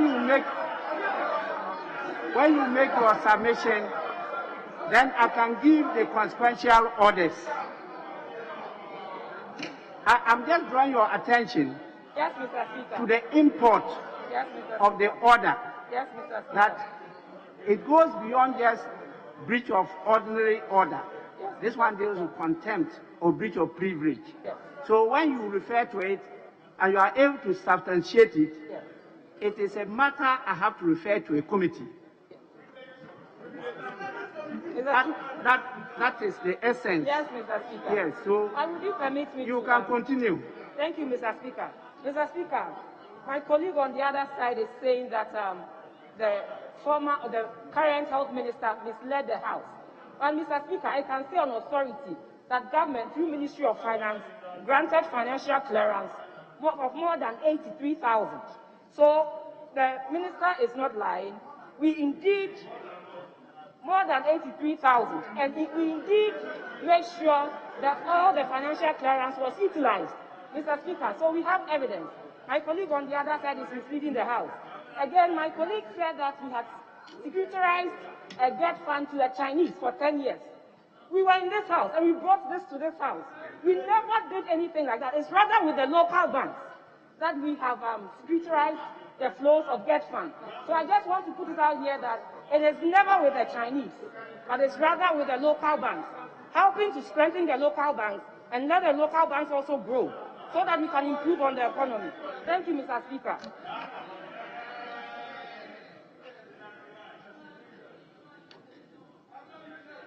Honourable members, please take your time, read the standing orders carefully. Try to appreciate them and apply them accordingly. What she did is just to disagree with the perspective in which you are coming from. And so you have to take that on board, but she will have the opportunity to put across her perspective and her interpretation of those figures or submissions that were approved or disapproved by the House. She will also be looking at the budget figures that you are referring to, the data, and then she will also make her submission. It's not a matter that I can refer to the Privileges Committee, but it's something that should guide you in your submissions. So, Honourable Member, you may continue. Mr. Speaker, thank you very much. My honourable colleague has even compounded the confusion. The Minister for Health gave us 90,000. The Deputy Finance Minister is now talking about 83,000. And the President is talking about 100,000. So which is which? And we are saying that when you recruit, they must be paid. That is why they need clearance from you. And that is why you provide in your budget to be able to pay them plus the numbers. But the figures here does not support the argument you are advancing. And that is a fact. Mr. Speaker, I was talking about the purchase of helicopters. The President did mention, as one of the achievements, that they have purchased 3 helicopters for the Ghana Police Service. 3. And same is stated in the 2020 budget. Paragraph 202. We have purchased 567 vehicles, 3 helicopters for the police. Mr. Speaker, where are the helicopters? Who among them can help us to trace the whereabouts of these helicopters? Where are they? Where are they? Now they are telling me to open our eyes. Look at the government people, those in government. They can show us the whereabouts of these helicopters. Yet you keep on talking everywhere. You have purchased 3 helicopters. 3 helicopters. Where are they? No Where response. are they? No response. Even the majority leader, he doesn't know. He doesn't know the whereabouts of these helicopters. That is a fact. I know him. He doesn't know. Honorable Foyer is quiet. He doesn't know. If he knew, he would have been on his feet long ago.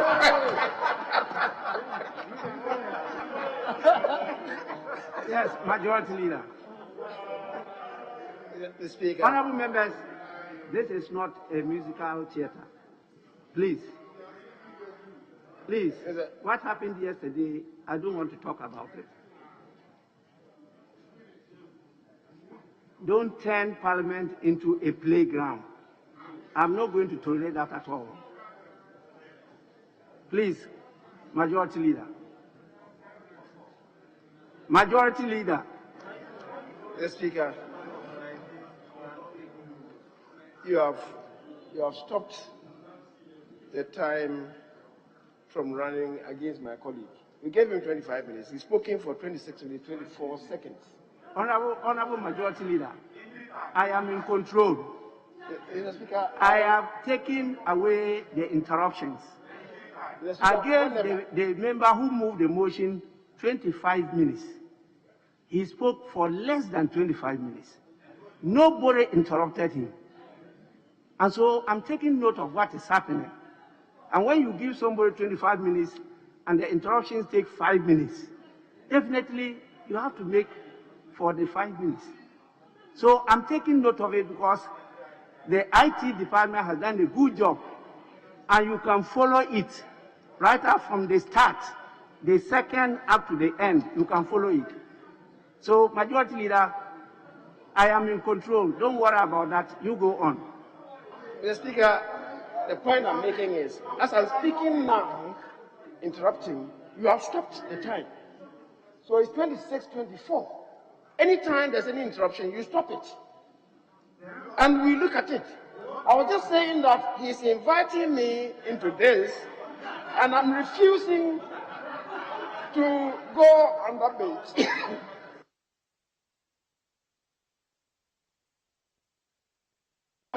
Jessica, I'm refusing that temptation. Only to remind you that because he has spoken for more than the time allotted him, deliberately he wants to invite people so that he have the opportunity to prolong his own time. And the Speaker, the truth is that anytime anybody has interrupted, you have stopped the running of the time. He has spoken already for 26 minutes, 24 seconds. That's the point I'm drawing your attention to. And I know you are in control. Majority but Leader. be in control properly. Majority Leader, I am in control. I know that. Yes. So I was expecting you not to be tempted to rise because he had finished his 25 minutes. And then you stood up. So I definitely stopped it. And so I'm aware now it's 26 minutes, 24 seconds, which is more than the 25 minutes. So, honorable member, the introduction of new matter. Conclusion, you don't add new matters. So please, your last sentence. Mr. Speaker, I thank you very much for the opportunity. And in short, I wanted to draw the attention of the House to the fact, and the Ghanaians to the fact that Ghana's Get Fund has been collateralized, cocoa trees collateralized, Ghana Infrastructure Fund collateralized, Ghana's bauxite collateralized, and Ghana's energy sector levies collateralized, and now they want to do same to royalties. Mr. Speaker, thank you very much.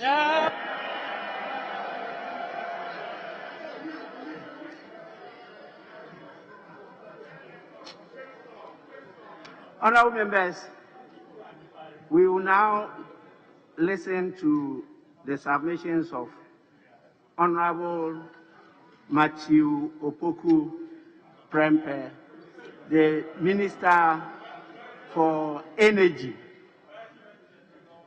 Yes, Honorable Member. Thank you. Thank you. Right, Honorable Speaker. You are a senior member, and so you are entitled to 15 minutes. Is that 20? 15 minutes. No, sorry. Mr. Speaker. He hasn't said anything, but the time is running. His time is running. Oh. So I'm taking note of that. Mr. Speaker. Yes. With the greatest respect, since we are debating, Mr. Speaker, a very important matter arose when my respected colleague was on his feet regarding interruption of debate and Order 91 and then the Order 30. I would, Mr. Speaker, want, with the greatest respect, seek your ruling on this matter, because, Mr. Speaker, I recall that in the State Parliament, this matter came up. No. So, Mr. Speaker, it's either, Mr. Speaker, with respect, is abiding by that, or Mr. Speaker will depart, which power he has. Mr. Speaker, I recall that we were told by the then Speaker that you cannot come under Order 91 alone. The 91A talks about point of order, and that you must relate it to a specific conduct. Mr. Speaker, which specific conduct finds space in Article 115 and Order 30? Please. Mr. Speaker, it is not really about contempt. It also talks about privilege, that privilege to speak and make your point, but subject to accuracy and fact. Mr. Speaker, so I only want clarity on that, whether Mr. Speaker is departing or Mr. Speaker would agree that when a member raises a point of order under 91, must same be anchored on the specific provisions under 30, Mr. Speaker, because wait, with respect, Honorable Muntaka, 30, if you look at 30DEF, for instance, if a member is debating and is misleading the House, his privilege to debate can be truncated by raising a point of order under 91, then come to support it with 30E. Now, Mr. Speaker, I am interrupting the debate on the basis of a misleading fact. And, Mr. Speaker, if you look at even Article 115, which gives us privilege, the freedom to debate, it talks about the fact that it is only within Parliament that such freedom could be curtailed. How do we curtail? By coming under these rules to say that this is misleading, this is inaccurate, then you are squarely within the rule to interrupt. So, Mr. Speaker, I only want to be sure that that part we took in the State Parliament is the same as today. Because in my view, humbly, my respected sister was within that directive by the chair of the State Parliament, when it was directed that come to from 91, but go back to 30 and pick which of the sub-headings in 30. Mr. Speaker, that is all I want from you. If you are in agreement, fine. Other than that, it becomes difficult to now interrupt a debate on a point of order. Which other provision would you support your point of order with? You may have your bite. Yes, Chief Whip, Minority. Thank you, Mr. Speaker. Mr. Speaker, my colleague, with the greatest of respect, should avert his mind to the rules, the standing orders. Mr. Speaker, I'm going to help him. When you quote, say, 91, for point of order, then you make the necessary reference. So let me refer him, for example, 93, 2. So I'll first say you are out of order coming on 91. Then I'll make reference to that you are using insulting language in 93.2. That is what it's meaning. But you cannot go and use 30. 30 is a specific standard order with respect to privileges and contempt. So you cannot use that in the chamber debate. Check the headings. There are headings in the standing orders from 86 all the way to 96. It's talking about rules of debate. So during debate, that's where you navigate. But 30 is talking about a different matter.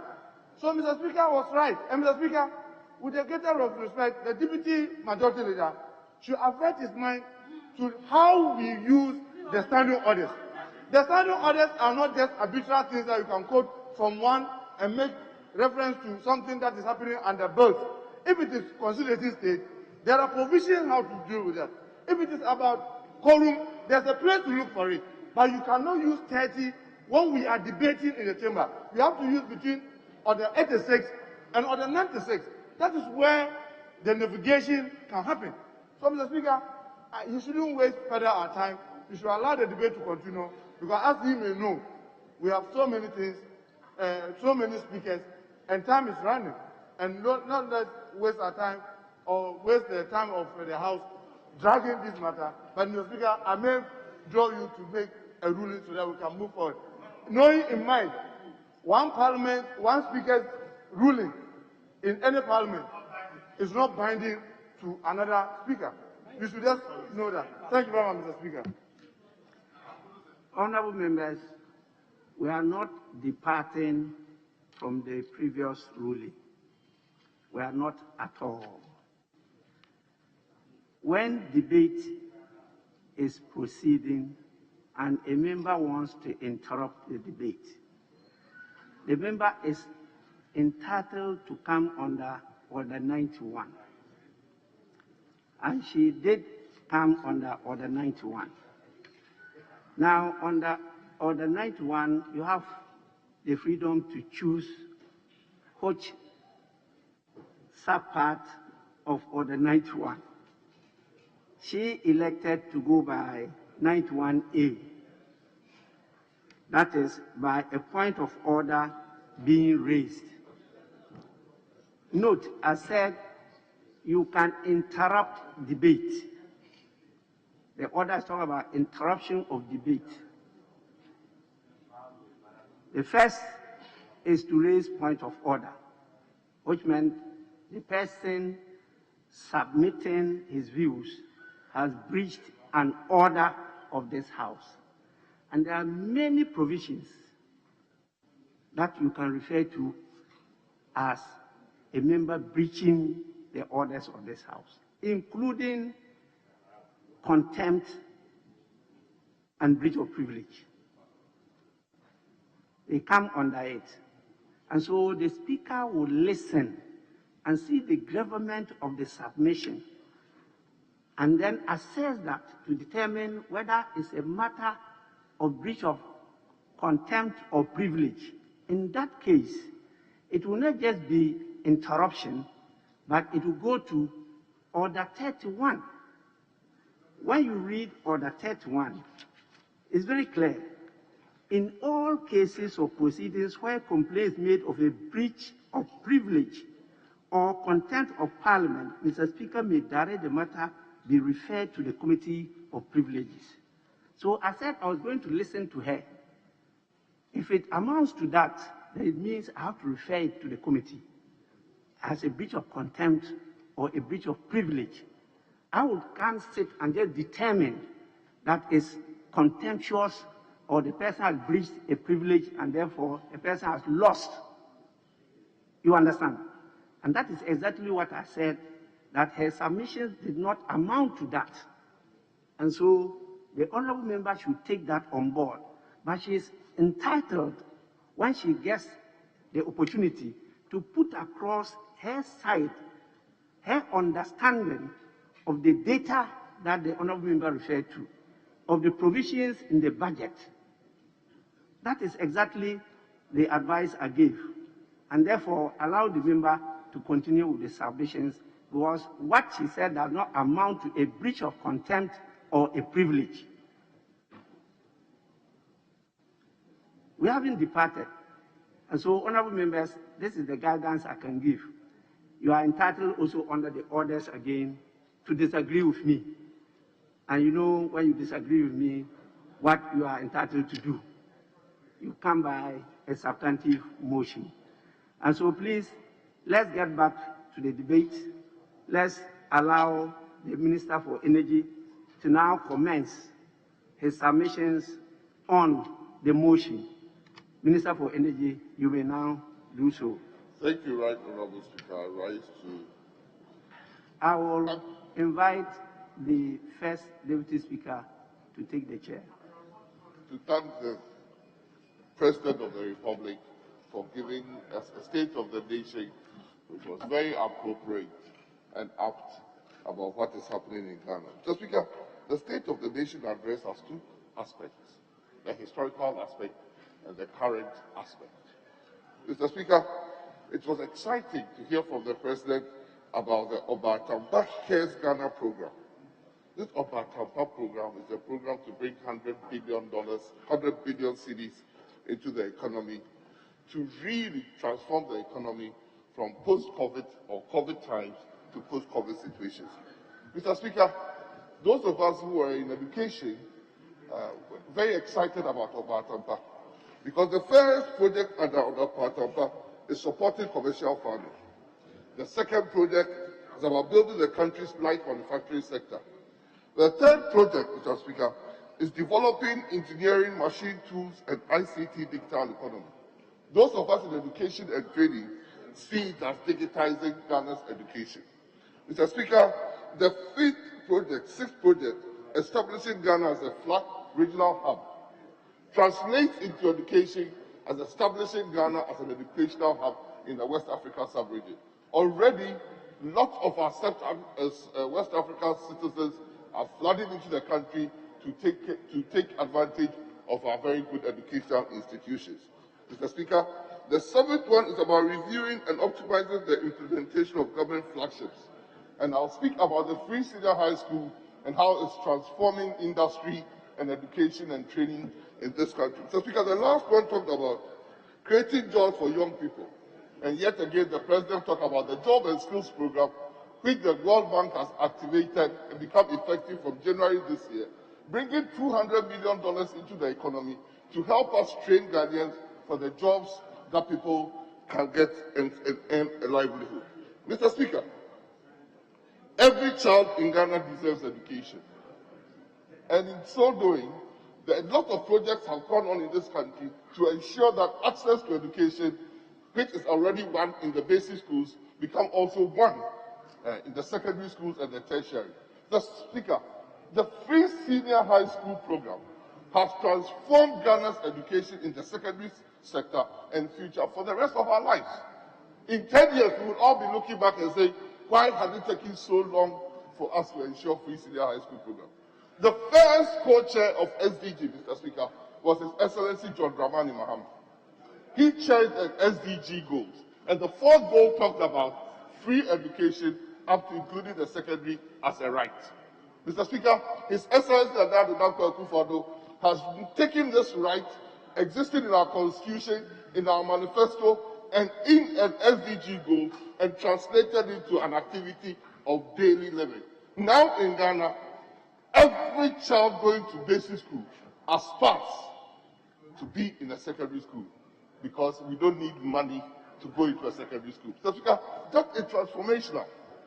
For all these years that basic education was free, it took another government to ensure that because of capitation grant and school feeding, access was about 1:1, Mr. Speaker. Mr. Speaker, that is what free senior high school has done. And our interest in technical and vocational education and training has seen a tremendous impact in this country. Why do I say that? All the 34 institutions of the National Vocational Training Institutions are being rehabilitated. The curriculum has been upgraded and the capacities of teachers will be upgraded. Not only that, 32 state-of-the-art TVET institutions are being built across the country to expand skillful training in this country. Not only that, we have started a district TVET agenda where small TVET centers are being established in districts to take care of what the districts are bound to. Mr. Speaker, that is a transformational agenda to ensure that when we talk about skill training in Ghana, we do benefit. We all speak about Ghanaians not benefiting from the oil industry. We are not benefiting from the oil industry not because Ghanaians are uneducated, but because Ghanaians lack the skill training to enable us to take advantage of what is happening in the oil sector. Mr. Speaker, yes, it's true. COVID hit us badly, and hit all over us, all over the world. But the leadership that was exercised by his president of the Republic ensured that Ghana became a pace-setter even in COVID times. Ghana was one of the first countries that instituted border closures. Ghana was one of the first countries that did contact tracing. Ghana was one of the first countries that established testing at the airport. The testing at the airport ensured that we protected our country from the second wave of COVID that has devastated a lot of countries. That is exercise leadership. So, Mr. Speaker, when people don't understand what a leader is doing, sometimes that is to be understood. Leaders bring out visions, and people will have to follow. When the president was instituting testing at the airport, nowhere in the world had instituted that. But now it's becoming an order of the day in every international airport. We should clap for the president instead of sitting in Ghana and saying, why are we testing at the airport? Mr. Speaker, being one of the first countries to test in the airport, we became a pace setter to ensure that our country and our livelihoods and our lives are protected. Mr. Speaker, the president talked about the STEM agenda. In the digitization aspect of his agenda, Mr. Speaker, we have established an open university in Ghana that will see to improving tertiary enrollment rate, as he said, from 18% to over 40%. So because few countries in Africa have an open university, and it allows everybody access to university without money as a point of failure. Mr. Speaker, COVID brought blended education, and Ghana was one of the first countries that in a short time of COVID, we are able to establish a TV program, a national TV program. We established a national radio program, and we established an online program to ensure, and even printed books for parents at home to help their children to study. We have gone further. In the digitization project, Ghana has established a 1B, 1F factory that will ensure that even laboratories are provided to basic schools, over 26,000 in the country. We didn't stop there. We ensured that there's Wi-Fi access in all secondary schools, all teacher training colleges, all district and regional administrative offices of the Ghana Education Service. That is taking advantage of COVID to ensure that we don't lag behind. Mr. Speaker, it's not only that. Through the COVID, we have also been able to institute laptops for teachers. In this blended education, you are giving schools computer labs through the Ministry of Communication in the basic schools and through a project with the World Bank in secondary schools. The teachers will also have to be trained. We are taking laptops to teachers with the initiative of the teacher unions. The teacher unions realizing that going forward, the teachers have to participate in blended education, came to government with a lovely project, a laptop for every teacher. There are 280,000 teachers in pre-tertiary education who are going to benefit. That is leadership that is being exercised. Even though there is a pandemic, we won't sit down and fold our hands. We will embrace the pandemic and live our lives within the pandemic.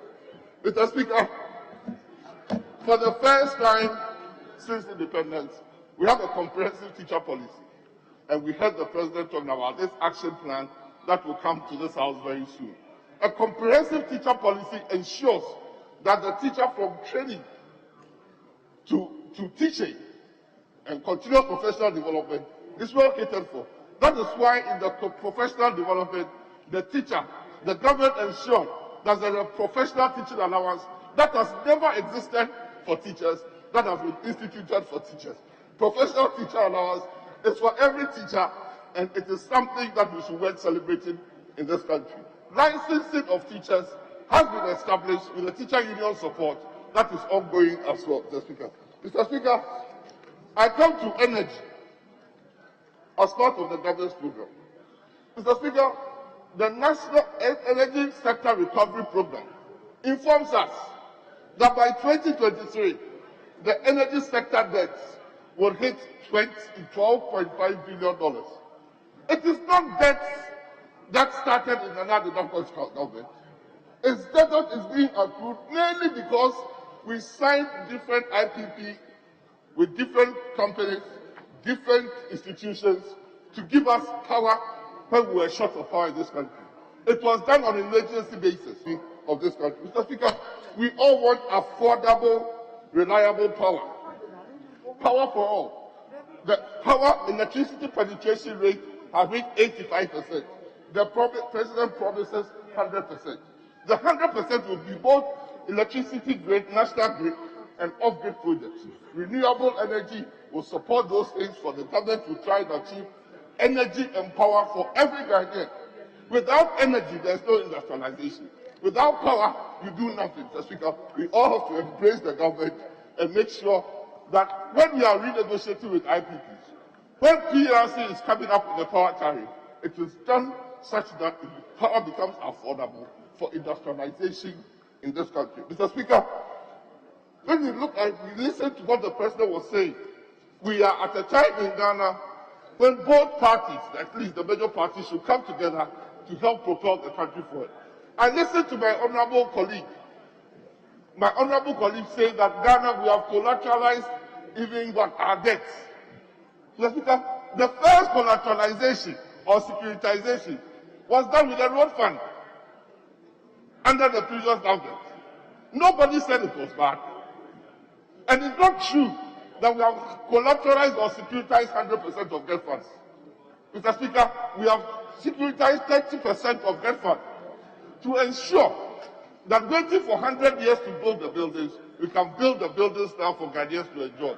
Mr. Speaker, just like criticizing the Free Senior High School, I don't know a colleague here whose relative or friend is not benefiting from senior high school. Our big colleagues tell me that because of senior high school, their pockets are not being emptied as quickly as they used to be. Let's thank the government for that.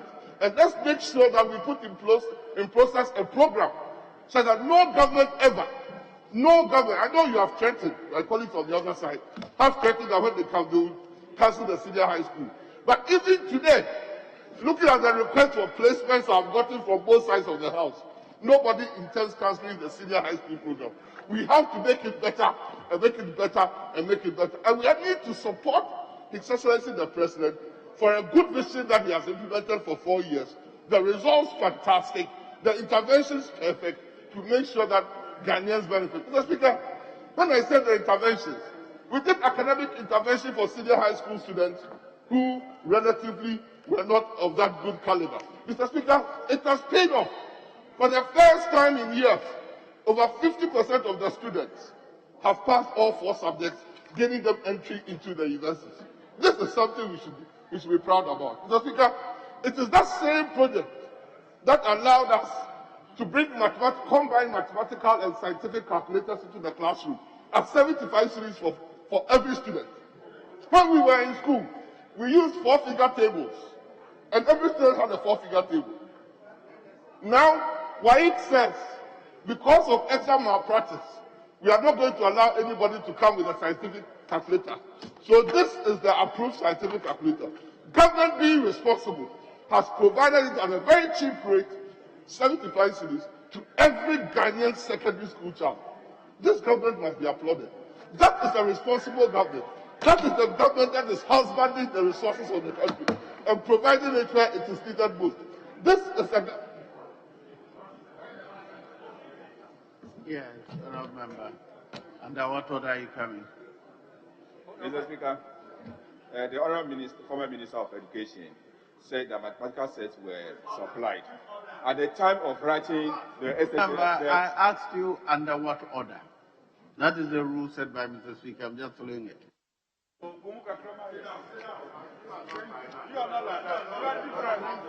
Mr. Speaker.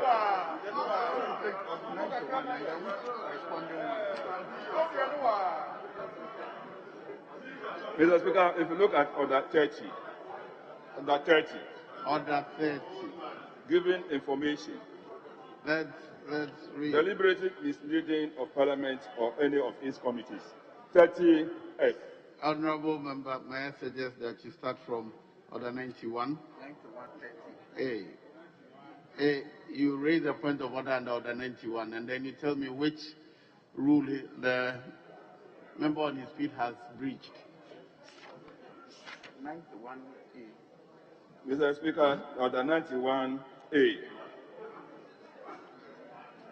by a point of order raised. Very well. So what is the wrong? What has he done?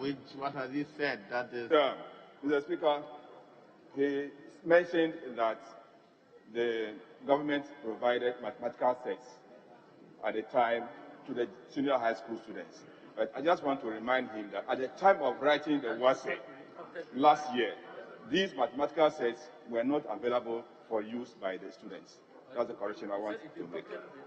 Which impacted... Yes, Honorable Minister, you may take that to your stride, so we know the facts. 853,000 math sets were ordered. 440,000 plans has been delivered and are shared among examination students. Mr. Speaker, I thought you were going to say you didn't like the math sets, because I was in your constituency at the secondary school there, and I saw the students with the math sets. You don't need the math sets for only exams, if I should bring your mind. You need the math sets to be able to use it in mathematics and science. So the math set is not only for exams, like a 4-figure table. You don't use the 4-figure table the first time you are going to an exam for. That is the point I was trying to say. Every student, previously, a government was in power, they supplied 10,000 shoes, sandals, to schools around your area. It was a good program. If you supply sandals to students, basic school students, and you clap for it, every student having a mathematical source, maybe you should be jumping for it. That is a responsible government, giving the input to the students so that the students excel. That is the government, exploiting and exploring the economies of the country such that Ghanaians benefit. Let me, Mr. Speaker, the President talked about the Voltaic Basin. There's been exploration going on in the Voltaic Basin. And we are going to exploit the resources for the benefit of Ghanaians. That is something you should be clapping for. I know the honorable member looking at me is excited that very soon we are going to exploit the resources in the Voltaic Basin. Honorable, yes. You're entitled to 15 minutes, right? All right. So I was interrupted for 2 minutes. I'm allowing that 2 minutes. So we have 2 minutes. Mr. Speaker, I couldn't hear you. You said you were interrupted for 2 minutes. So I'm allowing you extra 2 minutes. Mr. Speaker, I want to conclude. I want to conclude by saying that His Excellency the President has rallied Ghanaians, including all parliamentarians, around points, around issues that should lead to the prosperity of all Ghanaians. Let us support the President. Let us support the President's agenda. And let us make sure that Ghana becomes better for all. Thank you, Mr. Speaker. Honorable Isaac Adongo. Thank you very much, Right Honorable Speaker. The Speaker, I rise to contribute to the debate to thank His Excellency the President for the message of the State of the Nation that was delivered to us yesterday. Mr. Speaker, as I sat and listened to His Excellency over the period of the statement, I was lost as to whether the President was presenting the state of the nation or the future of the nation. I heard more about the future of the nation that he was contemplating in 4 years, and less of the state that our economy is and our country is at this point in time. Mr. Speaker, I realized that very key issues regarding our country were missing from his presentation. Under page 3, paragraph 4, His Excellency the President, when he attempted to indicate the state of our economy, all he did was to give us the targets that we had revised, but failed to tell us where we are with those targets at this moment in time. And for me, that ought to be the state of the country. And with your permission, I would like to read. It says, indeed, the cost of the COVID-19 has been enormous. Our overall economic growth rate for 2020 was revised downwards from 6.8 to 0.9. He didn't tell us where we are now.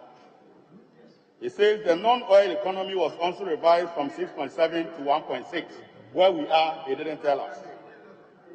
He said revenue shortfall was estimated at 13.5 billion, with additional expenditure relating to stemming the tide of COVID-19 estimated at 11.8 billion. Where we are, he didn't tell us. With the combined effect amounting to 25.3 billion, or 6.6% of GDP. Mr. Speaker, everybody would have thought that he would tell us where we are now in respect of these indicators, but he said nothing. But even more worrying was the fact that when the president attempted indicating some of the indicators that he thought we had achieved during his term, he fell short of telling us exactly what he has achieved in that period.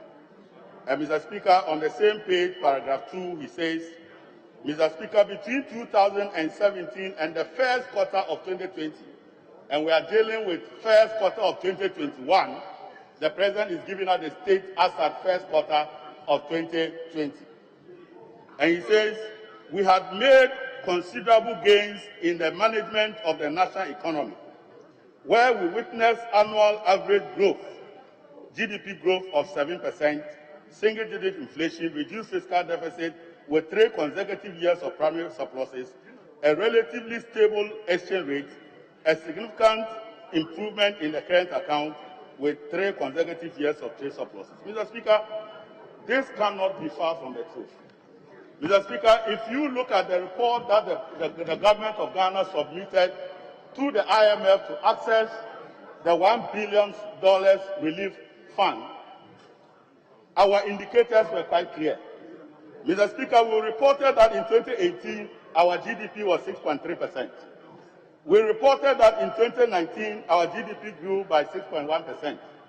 And we indicated that 2020, we expect a GDP of 1.5%. Mr. Speaker, no amount of mathematics will give you an average of 7% of GDP growth from a figure of 6.3, 6.1, and 1.5.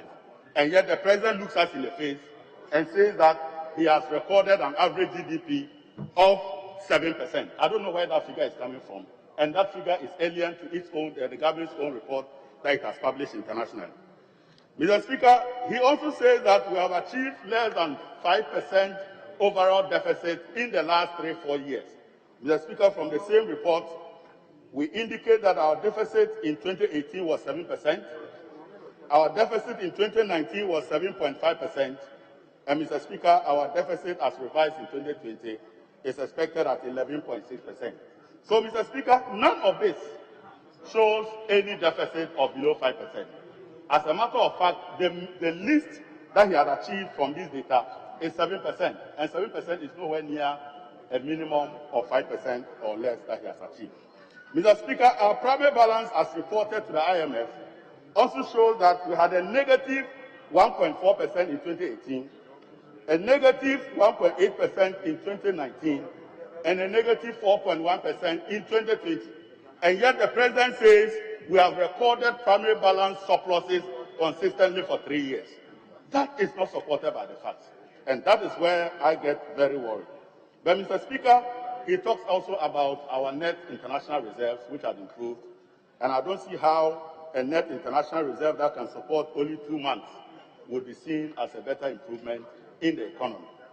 But Mr. Speaker, the economy is in a very dire situation.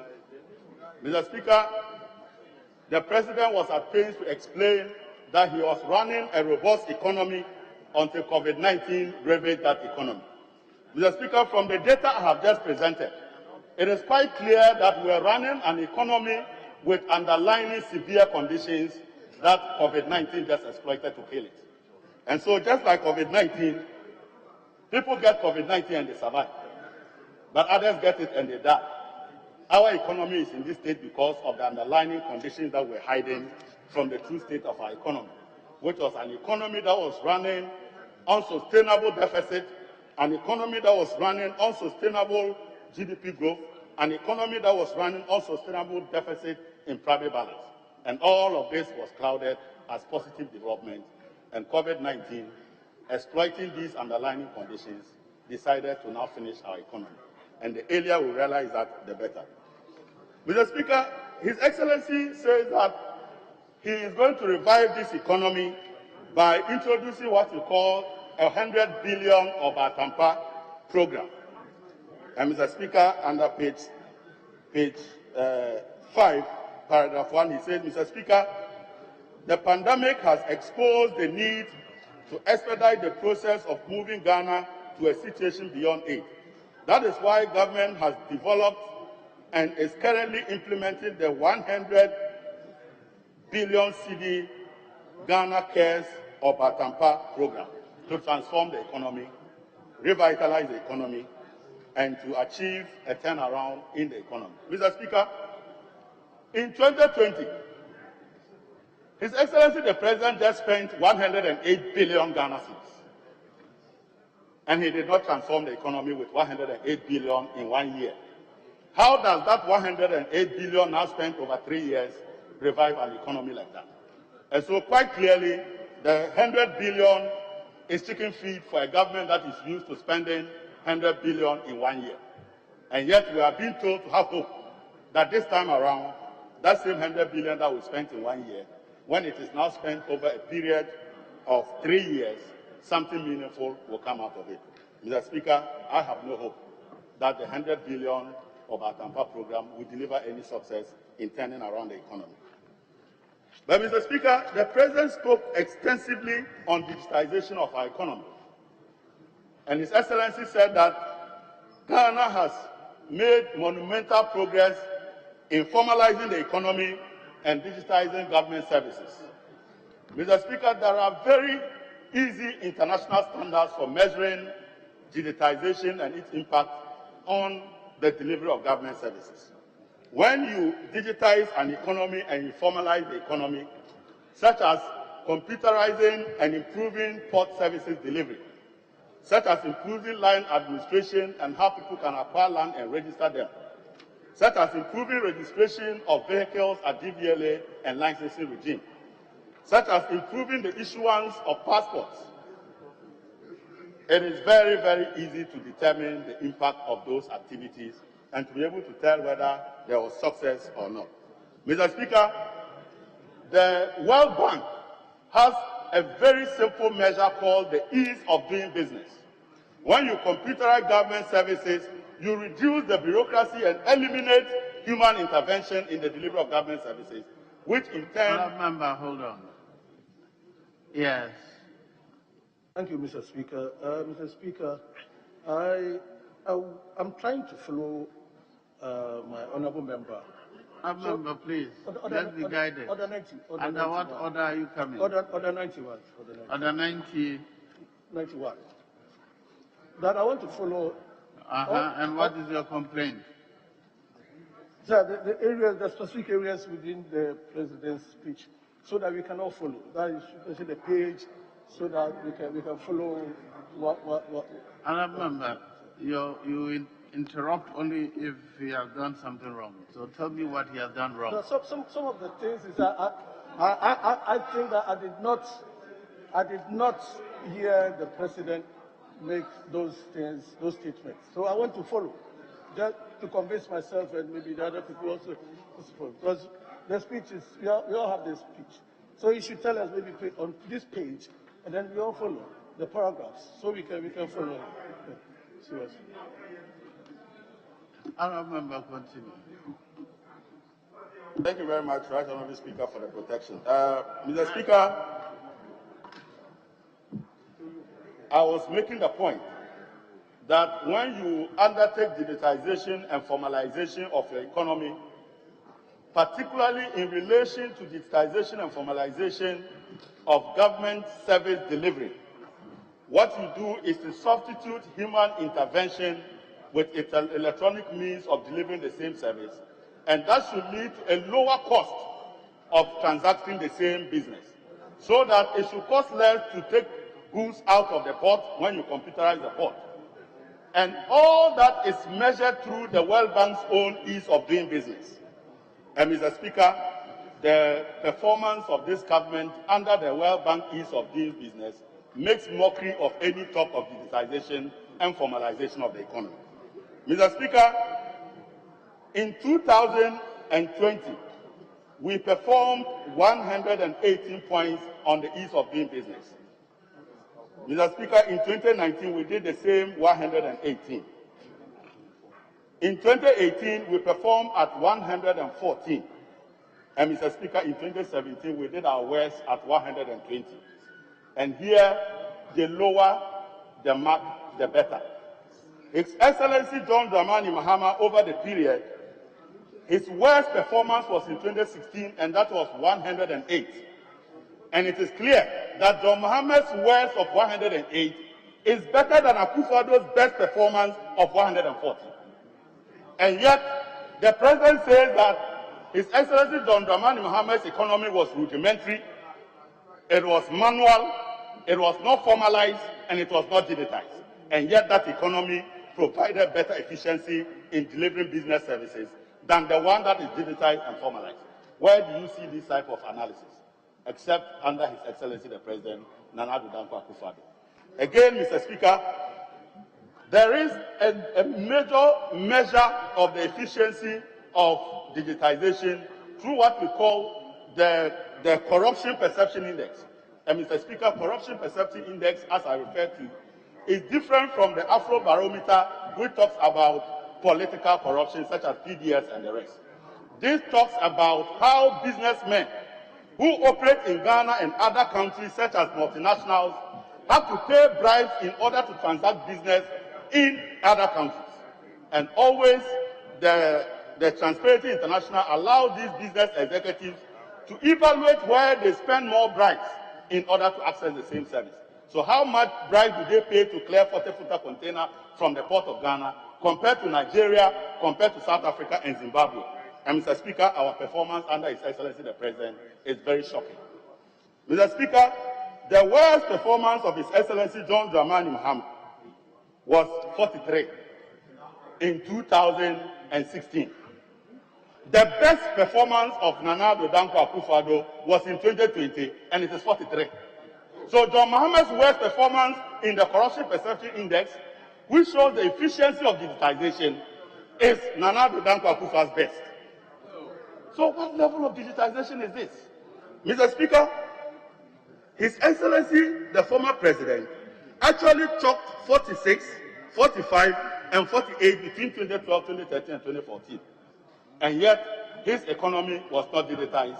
But the one that digitized now had a performance of 43, which is the best. And so it is quite clear that something is not adding up. Ghana's economy is retrogressing. We are failing in terms of ease of doing business because digitization only exists in the minds of some people. We are failing in terms of eliminating bureaucratic corruption by public servants and civil servants who transact government business using government portals. And yet, we are touting this shocking performance as a proper performance that we should be celebrating. Mr. Speaker, we have celebrated mediocrity for just too long. And the people of Ghana now deserve action other than rhetoric. We now deserve action other than big English. And at the end of the day, the end result is not reflecting in the performance of the government. Mr. Speaker, His Excellency said that he is now in the second year of Rose. In the first year of Rose, where he said he had performed better in terms of infrastructure, my own big brother, His Excellency Dr. Mahmoud Bawumia, taught me one thing when he was in opposition.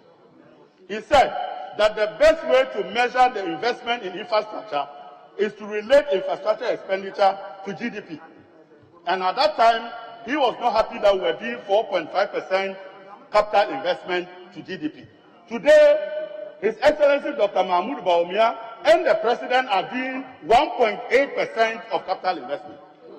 And that is the year of Rose. Then if we were not in the year of Rose, what will we be doing? Quite clearly, the mediocrity and talking positivity into what is clearly a negative, less leadership regime must stop.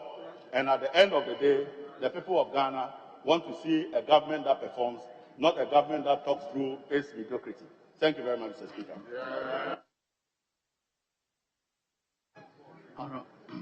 Honourable Member for Ablekuma West, Honourable Esla also. Thank you, Mr. Speaker. It is clear that the deliberate actions taken over the past 4 years have culminated in the much improved state of the economy that we're all witnessing today. And they all stood us in good stead when the pandemic, unforeseen, struck. And it shows how far-sighted and visionary His Excellency the President was in anticipating, preparing, and responding to both the foreseen and unforeseen events. Mr. Speaker, we are indeed blessed that, like David, the good Lord prepared and reserved His Excellency for Ghana for a time such as this, to lead us out of the woods. Mr. Speaker, when the pandemic struck, none of us were to know that the steps that had been taken in 2017 were what would literally save us. We saw how the digital property address system enabled us to shelter at home during the lockdown and receive deliveries to our doorsteps when many people had to order and had goods delivered to their doorsteps. We saw the growth of businesses such as online transportation services, which many of our children and ourselves use, and to mention the Ubers and others that have also considerably helped us to beat the times that we're in. We saw how electronic payment systems, facilitated by the mobile money interoperability system that we implemented with $4 million when the previous government was in the process of implementing for $1 billion, which we came and set aside and implemented a similar system for just $4 million, helped us to stop the transmission of the virus through cash and enabled us to transact businesses electronically through mobile money. Today, check payments have fallen far behind that of mobile money because more people are using that as a means of transacting business. And it has helped us to weather the storm and spur the growth of other ancillary businesses. Many in this country who didn't see what His Excellency the President saw criticized the digital property address system and said we were spending too much money, $10 million, 10 million cedis to implement it. Today, it's proven its worth in gold, and we're seeing even more ancillary businesses derived from this platform that we have put in place. And it's just not that. Mr. Speaker, we have seen that our students were learning electronically. As the outgoing Minister for Education and current Minister for Energy indicated in his presentation, it all took the visionary leadership of His Excellency Nana Addo Dankwa Akufo-Addo to put in place the measures that have helped us to withstand the pandemic.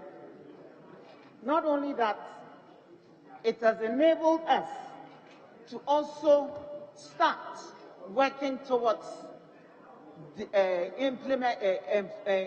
seeing the realization of the broad overarching vision of a Ghana beyond aid. Helped us to dig deep within our own resources to become even more self-reliant. As he indicated in his presentation yesterday, when we found it difficult to get PPEs across the world, Ghanaian entrepreneurs were able to develop and produce our own PPEs in this country, which enabled our students to study safely when every student in the tertiary institutions, our secondary institutions, and now our primary and junior high schools were supplied with locally produced PPEs to enable us to withstand the pandemic. At the onset of the pandemic, sanitizers became very scarce, Now we're producing them locally, demonstrating that when it comes to the crunch, Ghanaians can fall on our own resources, pull up our bootstraps, and under the right leadership and with the provision of the right resources, deliver so that we can save ourselves. It took the visionary leadership of Nana Addo Dankwa Akufo-Addo to make that happen. Mr. Speaker, that also lends credence to how systematically we're rolling out non-discriminatory development policies to benefit every Ghanaian living everywhere, despite whichever your particular persuasion may be. So when it comes to free SHS, nobody is asked to produce their party card before they benefit. When it comes to planting for food and jobs, every farmer is benefiting from that. When it comes to the digital initiatives, everybody is benefiting from that. And so we can continue to lament and look at the many challenges that still plague us. Or we can count our blessings and say that we've indeed been fortunate to be living under the leadership of Nana Addo Dankwa Akufo-Addo at a critical time such as this. And he's systematically showing that what is required is to take the bold decisions that will enable this country to withstand whatever challenges may be thrown at us. The pandemic, he indicated at page 5 of the State of the Nation address, has exposed the need to expedite the process of moving us to a situation beyond aid. And that is why we're developing the Ghana Cares Obatampa project.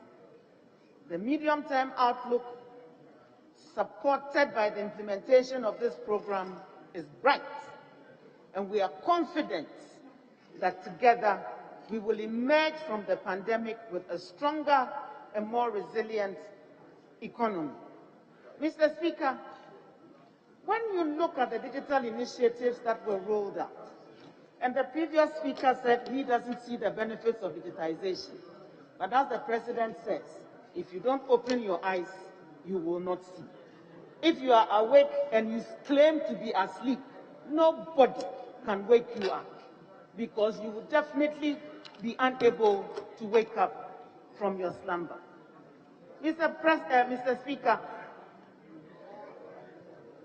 with the institution and the implementation of the National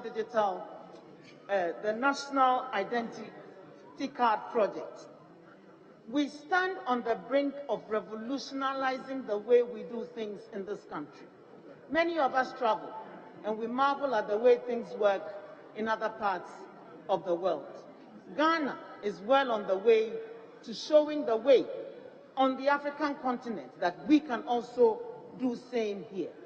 And our national ID project was designed, is being implemented and rolled out by local Ghanaian entrepreneurs. And that's what excites me, that for such a comprehensive project, we are using locally grown talent and initiative to produce a world-class infrastructure, which is the envy of nations around the world, led by Nana Addo Dankwa Akufo-Addo, providing the leadership in this direction. Not only our national ID project, but our digital address project was also designed and implemented by Ghanaians, and the Ghana.gov payments platform, which is enabling citizens across the country to apply for and receive passports, and very soon all other services provided by ministries, departments, and agencies electronically, apply for them and pay for them electronically, is also powered by Ghanaian firms. And so this government is demonstrating that government can use its purchasing power to grow the local innovations and technology landscape. And we have 3 classic examples of world-class interventions grown locally with local applications and which has global impact as well.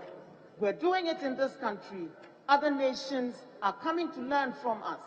And they've seen how this tripod, mobile money interoperability, digital address systems, national ID systems, has formed the foundation of the economy, which is formalizing and robust and resilient enough to withstand whatever may come our way. And yet, others say they do not see it. Mr. Speaker, it is not surprising that now we can sit in the comfort of our homes and order and receive items remotely without moving and pay for them electronically. And so that's also reducing the insecurity on our roads, when our market women can even sell their products online, receive payments electronically, deliver them remotely, and you who ordered it will receive it in the comfort of your homes. And everybody is satisfied through the wonders of technology, facilitated by the visionary leadership of our president, who sees far beyond what so many of us can't see. And it is even more surprising because he was born before computers. And so even those of us who were born within this technological age are learning a lot from him. Provided the statistics on page 12, ongoing of the SONA. And that also shows us that after 4 years in office, more progress has been made in formalizing our economy than in the previous 60 years since independence. And the evidence is clear. We are not wasting the pandemic, but we are using the lessons learned from it to build back better, building more resilient systems to give effect to the overarching vision of a Ghana beyond aid. When global supply chains fail us, we will not even wait, but we will be producing what we need and use locally, and using our own homegrown talent to be self-reliant. And we are on course to do just that. It is not surprising that Ghana is the fastest growing mobile money market in Africa. And we are the first to introduce universal QR codes for payments across banks, telcos, fintechs, and all merchants. And this is propelling us to be the first on the continent to move towards a largely cashless economy when it is fully rolled out across the country in the course of this year. All of that would need robust digital infrastructure to enable that to work seamlessly across the country. E-education, online education is on course with the open universities and Wi-Fi across schools and the many digital platforms that have been established for that to happen. E-health is also on course, and very soon you can consult your doctor from the privacy of your home using video conferencing from your mobile device. We're making sure that these interventions will not only be available to those of us in the cities, but many of our colleagues in this house will testify that the rural telephony project is on course. And by the middle of next year, every part of this country will be connected. Now we're even going to ensure, working together with the Ministry of Energy, that everywhere there is a power line, electricity line, we will utilize it to provide backbone fiber broadband access so that we would have high-speed connectivity across the country.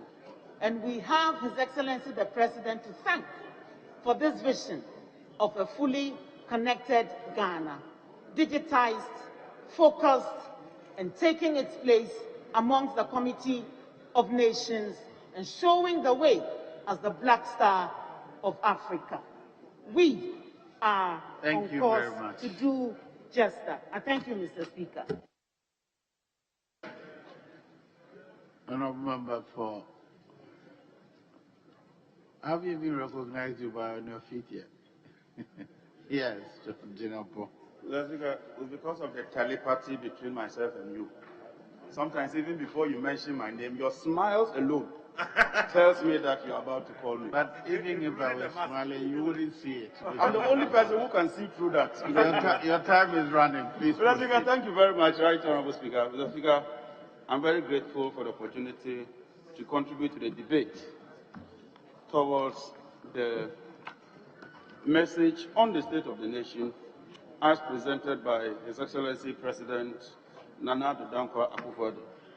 Mr. Speaker, yesterday was indeed a very sobering moment, because I do recall in 2017 when the President addressed us here, and that was his maiden State of the Nation address. And Mr. President did not mince words. He stated clearly that he was in a hurry. And indeed, based on the actions that followed, one could at least see a sense of that eagerness. But yesterday, Mr. Speaker, when I listened to the President, after everything, I could only come to one conclusion, that the President has hit the ground crawling. Mr. Speaker, it is obvious that this government is tired. Mr. Speaker, I do recall that following the 2017 State of the Nation address, I had the opportunity to contribute to the debate. And on that fateful day, I made a bold declaration that on the 7th of January 2021, we, those on the minority side, we were going to sit at the majority side. Mr. Speaker, that came to pass, except that I forgot to add that we will sit there for 4 years. And so, Mr. Speaker, on this day, Wednesday, 10th of March 2021, once again, by the will of the Almighty God, I wish to declare again that in 4 years' time we'll be there. We will not be there for 1 year, we will not be there for 1 day, we will be there for 8 years as majority from the NDC side. Mr. Speaker, and I know that by the grace of God, it shall come to pass. Mr. Speaker, when the President addressed us, all he had to do was to be candid and tell us the true state of the nation. In 2017, the President was bold to tell us that he had inherited a debt of 122 billion. Even though we dispute that, the President stated, Mr. Speaker, that our total revenue, 99% of that amount, covered only 3 items: salaries, interest and amortization, and then the last one, statutory payments. Mr. President gave us a declaration and a commitment that he was determined to correct that anomaly, and that within 4 years, he was determined to reverse that trend. Mr. Speaker, just before we rose, we approved the appropriations for the first 3 months of the year. And Mr. Speaker, if you look at page 21 of the budget statement that we approved here, interest payment and amortization amounts to 10 billion cedis. However, if you look at our total revenues, Mr. Speaker, tax revenue alone amounts to 10 billion.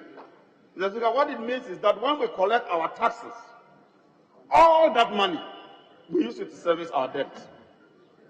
10 billion collected, 10 billion used to pay interest and amortization. Even when you look at total revenue, all our revenue, for these 3 months, it is 13 billion. So when you take just 2 items, that is interest and amortization, and then compensate billion, It means that out of the 17 billion. And so it tells that there's a huge deficit. From the total appropriation of 27 billion, our total revenue for that period is 13 billion.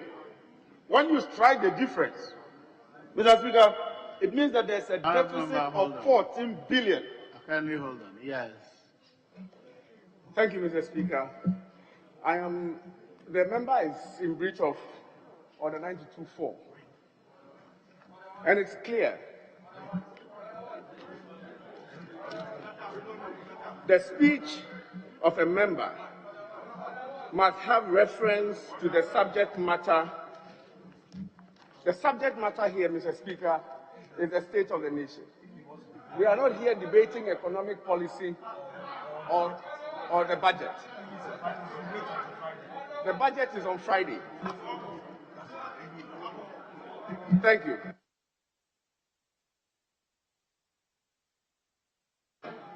Yes, speak to that. The president spoke about the economy. Yeah. He says that he inherited a difficult economy and that he has done so well that the economy is now healthy. I am disagreeing with the president and stating that the statement made by the president is false, and stating that in 2017, he said that our total revenue, 99% of that captures 3 items. But today, even as he is blowing his trumpet, our total revenue cannot even cover 2 items. Mr. Speaker, the only way I can substantiate that is to refer to the primary document. The primary document is the budget, which is a public document before us. And so, Mr. Speaker, I don't get the drift of my honorable friend at all. This is normal. It's done in this house. And when we are debating and quoting figures, the Speaker would always insist that the source of the figures ought to be backed with evidence. And that's exactly what I'm doing, Mr. Speaker. Mr. Speaker, it is therefore clear that the president inherited a healthy economy, a better financed economy, a better managed economy, and he is bequeathing to himself an economy that is really suffering and is really in a state of comatose, Mr. Speaker. There's no doubt about that. And the figures speak to the facts. Mr. Speaker, the president also said that in his second term, he would ensure that we have universal access to electricity. When the president took over, the NDC government had extended access to electricity from about 50% to 83%. Our record. In the 4 years that the president has been at the helm of affairs, we've moved access from 83 to 85%. What it means is that every year, His Excellency the President achieves an access rate of 0.5%. If in 4 years, your access rate is 0.5%, how can you achieve and close the gap of 15% in another 4 years? Mr. Speaker, it is obvious that the President has failed when it comes to access to electricity.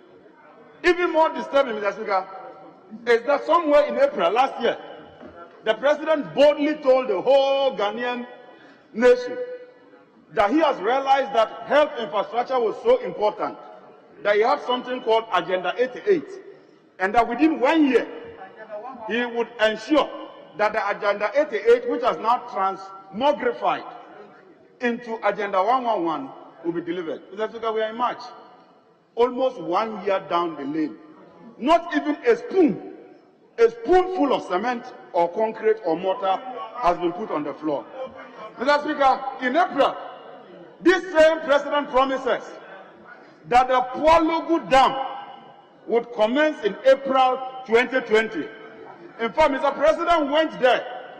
There was pomp and pageantry. The Pualugu Dam is in this document. If you can't find it, read it. Just when he delivered this State of the Nation, he quoted from this document. Mr. Speaker, it's 1 year now. I have been to the Pualugu Dam. Not even one wheelbarrow can be found there. The only thing I can find there is a huge signboard, well decorated, with His Excellency the President's picture, Mr. Speaker. Mr. Speaker, Honorable Eric Opoku talked about the food imports. Mr. Speaker, if you read the IMF document, this is the IMF document, Mr. Speaker. It is clear that, Mr. Speaker, it is clear that the President inherited a better financed economy, and that today we are having a major challenge with the economy. Mr. Speaker, today, if you want, as members of Parliament, there's so much complaint about doomsday and persistent erratic supply of energy across the country. Haven't you experienced it? Don't you have lights up on a daily basis? Mr. Speaker, we handed over a resilient energy sector. And I just heard the Minister for Energy indicate that in 2023, there's going to be some 12-point-something billion dollars of debt because of excess capacity. I can understand that he's new, and we'll help him to walk him through the rudiments, Mr. Speaker. We would educate him on the energy sector. And if he cares to know, he should read the 2020 electricity supply plan for Ghana from the Ghana Grid Company Limited. This is an official document, Mr. Speaker. And this is what GRIDCO says, Mr. Speaker.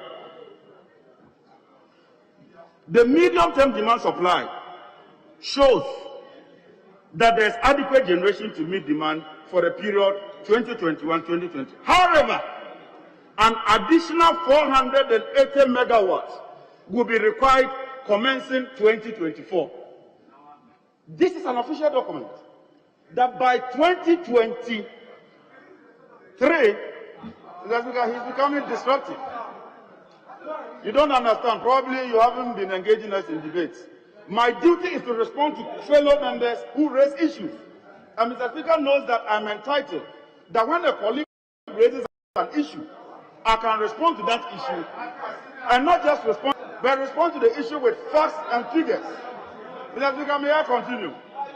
Mr. Speaker, with the greatest of respect, your time is running. Mr. Speaker, it is therefore obvious that this so-called mantra of excess capacity, this so-called mantra of take or pay, is nothing but a huge elephantic fallacy that cannot stand the test of time. Mr. Speaker, we were told that they were rationalizing power plants.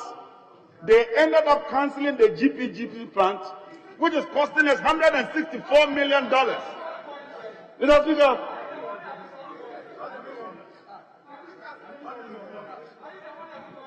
Mr. Speaker, we will do some to them. Mr. Speaker, the President was very quick to talk about a so-called 1D1F, that is one district, one factory program. Mr. Speaker, it's the end that justifies the means. With this so-called 1D1F, what is the result?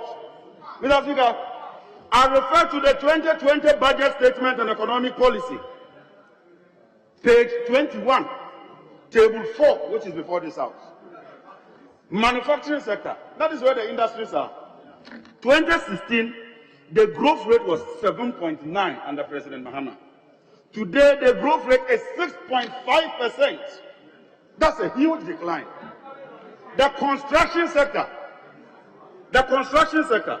in 2016 was 8.4%. Today, the construction sector is negative 8.5%.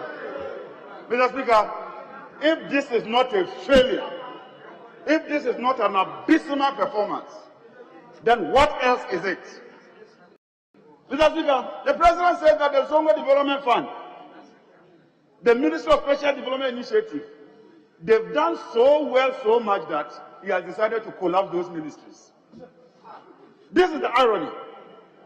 That they've done so well, they've performed so well, their performance is unprecedented. So the only way to reward them is to collapse those ministries and bring them under his presidency. Mr. Speaker, the only thing I remember the Zongo Development Fund do when I was an MP was to go to Nima and to teach the women how to prepare wache. It was published. How to prepare wache.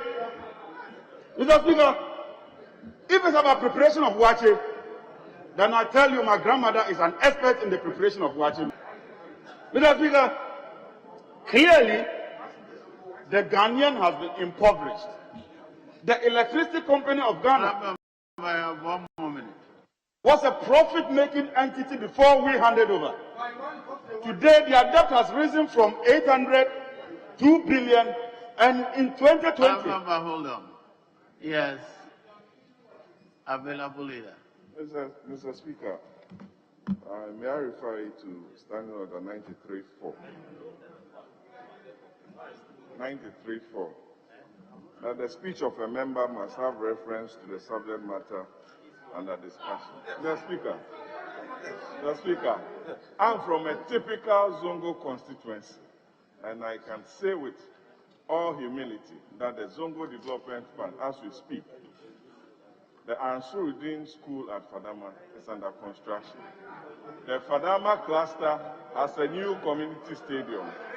Skills development of our women folk in the Zongo community to beef up their skills in the preparation of our favorite delicacy. What's part? He's not out of Yape Kusagu. It's not Zongo. You have. There's no Zongo in Yape Kusagu. You have less than 1 minute. Can Mr. Speaker, in conclusion, I was shocked to the core. I was shocked to the marrow when His Excellency the President looked into our faces and told us that the Ajapa deal was coming back to this House. Mr. Speaker, without equivocation, let me state that this Ajapa deal should be considered dead on arrival. We would not be part of that Ajapa deal today, tomorrow or another. Mr. Speaker, in conclusion, this Ajapa deal should be considered dead on arrival because it would not inure to the benefit of this country. Right, Honorable Speaker, I thank you for the opportunity and may God bless you. Thank you very much, Mr. Speaker. Honorable Member for Second D, Ajapa Mesa.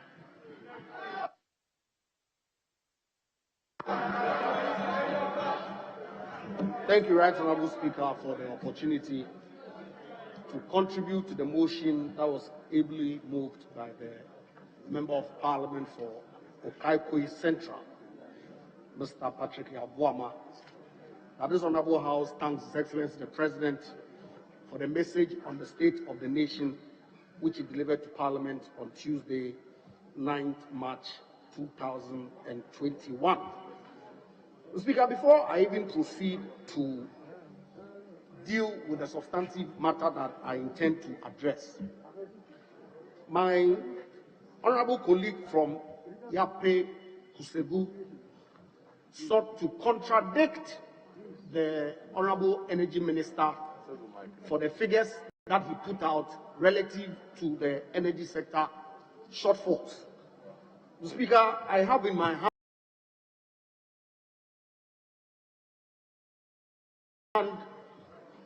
the Energy Sector Recovery Program, which indicates clearly in Table 2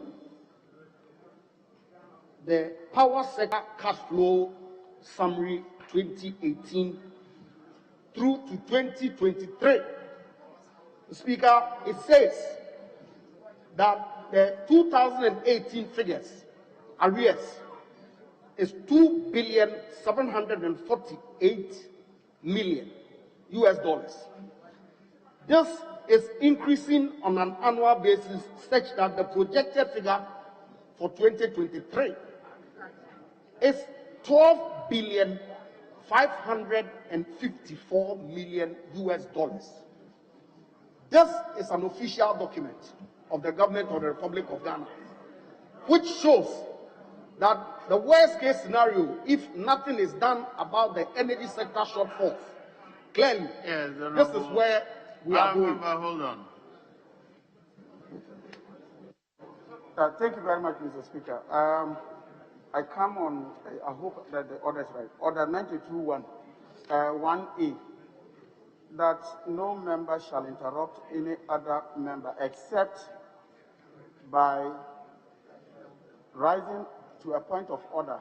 That is where any of these orders is alleged to have been infringed, whereupon the member speaking shall resume his seat, and the member interrupting, and the member interrupting shall simply direct attention. Tell me what he has done wrong. Mr. Speaker, is quoting. That's the energy sector recovery report that was authored, I think, January 2019. That report, the 12.5 billion that they talked about, the projection, includes the Member, you want to make a contribution. When it gets your turn, you can no, make a contribution. Sir, please continue. Yes,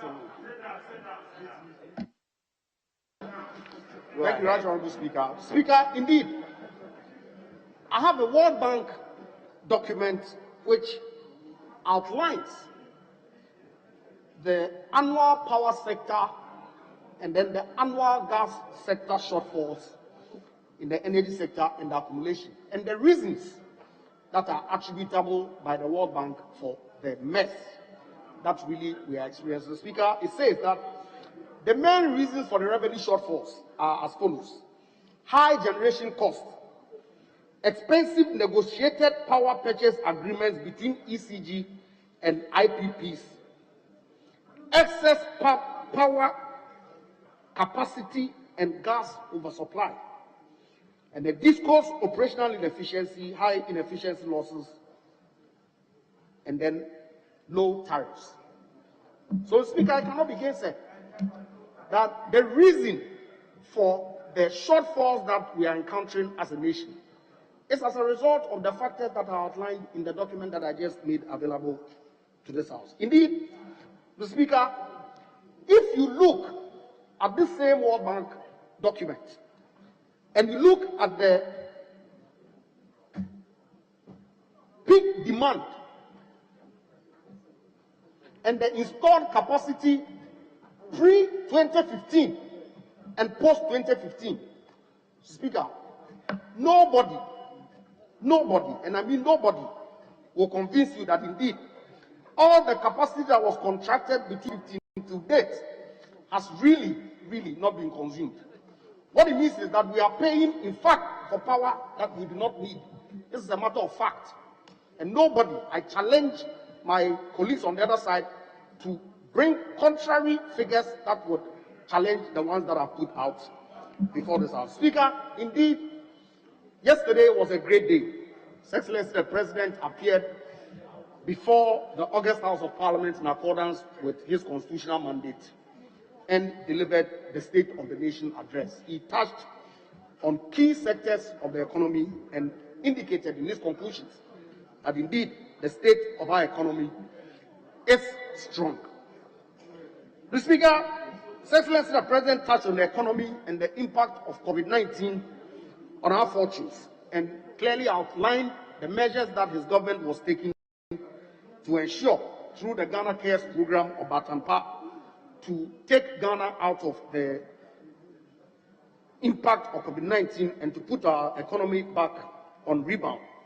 He mentioned education, he mentioned digitization, he mentioned agric, and several other areas that policies were being implemented to ensure that Ghana gets out of the doldrums that we find ourselves in. Mr. Speaker, indeed, nobody can deny that COVID-19 really has impacted our economy significantly. Because if you look at the economic trajectory between 2017 and 2019, Ghana was on the rise. All the economic indicators point to an economy that had been transformed from where it was that His Excellency the President had inherited in 2017. And clearly, we were on the path of becoming an upper middle income economy in accordance with the vision of the Ghana Beyond Aid until COVID struck. COVID has impacted the entire globe. Ghana cannot be an exception. Indeed, Mr. Speaker, yesterday, what struck me was a profound commitment that His Excellency made relative to the engagement going forward of this House on what he intends to do with Ejapa Royalties Limited. Mr. Speaker, indeed, at page 15 of the address, His Excellency the President said, and with your kind permission, if I may, Mr. Speaker, let me at this point assure the House that in the course of this session of Parliament, government will come back to engage. Speaker, the key word is engage. The House on the steps it intends to take on the future of the Ejapa transaction. Speaker, I was struck because indeed, every member here will recall that post the approval of the Ejapa transaction by this House in August 2020, there was a lot of brouhaha in the public space. Speaker, indeed, it took center stage in the election to the point that the special prosecutor conducted what he called a corruption risk assessment and issued a report.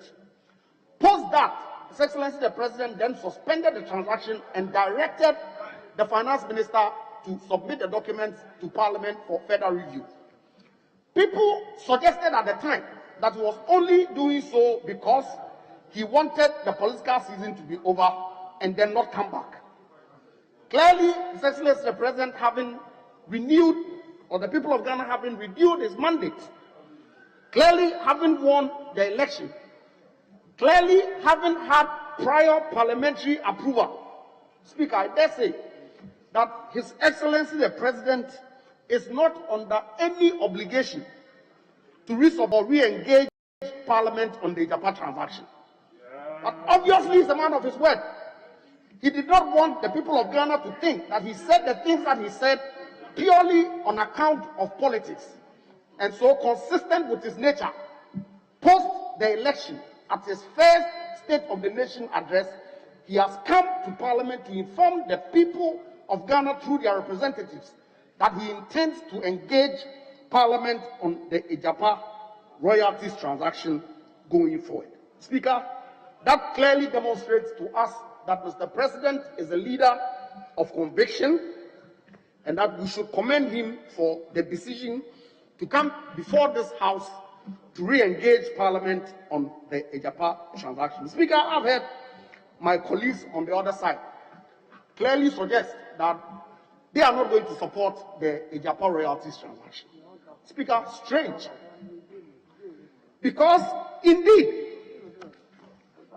the Ejapa royalties transaction was never new.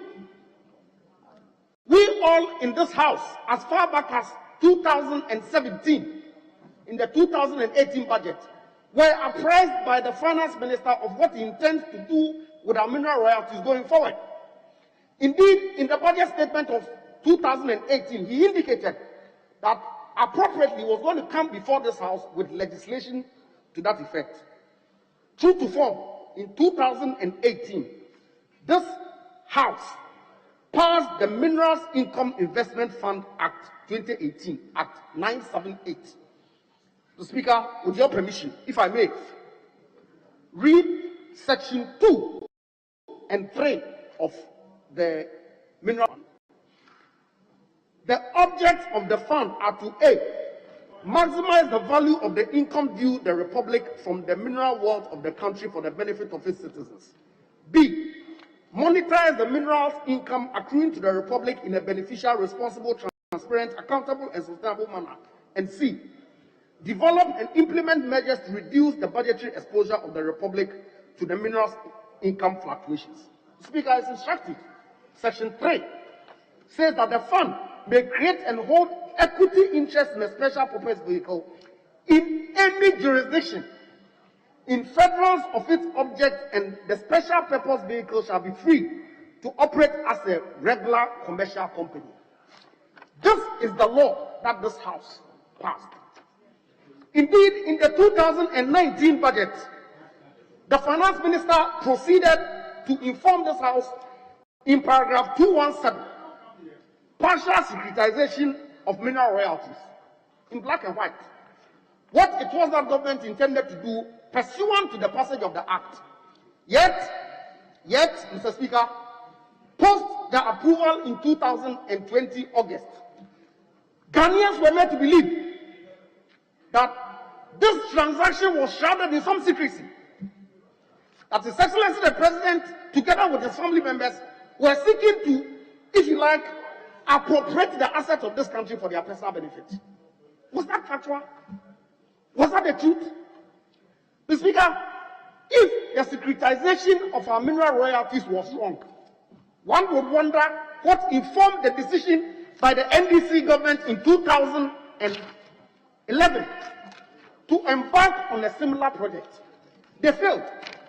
And so, when another government comes and deploys industry to ensure that the policy that as political actors are well at them as regards in its implementation, what was the purpose of all the accusations that were thrown at people in government otherwise than for political purpose? So, Mr. Speaker, I'm particularly excited as His Excellency the President has indicated that he is going to re-engage Parliament to discuss this matter. The rationale for the securitization of our mineral royalties are clear. It clearly inures to the benefit of our country, and I will urge my colleagues on the other side that when that engagement does happen, we all should rally behind His Excellency the President so that we can derive maximum benefit for our royalties for the people of Ghana. Thank you very much, Right Honourable Speaker, for the opportunity. Honourable Amma Kofi-Boy. Thank you, Mr. Speaker, for the opportunity. Mr. Speaker, there's one statement that I agree with the President on in his speech. There was a paragraph where he congratulated the Right Honourable Speaker and highlighted his long and honourable service to the country. I also agree with the President when he stated that in the face of the global pandemic that has ravaged lives and livelihood in all parts of the world, we cannot afford to pursue an interest that will leave our nation and its citizens poorer for it. Mr. Speaker, that was a very profound statement.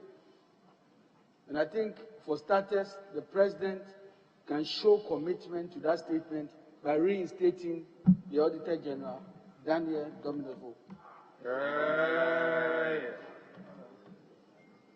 Mr. Speaker, I quote the President from page 3, paragraph 2. Mr. Speaker, and I quote,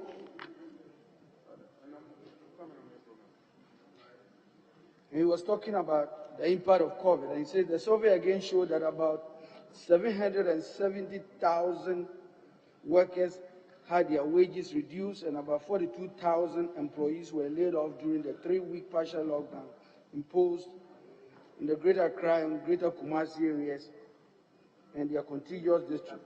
He also said that government, however, succeeded in protecting jobs and incomes of the private sector. Mr. Speaker, the point here is that the President was admitting the impact of COVID and how especially the private sector has been struggling.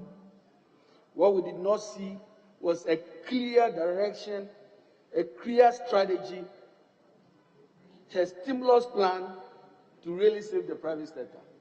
The President was very proud in talking about how government has succeeded in protecting jobs and incomes of public sector workers.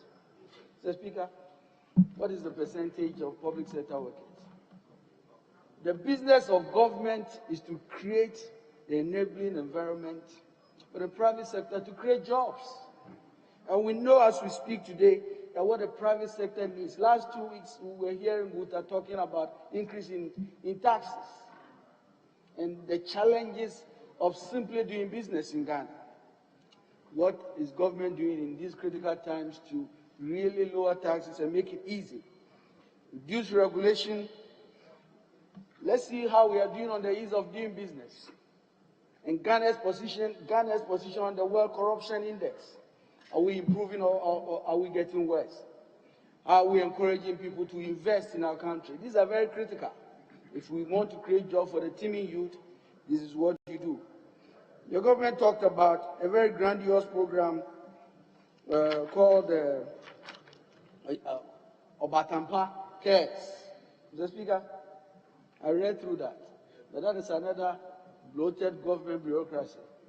And by the time we implement that, I'm sure a lot of private jobs will have collapsed as they have already. Mr. Speaker, my disappointment was on the President's position and the plan on the African Continental Free Trade Area. He touted the effort of Ghana as the headquarters of AFTA. Very important. And let me be very clear. If we want to give credit, we start from President Mills on down to President Mahama. Great achievement, but that is not enough. The African Continental Free Trade is a great opportunity for Ghana to lead. Mr. Speaker, why is it so important? It's important because that is where jobs, that is where our liberation is, a real economic independence. And I'll give you some numbers. In 2019, the total volume of trade in Africa was $460 billion. Only 69 billion was transacted among African countries. We're expecting the President to give us a strategy on how Ghana can lead that effort in really taking advantage of AFTA. Most of the imports traded that are traded in Africa are things that we can produce, and the President acknowledged that. What are we doing to add value? And to really reach the 1.3 billion customers on the continent. Honourable Member, hold on. Honourable Members, having regards to the state of the business of the House, I direct that the House sits outside the regular sitting hours. Thank you, Mr. Speaker. Mr. Speaker, we wanted the President to really increase emphasis on the hurdles that we face as a country. How are we competing, for example, with Rwanda in terms of communication infrastructure? Why is Rwanda far ahead of us already? And what is the strategy for us to bypass Rwanda? In the area of telecommunication, our financial sector rigidities, what are we doing? Why is it so difficult to send money from Ghana to Burkina Faso and to send it to the United States? What is the strategy? Is Ghana leading the way? That's what we wanted to hear from the President. Poor infrastructure. Mr. Speaker, in the last 2 weeks, we've seen what is happening with electricity supply. Businesses want stable power supply. We need to focus on what is really the cause of it. And we know that we need to continue and not take our eye on the ball of our investment on transmission and distribution infrastructure. That is where the problem is. Mr. Speaker, what are we doing as incentives for the private sector? And in terms of COVID, the interventions we are doing, we must basically start looking broader, not inward. We must start thinking about cross-border strategies to address COVID and show leadership. Fortunately, the President is the President of ECOWAS. And these were very, very important. It is important that getting the headquarters in Ghana must not be enough for us. We must take advantage of it and become the real leader when it comes to African continental free trade. And this President must lead the way. We did not hear that in his statements. Mr. Speaker, the President also talked about, and as has been stated, the one district, one factory. He talked about some numbers, but I asked everybody here, do you have a new factory in your district? You tell me. Have you seen a brand new factory built from the scratch? You tell me. I don't have one. I know he doesn't want to have one. This charade of factories is not what is going to create a job. I don't remember, hold on. Yes. Thank you, Mr. Speaker. Mr. Speaker, my colleague on the other side is misleading the House. He just asked a question that under 91A, so go back to the other paper. I want to tell him that I've seen a new 1D1F in my constituency, not any other place. One district, one country, brick and tile factory at Honorable Member for Tano. And there's no factory going on anywhere. Honorable Member for Tano North or South. Tano North, Mr. Speaker. Tano North, kindly resume your seat. You will get your opportunity, then you tell us what you have in your constituency. Honorable, please continue. Mr. Speaker. Mr. Speaker, the President talked about the Ghana Integrated Aluminium Development Program. Very, very, very important. And Mr. Speaker, this must be looked in a bigger context. And we must do that, taking the world with us. We already have issues and questions that has been raised about Antigua Falls. I think it's important that we address those issues before, as we speak. The world's biggest miners of bauxite have already indicated that they will not be part of an illegality. And it's important that Ghana takes steps that will carry them with us. Other than that, these grandiose ideas about bauxite and mining of alumina will not be succeeded. We cannot succeed if we don't carry the world with us. Mr. Speaker, I move to energy. The President, and I'll remind you, on Thursday, 21st of February 2019, was in this house, and he spoke at length about oil discovery, and in some ways even boasted. And let me quote the President. There has been good news with the recent announcement by Aker Energy of one of the biggest oil finds in Africa. This has led me to think that the NPP government must be good for Ghana. This is unquote. This was followed by a rush to this house to amend previous agreements and process to reduce Ghana's stake in the AGM. In fact, we did, from 43 to 18%. We even went ahead to do an amendment on Aker's agreement, where we reduced the power of the Petroleum Commission and even made the minister reduce his powers. And the agreement at the time was that we have discovered oil, and Aker was going to add more oil stock, and so we need to give them all the benefits in the world. What happened to the Aker development? Why was the President silent? Let the world know that we only have 3 producing oil fields in Ghana. It's Jubilee, it's TEN, it's Sankofa. And these major oil fields that are giving Ghana money today were brought on stream by the NDC government led by John Dramani Mahama. Nothing more. Mr. Speaker, the President also talked about gas. And I'm going to prove that the NPP government is a good talker and the NDC is the doer. Let's remind ourselves where we have come from. Mr. Speaker, we started from ground zero, where nobody thought we could do it. No flaring policy. Started from the scratch, built a Atuabu gas processing plant, built the ENI Sankofa Jinyame for power and then power purposes. We strategized about using gas for power production and beyond power production, use it for industries today. Look along the gas value chain and you will see industries that are sprung up. Wankam ceramic plant using gas. Type 4 ceramic plant using gas. In fact, we took the gas pipeline not only to Takoradi, we took it to Prestia. And now Gensa, Dama mines, they are all using gas. Strategy, creating a quantum leap using our oil resources.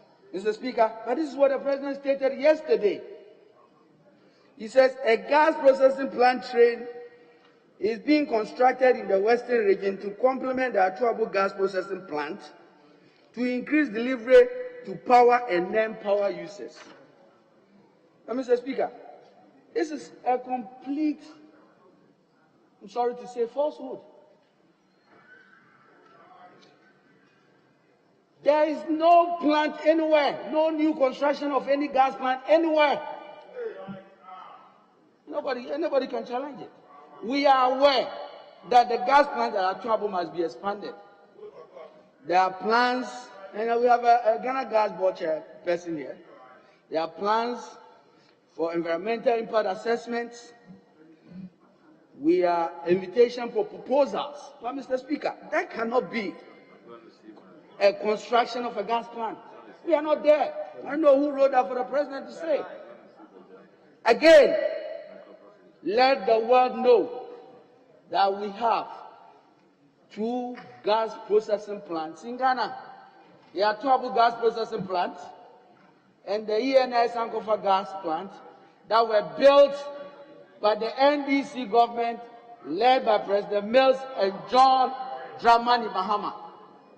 And that is why, Mr. Speaker, I say it again confidently, that the NPP are good talkers, the NDC are doers. Mr. Speaker, but as more, we gave this government a simple assignment. We have brought a pipeline to Takoradi. The western gas must reach the eastern Tema. Extend the pipeline and make sure enough gas can reach Tema. This was not too difficult. After how many years? The president said yesterday the Takoradi portion has been completed. When will we complete the project? We even gave you a strategic one that says that let's have a dedicated pipeline inland to make sure that we can get gas in the big industrial centers, Cape Coast, Winnipeg, and others, so that industries can use gas. It's gone somewhere. You tell us that you are about 85%. What does that mean? It means at least every 5 years we move 1%. When are we going to get universal access? Mr. Speaker, the president says he's going to reach 100% access to electricity. But, Mr. Speaker, the president was silent about what is so critical, where the world is going. Renewable energy. Not one word. But we know that we cannot have universal access unless communities, as we speak, Ghana has 200 island communities, 1,000 communities that will not have access to the national grid. It means they will need off-grid solutions. What is the strategy? How are we implementing even what we have actually put in our own laws? Mr. Speaker, there's so much to do. The President's State of the Nation address did not give us too much hope. But I hope he can come again. We've listened to this president for 5 years. And on a yearly basis, there's so much that he talks about, and there's so much little he delivers. The president must make this year different. Thank you, Mr. Speaker. Honorable Number 4, Bosomtwe, Dr. Elichu. Mr. Speaker, I rise to speak in support of the motion by Honorable Member for Kakwe Central, Honorable Patrick Wama. Mr. Speaker, I sit here and I'm wondering, was I in the same room with my colleagues? Yes. Because I heard some different things. I heard exciting news and a bold vision by the President talking about the gross tertiary enrollment ratio and saying that research shows that there's a linkage between education and economic transformation. But you get it right when you follow the gross tertiary enrollment ratio, recognizing that 18.8% gross tertiary enrollment ratio is one of the highest in Africa. But it's not going to take us anywhere unless we begin to look at how do we transform those numbers from 18.8 to 40% as espoused in our education sector strategic plan. Mr. Speaker, that strategic plan was begun by our colleagues on the other side. And when they left, we continued the process and came up with a 2018-2030 education strategic plan that says that if we are going to transform the fortunes of this country, we better align the critical indicators of education, which in turn transform the socioeconomic fortunes of this country. The President says he's going to ensure that the goals of the strategic plan is implemented, and that by 2030, we are going to have a 40% gross tertiary enrollment ratio, which simply says that you have the critical mass and the critical minds to transform your country. And this is a bold agenda set by the Minister for Education. I was so excited because my work is not cut out for me. I know what the President expects of me. I know what the President expects of the Education Ministry. I know what the President expects of all of us to really work hard and deliver something that will transform this country forever. And Mr. Speaker, the President talked about WAEC and all the things we've heard about WAEC, the leakages, the malpractices. And Mr. Speaker, last year there was a school in this country where they thought they had a question before the exam. The question didn't show up, and after the exam, they went on rampage destroying school properties. Unthinkable. The president says in Ghana, that is not allowed, and that is not going to continue. So he's not just about enforcement, but coming up, he has tasked me with the responsibility to work with WAEC, come up with strategies to ensure this is a thing of the past. Because if students believe that they can cheat, they are not going to learn. If teachers believe that they can help students to cheat, they are not going to teach. And if headmasters believe that their students can just do well, if efforts are not made to get them to study, then we have a problem on our hands. So even though in education we talk about curriculum, we talk about instruction, we talk about assessment, and invariably, we believe that in education we call that CIA. We believe that you do your curriculum, you instruct it well, and then you do the assessment. But invariably, and for practical purposes, the test comes first. The assessment comes first. If the assessment does not have integrity, your curriculum does not have integrity, your instructional delivery doesn't have integrity, and your education system will be an education system to nowhere. So the president says, let's stop it, and it's going to be stopped. So that all of us who believe in our system, international communities will understand that in Ghana, our education system had the credibility that it deserves. And Mr. Speaker, the President has also laid a bold agenda for science, technology, engineering, and mathematics education. And he was not simply talking about what we are going to do, he was also talking about what we are doing. And Mr. Speaker, 20 STEM centers under construction, a number of them will be operationalized the next academic year. And also we have science schools under construction. And these science schools are going to be like the future schools of Singapore. We are going to operationalize them in the way that it becomes the schools of choice, so that in this placement season, when everybody wants to get to Wesley Girls, we're going to get 10 more schools that can be like Wesley Girls and compete just like Wesley Girls, so that the pressure, especially on me, will be less.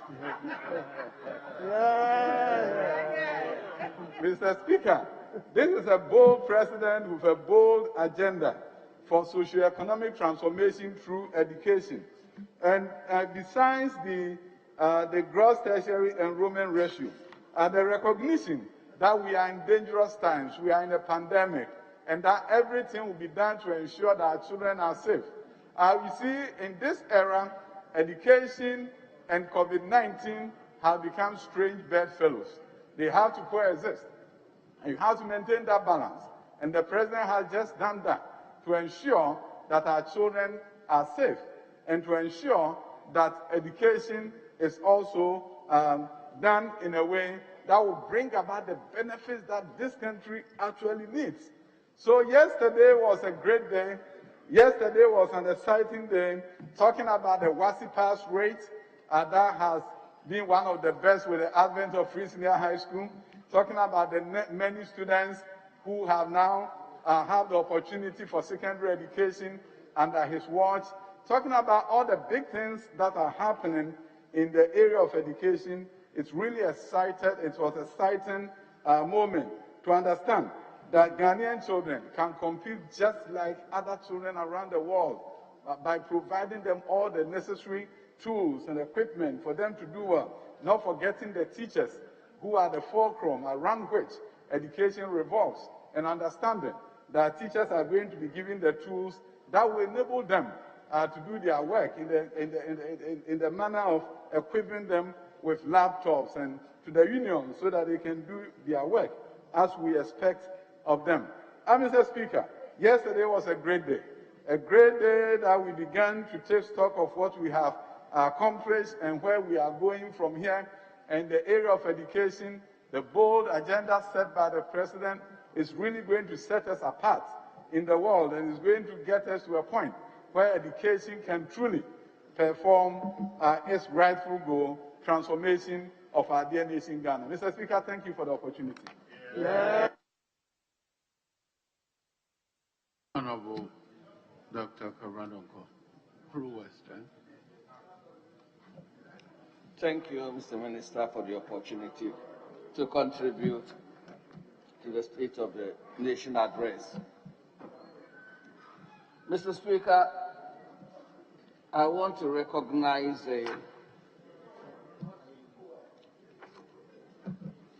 the President's position that on page 17, where the President says they are paying up all energy sector debt. That is a good observation.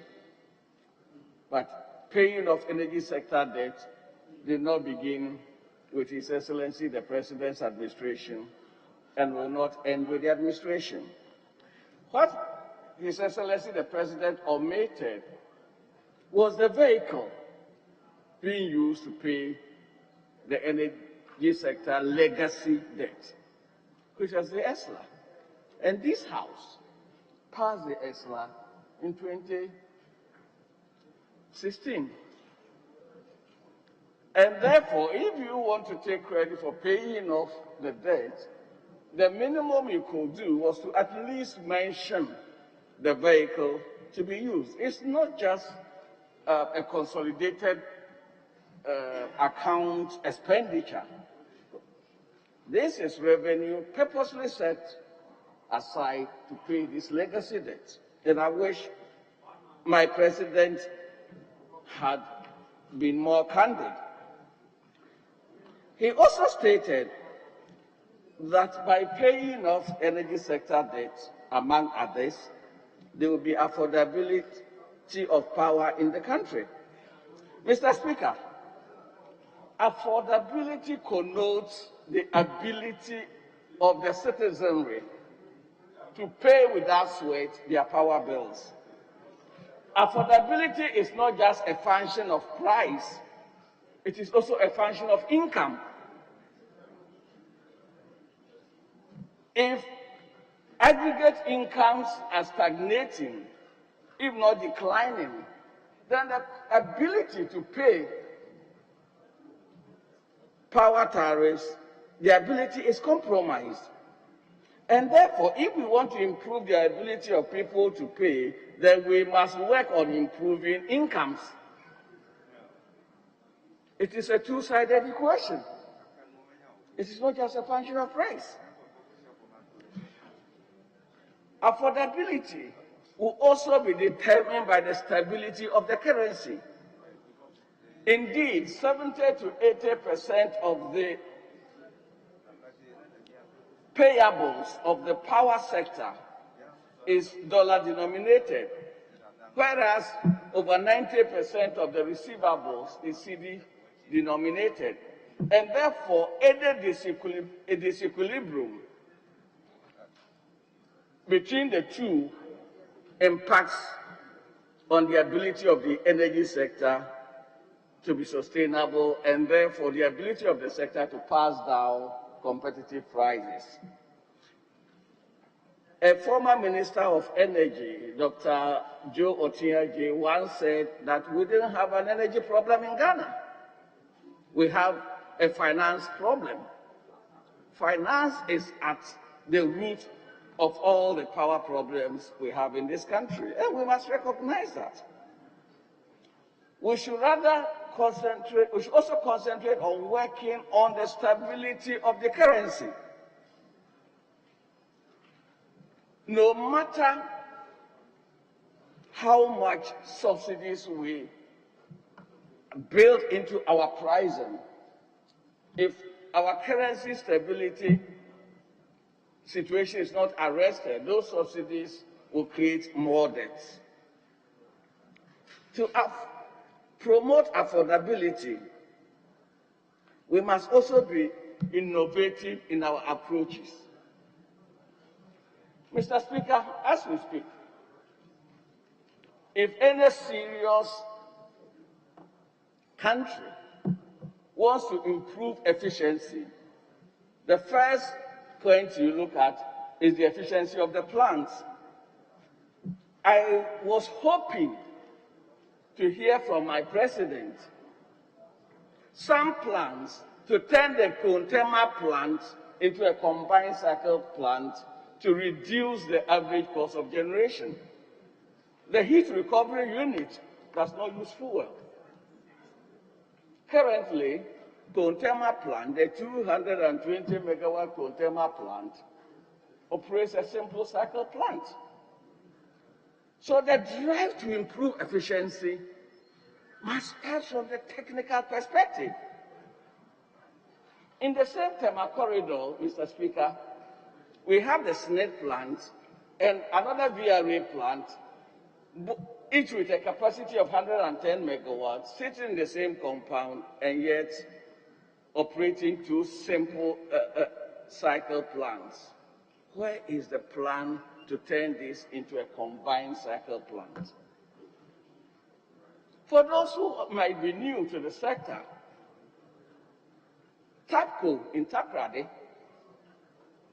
was a simple cycle plant. We turned TAPCO into a combined cycle by adding the heat recovery unit and increasing generating capacity from 220 to 330, using no extra fuel. Again, TICO, also in Takrady, was a 220G frame plant. We turned that into combined cycle from 220 to 330. That is efficiency. That is reducing the cost of generation because the third unit will not use fuel. It just uses the exhaust heat of the two units.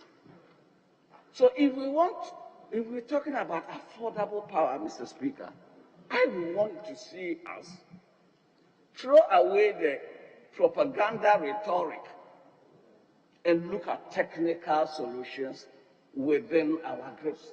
These are low-hanging fruits.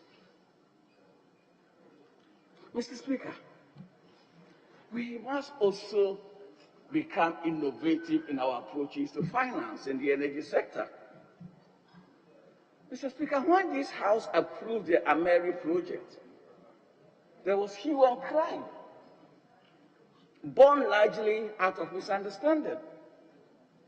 Mr. Speaker, 5 years now, this country owns a plant that has a 20 years of useful life left at no cost to the country, because by using the BOT approach, we have paid upfront through tariffs without having to go and borrow money, without encumbering the state's balance sheet. And today we have the plant. That is not the only innovative approach we can use, but it is an example of innovation that has to become a driving force of this country. Mr. Speaker, I also read in my President's State of the Nation address the LNG plant. That an LNG plant in Tema will come on stream. Mr. Speaker, this House approved a short-term LNG plant for 5 years in 2015. But it was for 5 years, a short-term, because at that time we identified a gap in the supply chain for gas. And we had become too dependent on the West African gas pipeline from Nigeria, which was extremely reliable for its unreliability. And therefore, there was this short-term plan. Today, we have more than one gas field. And indeed, a colleague from the other side, Honorable Ms. Ajapa Mesa, quoted a document that I had not cited, saying that we have an oversupply of gas. And that is one of the causes of the energy sector debt. If we have an oversupply of gas, why bring in more expensive, long-term LNG facility? What is the justification? Mr. Speaker, particularly when even a second one is being planned.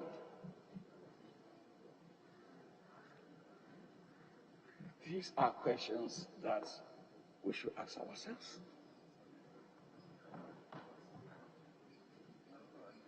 Mr. Speaker,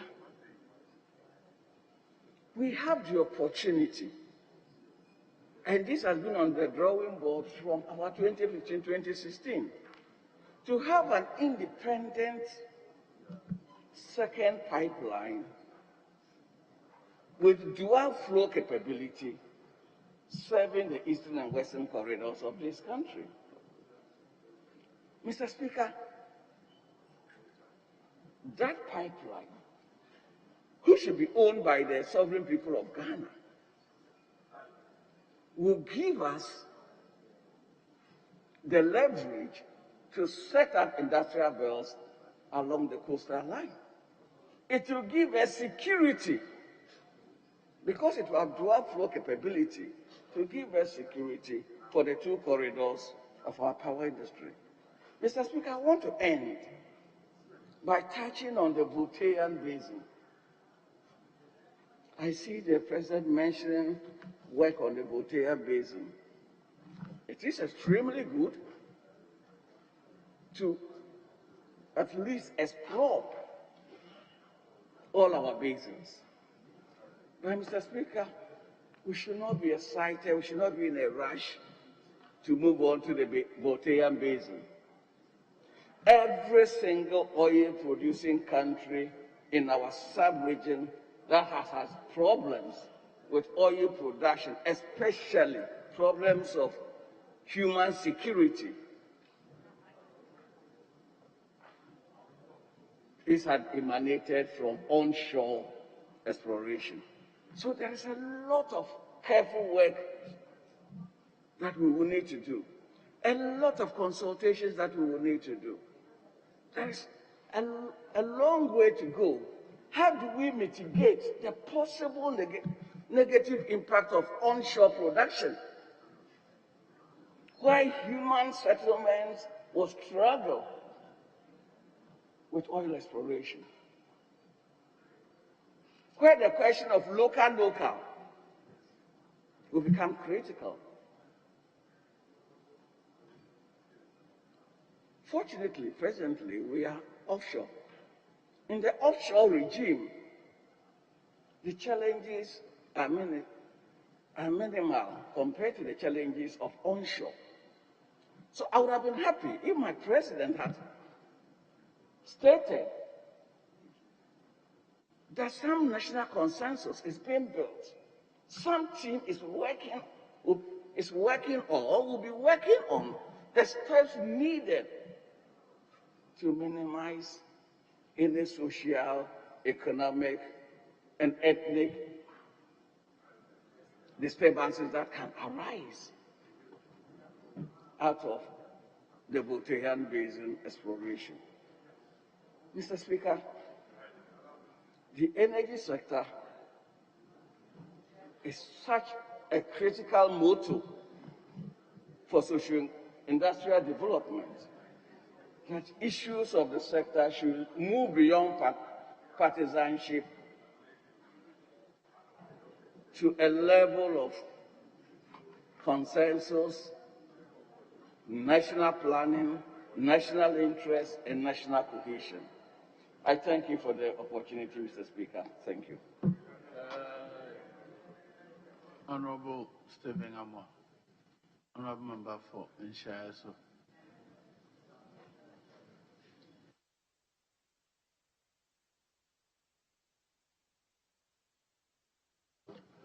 Okay. Honorable Habib Mohammed.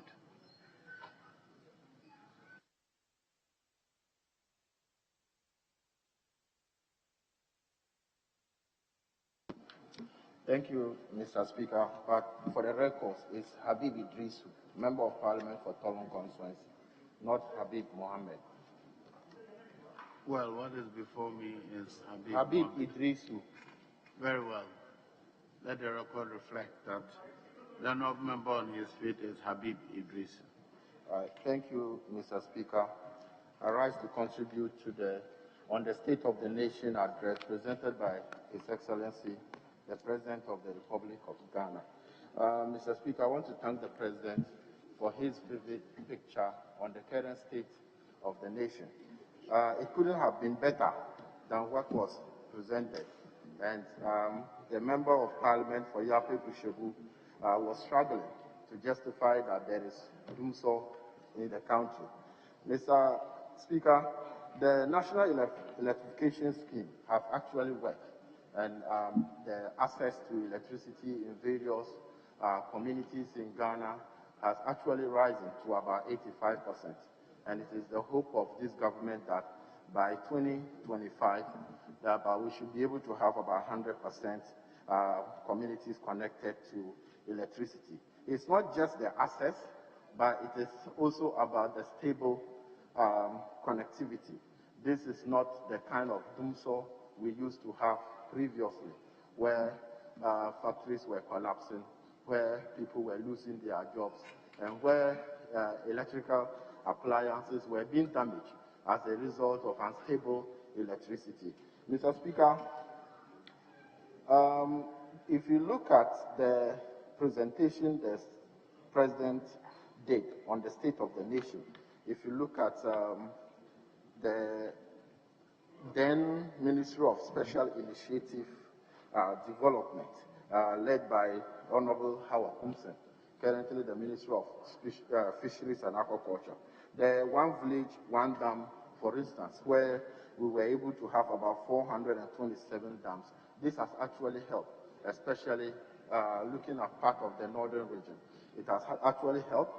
These are trying and difficult moments for farmers and the people in the northern region.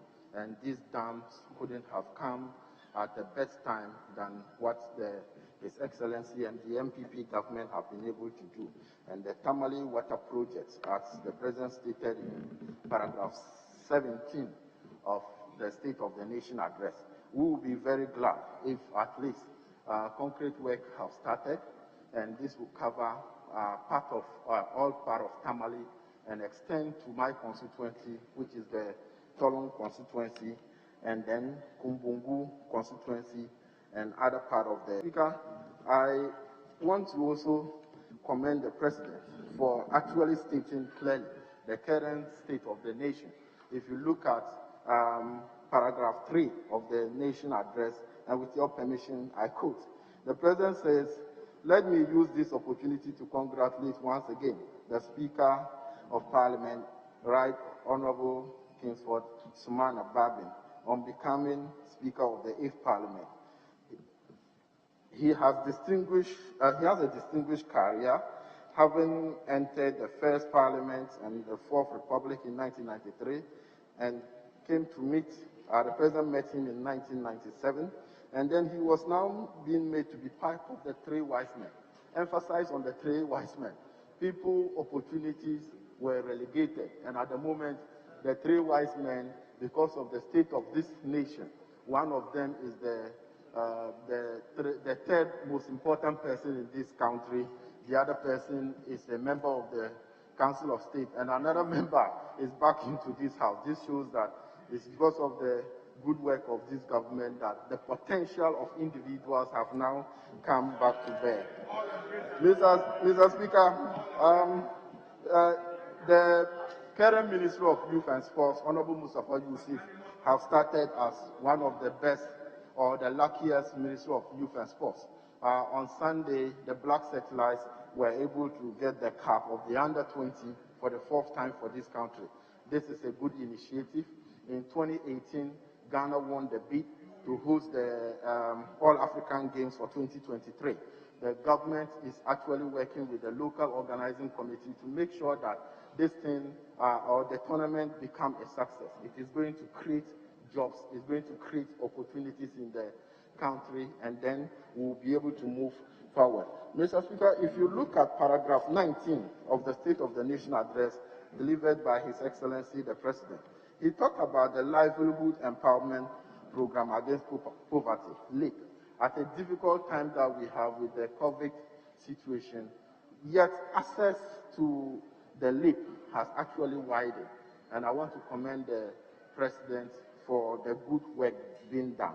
The State of the Nation address couldn't be more than what the president have actually presented. Looking at the security industry, if you look at the police service actually were crying in the previous administration of the NDC. At the moment, you could see that they have actually been given new pickups, helicopters, a lot of equipment, and some of the CIDs have actually been motivated by giving a form of allowances to encourage them to be able to do much for the country.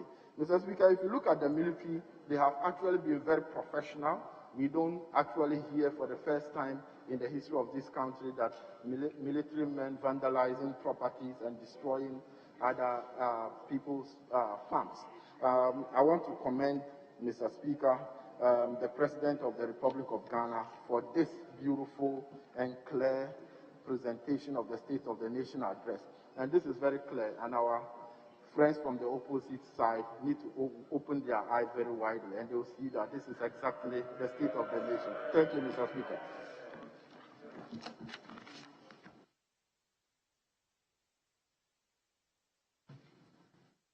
Honorable Edward Bauer. Thank you very much, Mr. Speaker, for the opportunity to contribute to the motion that was moved by the MP for Okaikwe Central, Honorable Patrick Yabuama. And in doing that, Mr. Speaker, it is important to state that when the President is fulfilling a constitutional requirement by telling Ghanaians through Parliament the state of the nation, it is important that he captures every facet of the nation and how it affects us directly. You will realize that surprisingly, aside on page 25, where the President just gave a hint of issues of governance and how certain monies had been allocated to anti-corruption agencies, nothing seriously was said about the issue of corruption. But Mr. Speaker, to be able to appreciate the government of this problem, it is important to realize that just 3 years, 2017, 2018, 2019, CDD's Corruption Watch reported that Ghana lost 9.6 billion to corruption. 9.6 billion. The total bill for SHS in Ghana on the average is 1.2 billion annually. So it tells you that just for 3 years, what we lost through corruption can fund SHS for 8 solid years. Wow. So for the President not to have given a hint on how we deal with corruption was, to a very large extent, very disappointing. Yes, but it is not surprising, because you recall that even when the Transparency International decided to publish what they call the Corruption Perception Index, when Ghana placed 75th, the reason they gave, primarily, was the fact that government in itself was not transparent in our covert receipts, the monies that we use in fighting corruption, covert, that they were not transparent in the usage of the covert funds. So it's a very clear indication. It is an area that the President will definitely stay away from. But it is important to also note that just about 3 or 4 days ago, no, that was on Monday, the Chamber of Bulk Oil Distributors launched a report. And in that report, Mr. Speaker, it was stated that Ghana lost in 2019, Ghana lost $1.9 billion as a result of tax evasion. They prescribed certain reasons why we had lost such an amount of money in terms of revenue collection. They zeroed down on a particular scheme that is known as Petroleum Product Marking Scheme. Mr. Speaker, this is a scheme that was launched in 2012 under the John Mahama Mills administration. What is it about? This was in response to the fact that we had so much in our system, petroleum smuggling. We had a lot of dumping of petroleum products in our systems. And to a very large extent, we had adulterated products, petroleum products, at our retail stations, which were a threat not only to the environment, but even to our engines. And I'm talking about car engines. So, as part of the scheme, usually a chemical is doped into the, into the petroleum product and sent to the retail shop. So, for example, if MPA were supposed to go round to station A to check and see if this product that is being sold has been taxed, obviously one of the things they will look for is whether it has been marked. So anytime it is marked, it ascertains the fact that you can guarantee the quality. And two, that the product has been taxed. There's another part of the product, because of the fact that we deal with the Sahelian countries, and all of them come, because they are landlocked countries, they pick their products from Ghana. Those products that are meant for the Sahelian countries are not taxed in Ghana. And so they are picked up there and sent directly to the Sahelian countries. The truth of the matter is that these products come under the guise of being sent to the Sahelian countries, but at the end of the day, they end up in our retail stations that we buy our fuel from. Obviously, these are products that are not going to be taxed. And therefore, if MPA were to go to check on that, they will realize that they have not been marked. So basically, you realize that because of these two things, that's how we've had this problem of not having collected up to about 1.9 billion. But that is not where the story is juicy. The report goes to identify the people who are involved in this cartel.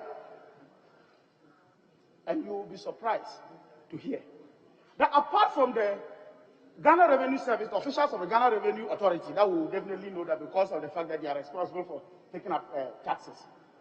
We have the national security that has been mentioned.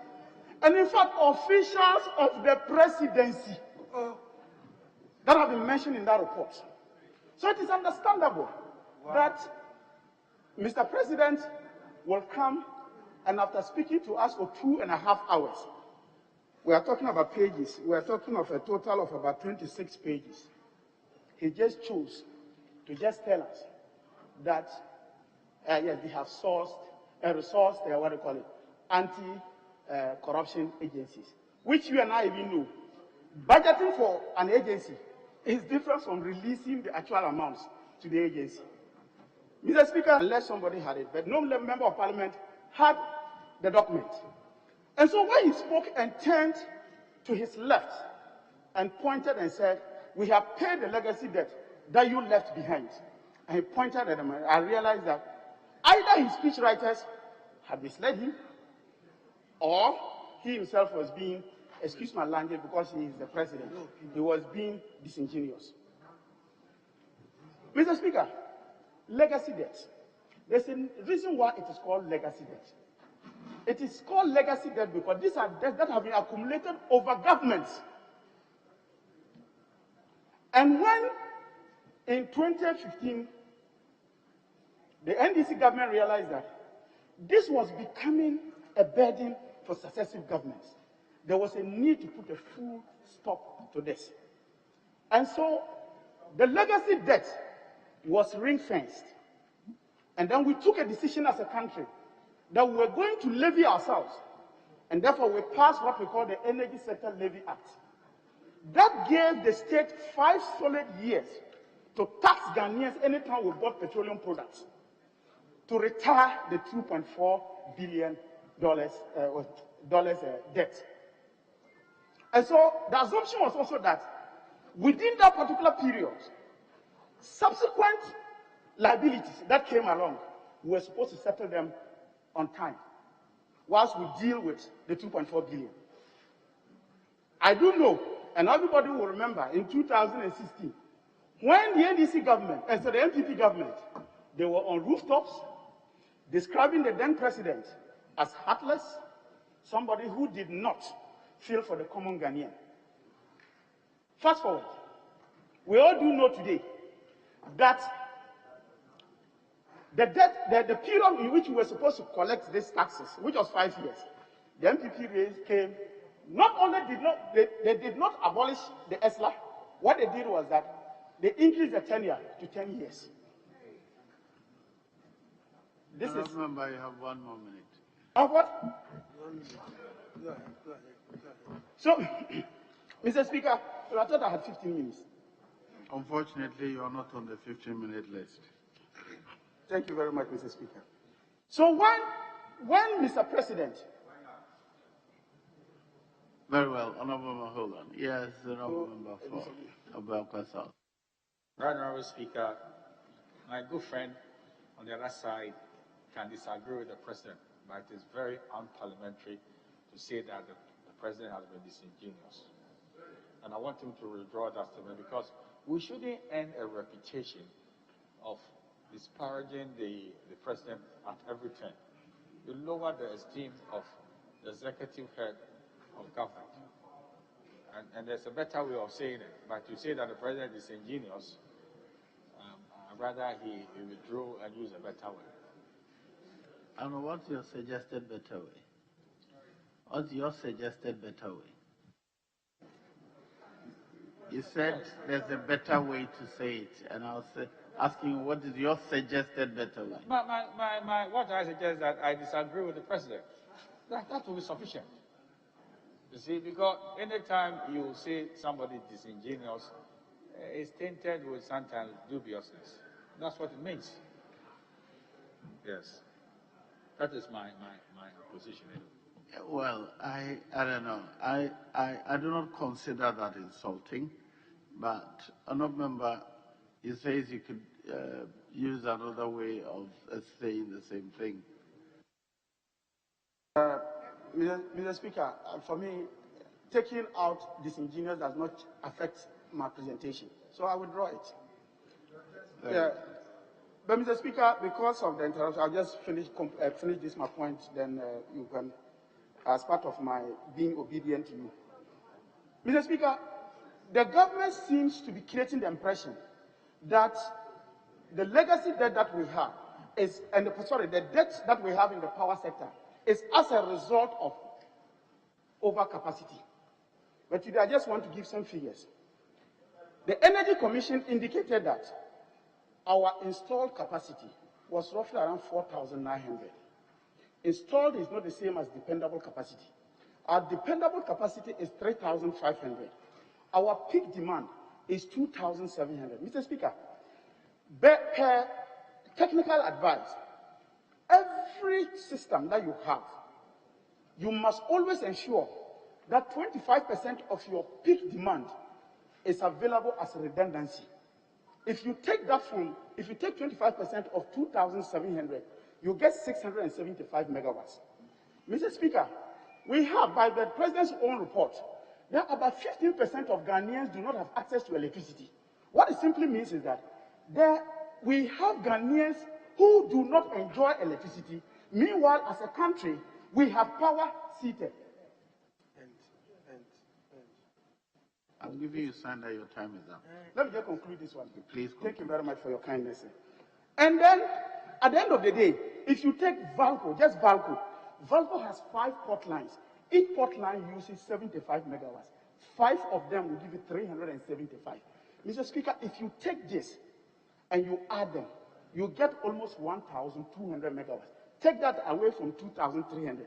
And now tell me, where are you getting that excess capacity that we talk about, that has occasioned the debt that the government has consistently hidden behind in terms of mismanaging the energy sector? Mr. Speaker, thank you very much for the opportunity. Thank you. Hopefully we'll get them again at the budget. Honorable Stephen Amwana. Yeah.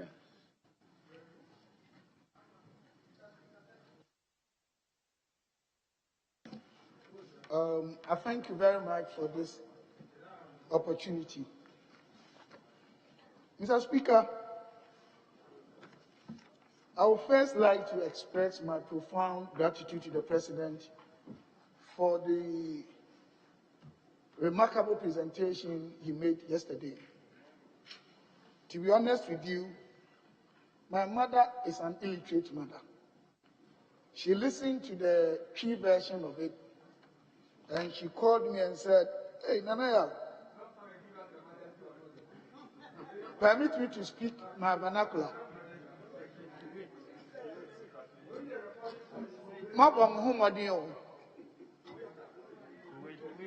Sorry?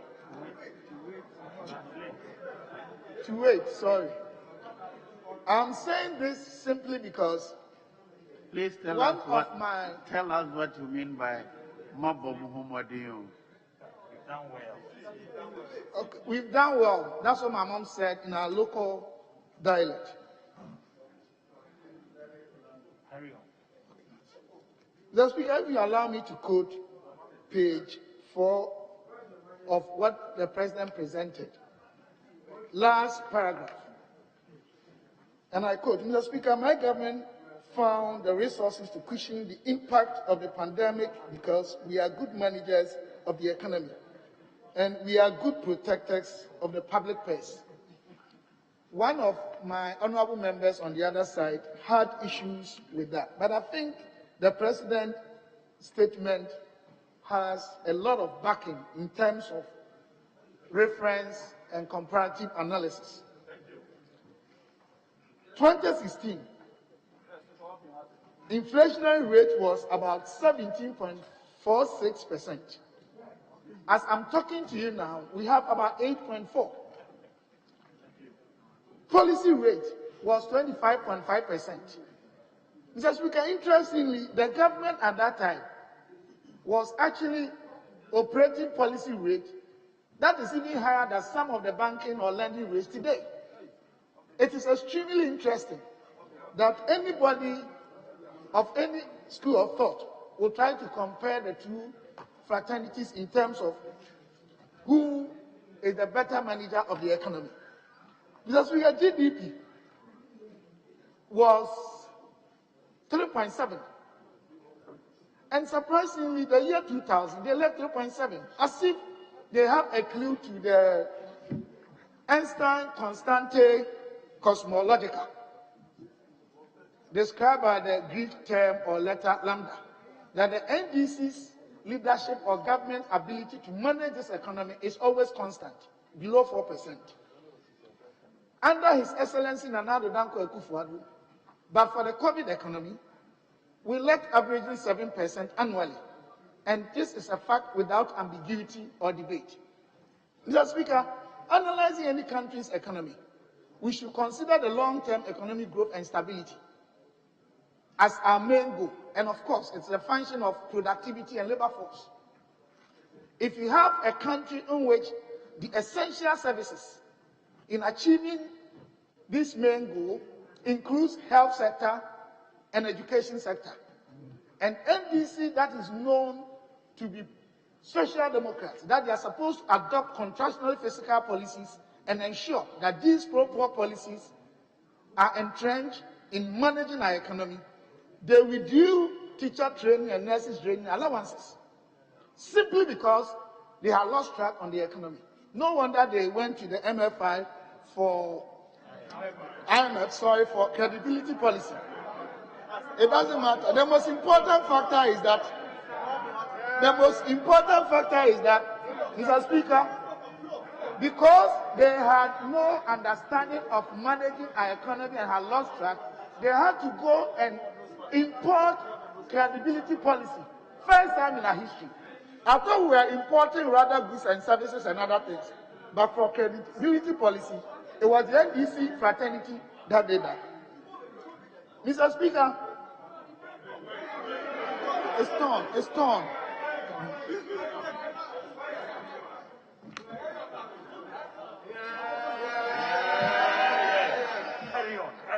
You can trust the MPP. Mr. Speaker, in managing the economy, apart from the primary macro indicators, which is the springboard for the performance of the secondary macro indicators, i.e., industries, agriculture, infrastructure, etc. The next thing is how that could be translated into policies that will ensure, as a developing economy, we can put in place measures that will take care of poverty in our country. I really want to find out whether our brothers from the other side has really sat down to analyze their own policies, because we know, as a social democrat, they are supposed to adopt and implement pro-poor policies. Mr. Speaker, almost all the pro-poor policies in our country that have, or which have, national tenacity and character, none of them, both kind and cash, in terms of lead, in the area of education, health, even when we're passing national health insurance in this country, they walk out of Parliament. So the question is, when it comes to managing the primary macro indicators, which are the springboard for the upliftment and the performances of the secondary macro indicators, they cannot. When it comes to their own field, as social democrats, they cannot. I would therefore ask them to accept the fact that the president was right without any debate and ambiguity that we are better managers of the economy. And it's a fact. As a social democrat, what do they do? Let's ask ourselves, if they have been able to manage the economy very well, they will not, and I say again, left this country in a situation that industries were performing almost -% because of power outages for about 5 years, lack of adequate credit facilities under the NDC, high cost of borrowing under the NDC. They messed up this country to the extent that even the water seller that my brother John, or Honorable John Jinapo was talking about, had to stop because they couldn't use candles to cook the water.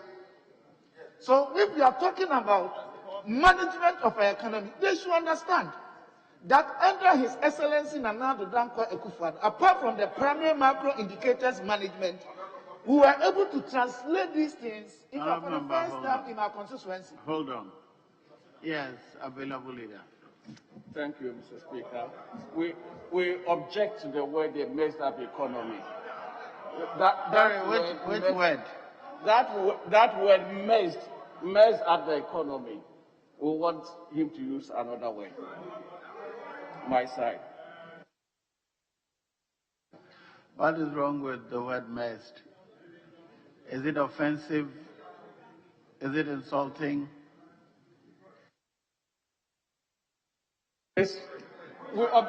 Which other word? Is that your question? I want to understand why the word mess. Is it offensive or insulting? We find the word mess offensive. My side, we find the word offensive.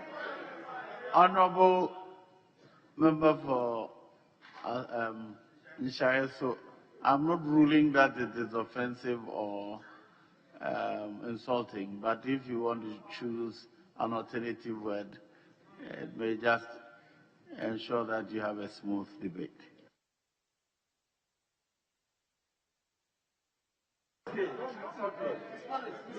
Finally, the fact that they really have to open their eyes, because the document that I'm holding, page 4, Mr. Speaker, if you allow me, of what the President presented, paragraph 2, I quote, "The formulation and implementation of COVID-19 preparedness and response plan, tracing, testing, treatment, waiver of personal income tax, and provision of an additional 50% basic salary allowance to healthcare workers, expanding the capacities of laboratories to increase COVID-19 testing, establishment of isolation centers in all regions and districts, fumigation of markets and schools, provision of food packages and hot meals for residents in areas affected by the partial lockdown, provision of free water for all households, provision of free electricity for lifeline consumers, and a 50% discount for all other consumers, reduction in the communication service tax from percentage of 9 to 5%, the institution of a 750 million cedi loan facility for micro, small, and medium enterprises through the Cabus initiative, and the provision of a 2 billion cedi guarantee facility to support large businesses such as schools and pharmaceutical companies are among the several measures put in place by government to cushion Ghanaians from the impact of the pandemic. So, Mr. Speaker, almost every single issue that they have raised, His Excellency Nana Addo Dankwa Akufo-Addo addressed that. They are talking about this misconception that our president did not touch on LG. Is it LG? What? LGBT. You have one more minute. Mr. Speaker, check this. We have 1 more minute. 26 November 2017.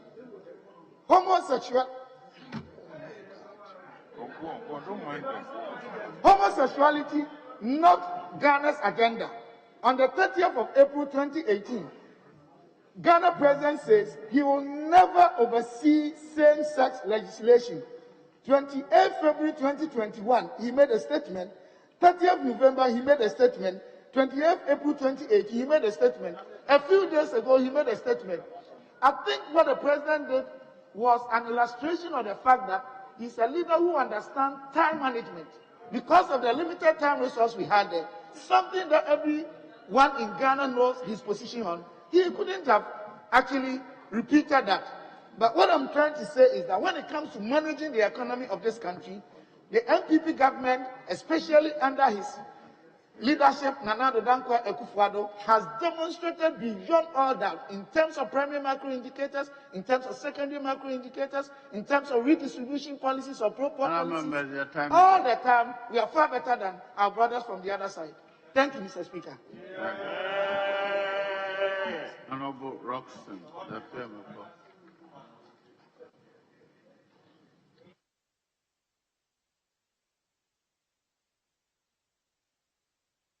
I should jump him over very well.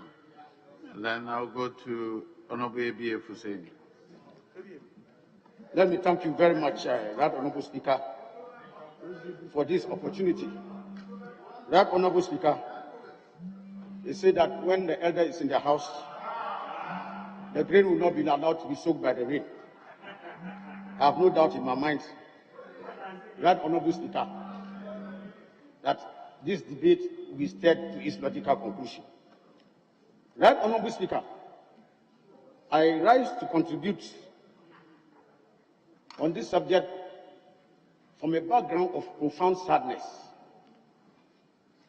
Right Honorable Speaker, I feel very sad because a wonderful opportunity that the President should have had, that he had with this distinguished platform, to rally the nation together, to unite the nation, and point towards a creditable vision for this nation, was blown to pieces on the altar of unbridled partisan politics, cheap as it was. Right Honorable Speaker, at this very time, and I'm speaking metaphorically, when the leaders of other nations are leading their people to hunt and kill buffaloes and elephants, our president is leading us to catch mice and lizards. Such have we descended into the levels of mediocrity that a nation today celebrates mediocrity and infamy. Mr. Speaker, I felt very ashamed when this country was touted among the poorest countries in Africa, and out of the poorest, among the first to receive aid. Hold on, switch off your mic so time stops running. Wait. Yes. Mr. Speaker, my respected colleagues' metaphor must be placed in a proper construct for us to appreciate. Else, to a very large extent, it would mislead us in this chamber. Speak in plain language for us to understand and appreciate. Metaphor must be well placed in a proper construct. So we are here. Debate well. If you have the courage, say it in plain language So we face you. Honourable member, please continue. Thank you very much, Mr. Speaker. I was only referring to when leaders of other nations are crafting positive vision that will catapult their countries to higher levels of development and anchor them to achieve a better and more sustainable life for their people. We are engaged in celebrating mediocrity. And Mr. Speaker, here I was talking about Ghana, Kwame Nkrumah's Ghana. Today, listed among the poorest countries in Africa, and even among the poorest, among the first to receive COVAX. The euphemism for poorest countries in Africa getting donations of vaccines. And we have to organize a ceremony to celebrate that. Mr. Speaker, that is the depth of infamy I'm complaining about. Those of us in this house have a bounden duty to the generations yet unborn to make sure that the vision that will be encapsulated in this country anchors this country for further progress into the 22nd, 23rd centuries. So, Mr. Speaker, I am not amused a bit, and especially for the areas that the President failed to talk about. Mr. Speaker, in particular, among all the three organs of government, this is the only place in this house where democracy is not only practiced, but seen to be practiced. The other organs of government, respectfully, Mr. Speaker, are not bastions of democracy as this house is. And so we have a bounden duty, Mr. Speaker, to elevate the discourse and the protection of those who have stood for our democracy. And Mr. Speaker, I want to take this opportunity to celebrate the martyrs of this country.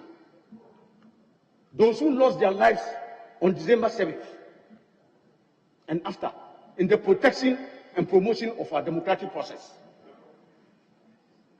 I cannot name them all, but all of them, Mr. Speaker, deserve not only our mention, but deserve our eloquent support to be elevated to the status of martyrs of our democracy.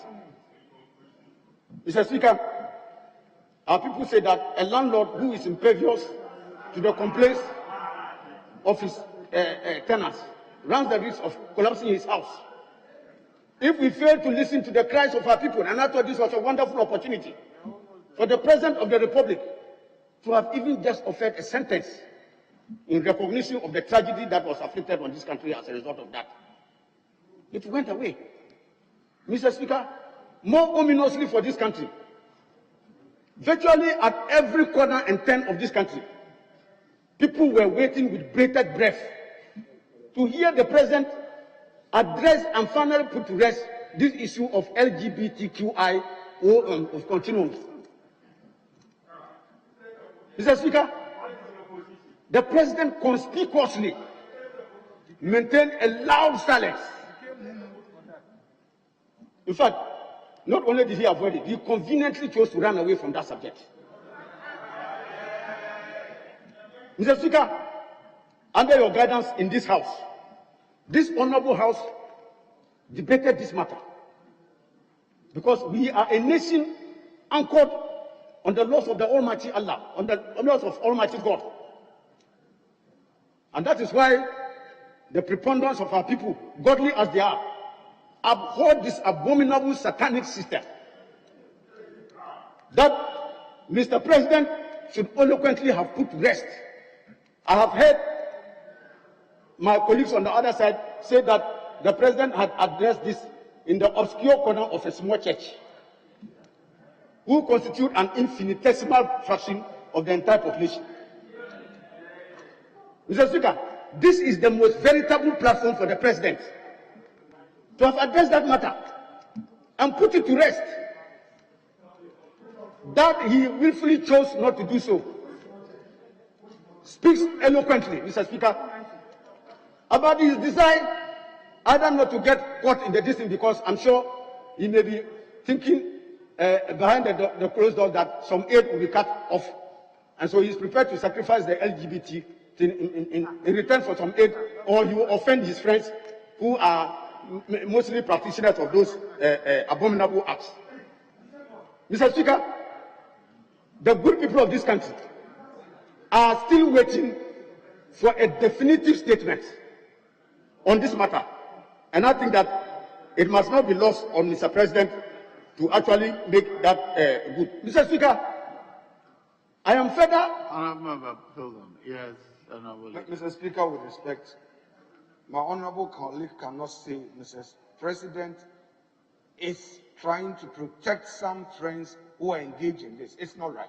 Please, you can raise your criticism, but please, with respect, withdraw that bit. If you are put to the test, do you know any friend of Mr. President, ABC? Can you mention? So please, honorable, you are an honorable man, please. Thank you very much, Right Honorable Speaker. Did you say that, frankly? I didn't get that. Did you I said in not speaking to that, you could be accusing, Mr. Speaker. There are acts of commission and acts of omission. Please withdraw that. Please withdraw that. Mr. Speaker, on your guidance, I substitute it with a word that you could be accusing in the acts that those people are committing. Please, let's not introduce any. Just withdraw that and continue with your debate, please. Yes, Mr. Speaker, I said I had withdrawn, but I was saying that if you refuse to speak to abominable acts, you could be accusing those acts. And that doesn't speak well about your commitment to fight those acts. The President has spoken to that matter, and the Honourable Member for Nshazu has given the number of times even this year. So, basing that on a matter which is not a fact in itself is misleading the House. Yeah, Mr. Speaker, I withdraw. But in saying so, Mr. Speaker, I want to draw a very sharp contrast between the attitudes of former presidents and the current president on this matter. Mr. Speaker, we are very passionate about this matter.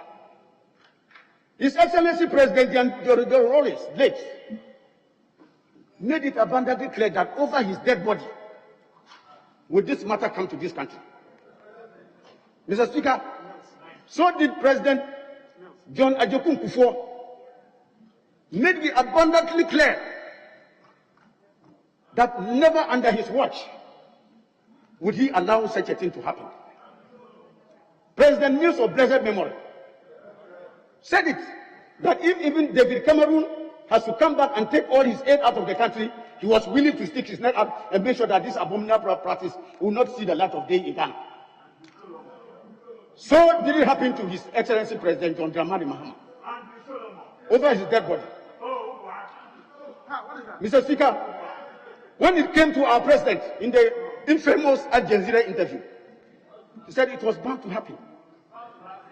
And that you needed a strong domestic coalition to grow for it to get roots in Ghana.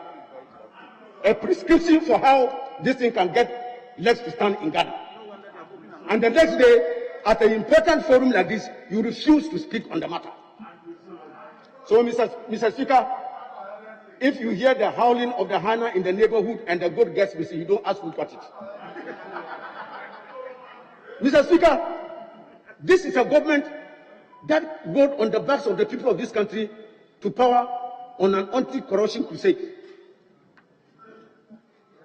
Mr. Speaker, the president then in opposition said, if by the grace of the Almighty Allah, the good people of this country gave him the mandate to steer the affairs of state, he was going to operate, among others, under a NAS principle, where evidence made available to him, especially on tape recorders, will be acted upon.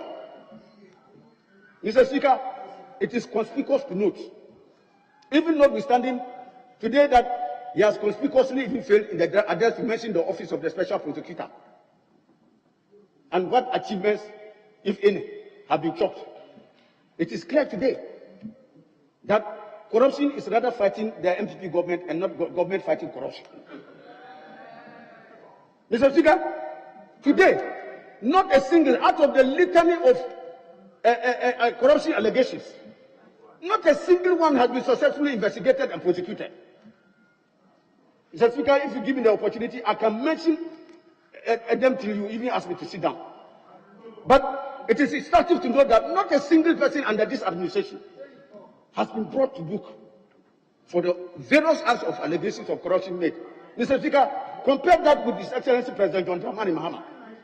Under his watch, allegations of corruption were investigated. Some people were prosecuted, and some people incarcerated for doses. So, Mr. Speaker, the way to fight corruption, compare that today with what is happening, where even the Auditor General has been hounded out of office. Anti-corruption agencies are hampered from carrying out their work. Reference the outgone special prosecutor, who himself, with his own mouth and 32 teeth, told us what happened to him when he was attempting to go after some people. Mr. Speaker, you don't abhor pork as a Muslim and relish pork soup. You don't have your mouth full of water and you are blowing to the candle fire. You cannot show that rhetoric of fighting corruption, and yet, by your own conduct, you are incapable of doing so. Mr. Speaker, I think that double speak must give way to action. Mr. Speaker, I also detect in this very house, every single member of parliament in this house has complained or gone to see Honorable Amuakwata, an honorable colleague member of us in this house, for roads under the obnoxious capping of statutory funds and earmark funds. This government has taken back hundreds of millions of Ghana cedis back to the finance ministry and deprived the road fund and others of the opportunity to generate the requisite level of funds to pay contractors. And you get people complaining, everybody complaining. Yet nobody has the guts to bear the cat. And all of us as members of parliament, and that is why I'm saying that as members of parliament, we have a historic responsibility to address those impediments that impede our development as a nation. And not only on account of the political party that we belong to. That we must all be seen to be forming one dogo-dogo line and singing the praises of the government. But those things that don't inure to us and to the benefit of this country, we must all rise up in unison and fight against. And this obnoxious policy, the same thing has been applied to the GET fund, the same has been applied to the National Health Insurance Levy. And that is why you are seeing that even health facilities that were built in remote areas today can no longer be built. GET fund, which prosecuted aggressive infrastructure development in secondary and tertiary institutions, today has been crippled. Mr. Speaker, so this is where we are as a nation. And as a house, 1 more minute, please. As a house, Mr. Speaker, I think all of us have a bounden duty to stand up and fight what is right, for what is right and proper in our nation. Mr. Speaker, I want to say without any item of hesitation that we are at a historical juncture where generations yet unborn will judge our conduct and behavior when this matter of the supreme national interest has been raised. And that is why I feel very disappointed in the performance of the president when he had this wonderful opportunity to put this issue across and rally the nation. He failed woefully. Thank you very much, Mr. Speaker, for the opportunity. Honorable Hassan Tampuri Suleiman.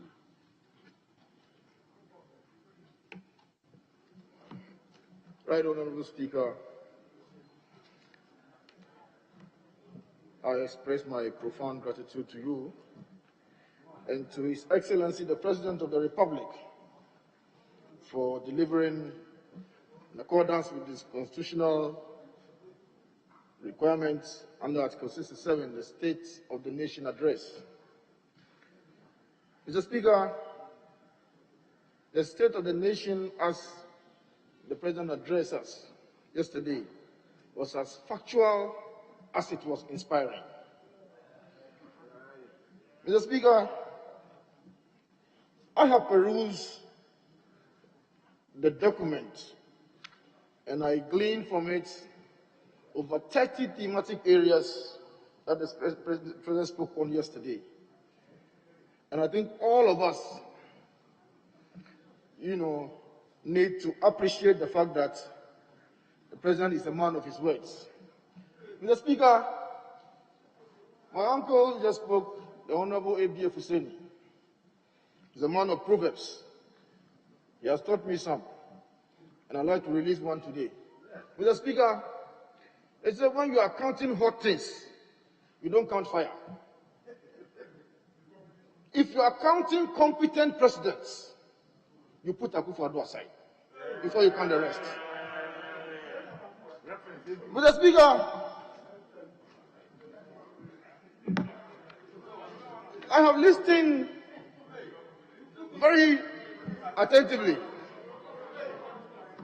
to submissions made by the Honorable Dr. Kabna Donko, Honorable Bawa, Honorable Jinapo, and Honorable Bua. And I get a certain impression that the realities of the energy sector are being hidden from the Ghanaian people. Mr. Speaker, Ghana, or the Ghanaian people, have paid $820 million in 2018 and 2019 alone for power we have not used. $890 million. Hold on. Yes. Thank you, Mr. Speaker. Mr. Speaker, this is a House of Record. My colleague just said something, and everybody is wondering what he meant by that statement. He said, when you are counting competent president, you should put His Excellency Nana Addo Dankwa Akufo-Addo aside, that he is not competent to be counted. We want him to clarify. That's your interpretation. And unfortunately, your interpretation is different from mine. My interpretation is that he is above the others, so we put him aside.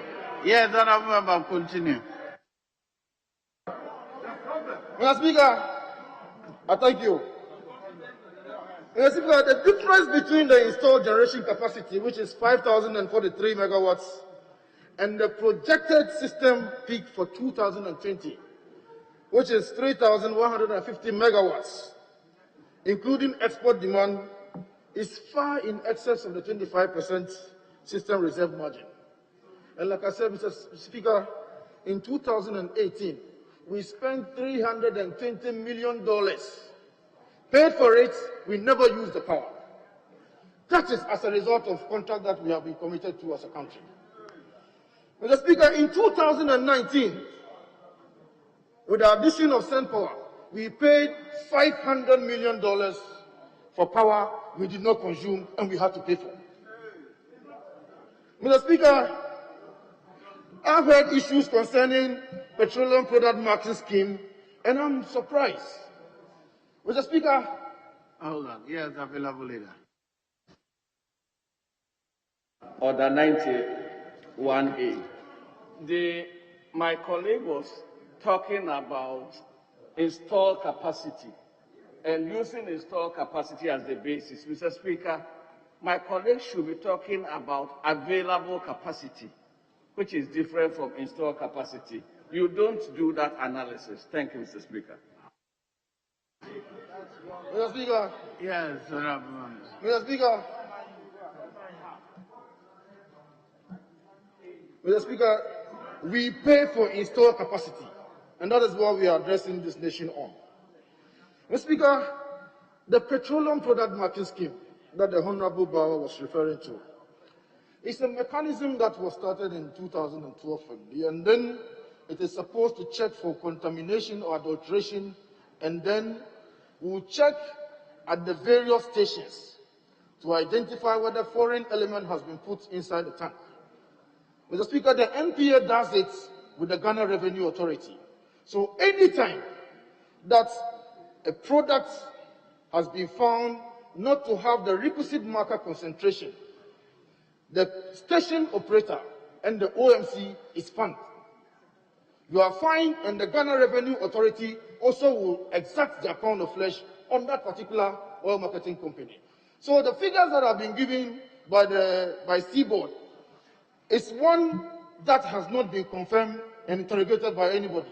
Currently, as we speak, there are over 110 oil marketing companies before the Ghana Revenue Authority and the Audit Service being, requested to make do some monies that they have not been able to account for as far as the downstream is concerned.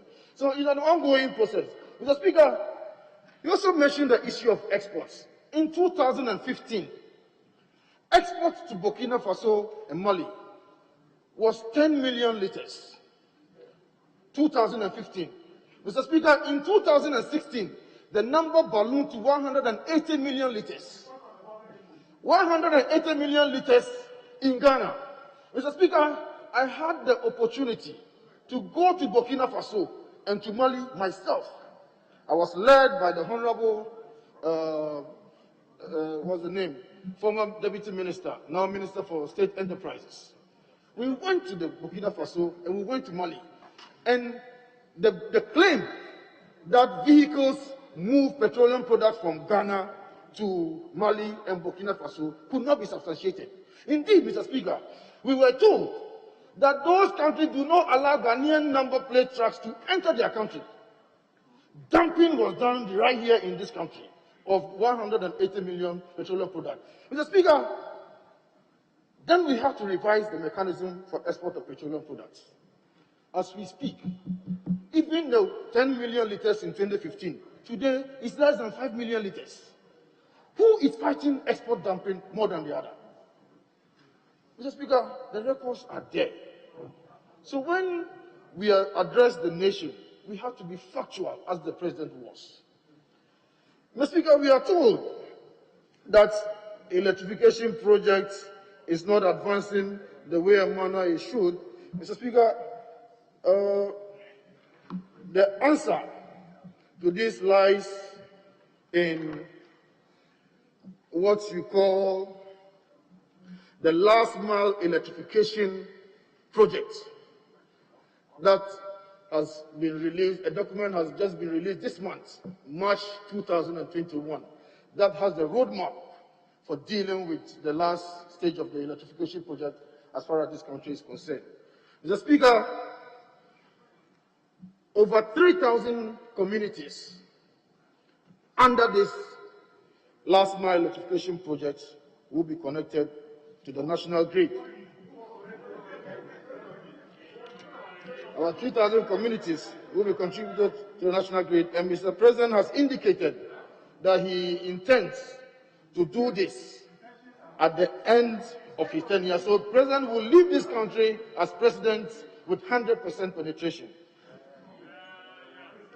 Mr. Speaker, in 1989, when this rural electrification project was launched, 20% of the population had access.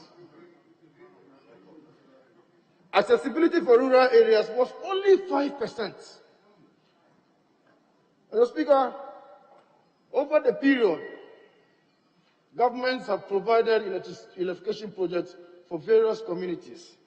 And by and large, the concentration has been mostly on urban areas. Mr. Speaker, all of us have some villages that we come from, and some of us live in those villages. Mr. Speaker, you can identify the distance from one community to the other. So the cost of implementing rural electrification projects as far as the rural area is concerned. Thank you very much, Thank you very much, Mr. Speaker.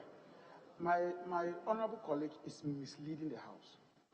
In fact, the very reason why the project was called Rural Electrification Project before it was turned to National Electrification Scheme was because of the fact that it was concentrated in the rural areas. So it can't be a statement of fact. And he's just misleading the House. So how did he mislead the House? He indicated that when the project started in 1990 with the 20%, it was mainly on urban areas, which is not true. Honourable Member, please continue. Mr. Speaker, in 1991, when the northern region was connected to the national electrification grid, was it not in Tamale? Is Tamale a rural area? 1991, I was in school when they did it in Tamale. I was in Tamale. In 1996, that's when they connected Bushegu. all 400 communities don't have lights. So, Mr. Speaker, it is our responsibility to ensure that communities that are about 50 kilometers, 60 kilometers from Gushegu are connected to the national grid. Mr. Speaker, so largely they concentrated on the low-hanging fruits, and we are doing the heavy lifting. I remember you have 1 more minute. Mr. Speaker, I'd like to conclude by looking at the legacy debts that we inherited. Mr. Speaker, the legacy debt that was inherited by this government has been fully settled. $1 billion, especially to the downstream petroleum sector. All BDC debts, $1 billion, has been fully settled. Mr. Speaker, BOST had its own debt, $624 million. As we speak, only $57 million of the BOST debt is still outstanding. Mr. Speaker, these are debts that the government met. We did not generate those debts. Mr. Speaker, I'd like to conclude by looking at the situation regarding LGBTQI plus something. I remember the Speaker just advised them on you don't conclude by introducing a new matter. Mr. Speaker, Mr. Speaker, President Mills in 2011 said, I, as president, will never initiate or support any attempt to legalize homosexuality in Ghana. In 2017, President Atamil says that for same-sex marriage to be legalized in Ghana, it will not happen in my time as president. I have said it before, and let me stress it again, that it will not be under the presidency of Akufo-Addo that same-sex will be legalized. Mr. Speaker, what is more clarified than this one? Thank you very much, Mr. Speaker, for the opportunity to speak to the motion. Honourable members, there are 3. Can I have some order, please? I have 3 more contributors from the majority and 4 more contributors from the minority. And I'm advised by the leadership that we suspend sitting for members to have some lunch, and then we resume in an hour. So,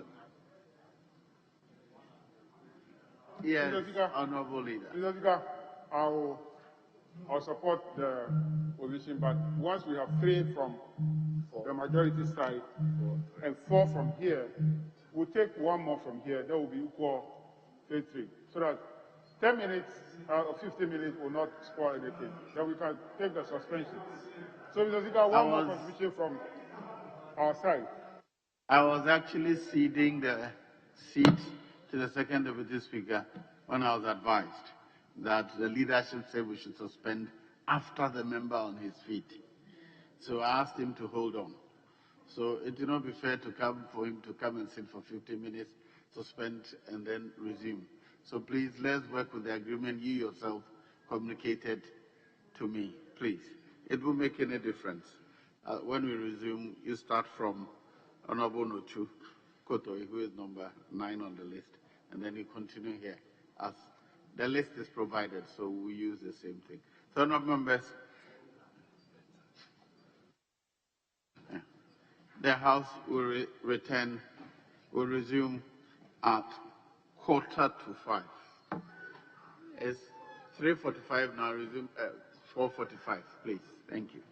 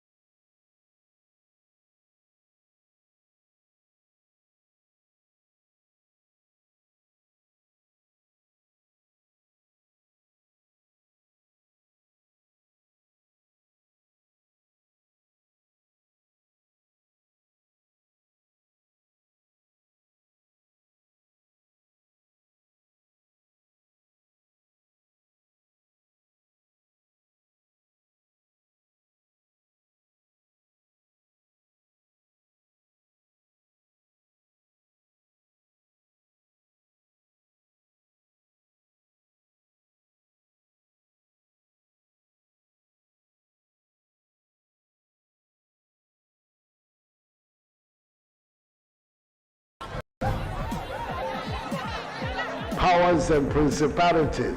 There's so much fire inside me. Tragedy struck when part of the largest hillside at the kosher rubbish dump collapsed.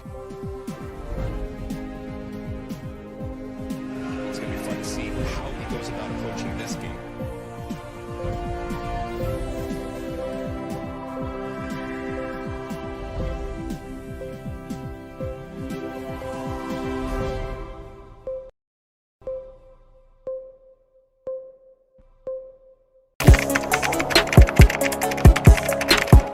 We table issues relating to the arts and entertainment for a riveting discussion, of course, without fear nor favor. The question the presenter asked them was a dumb question. You need to speak the fact and move.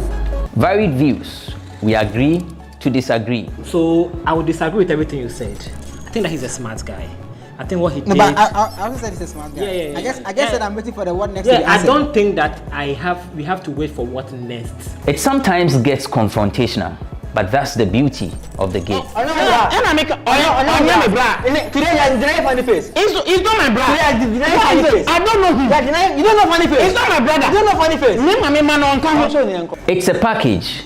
We meet, we sit, we dialogue, we learn, we progress. My name is Benefo Abrantepa, a proud blogger, and this is my forum.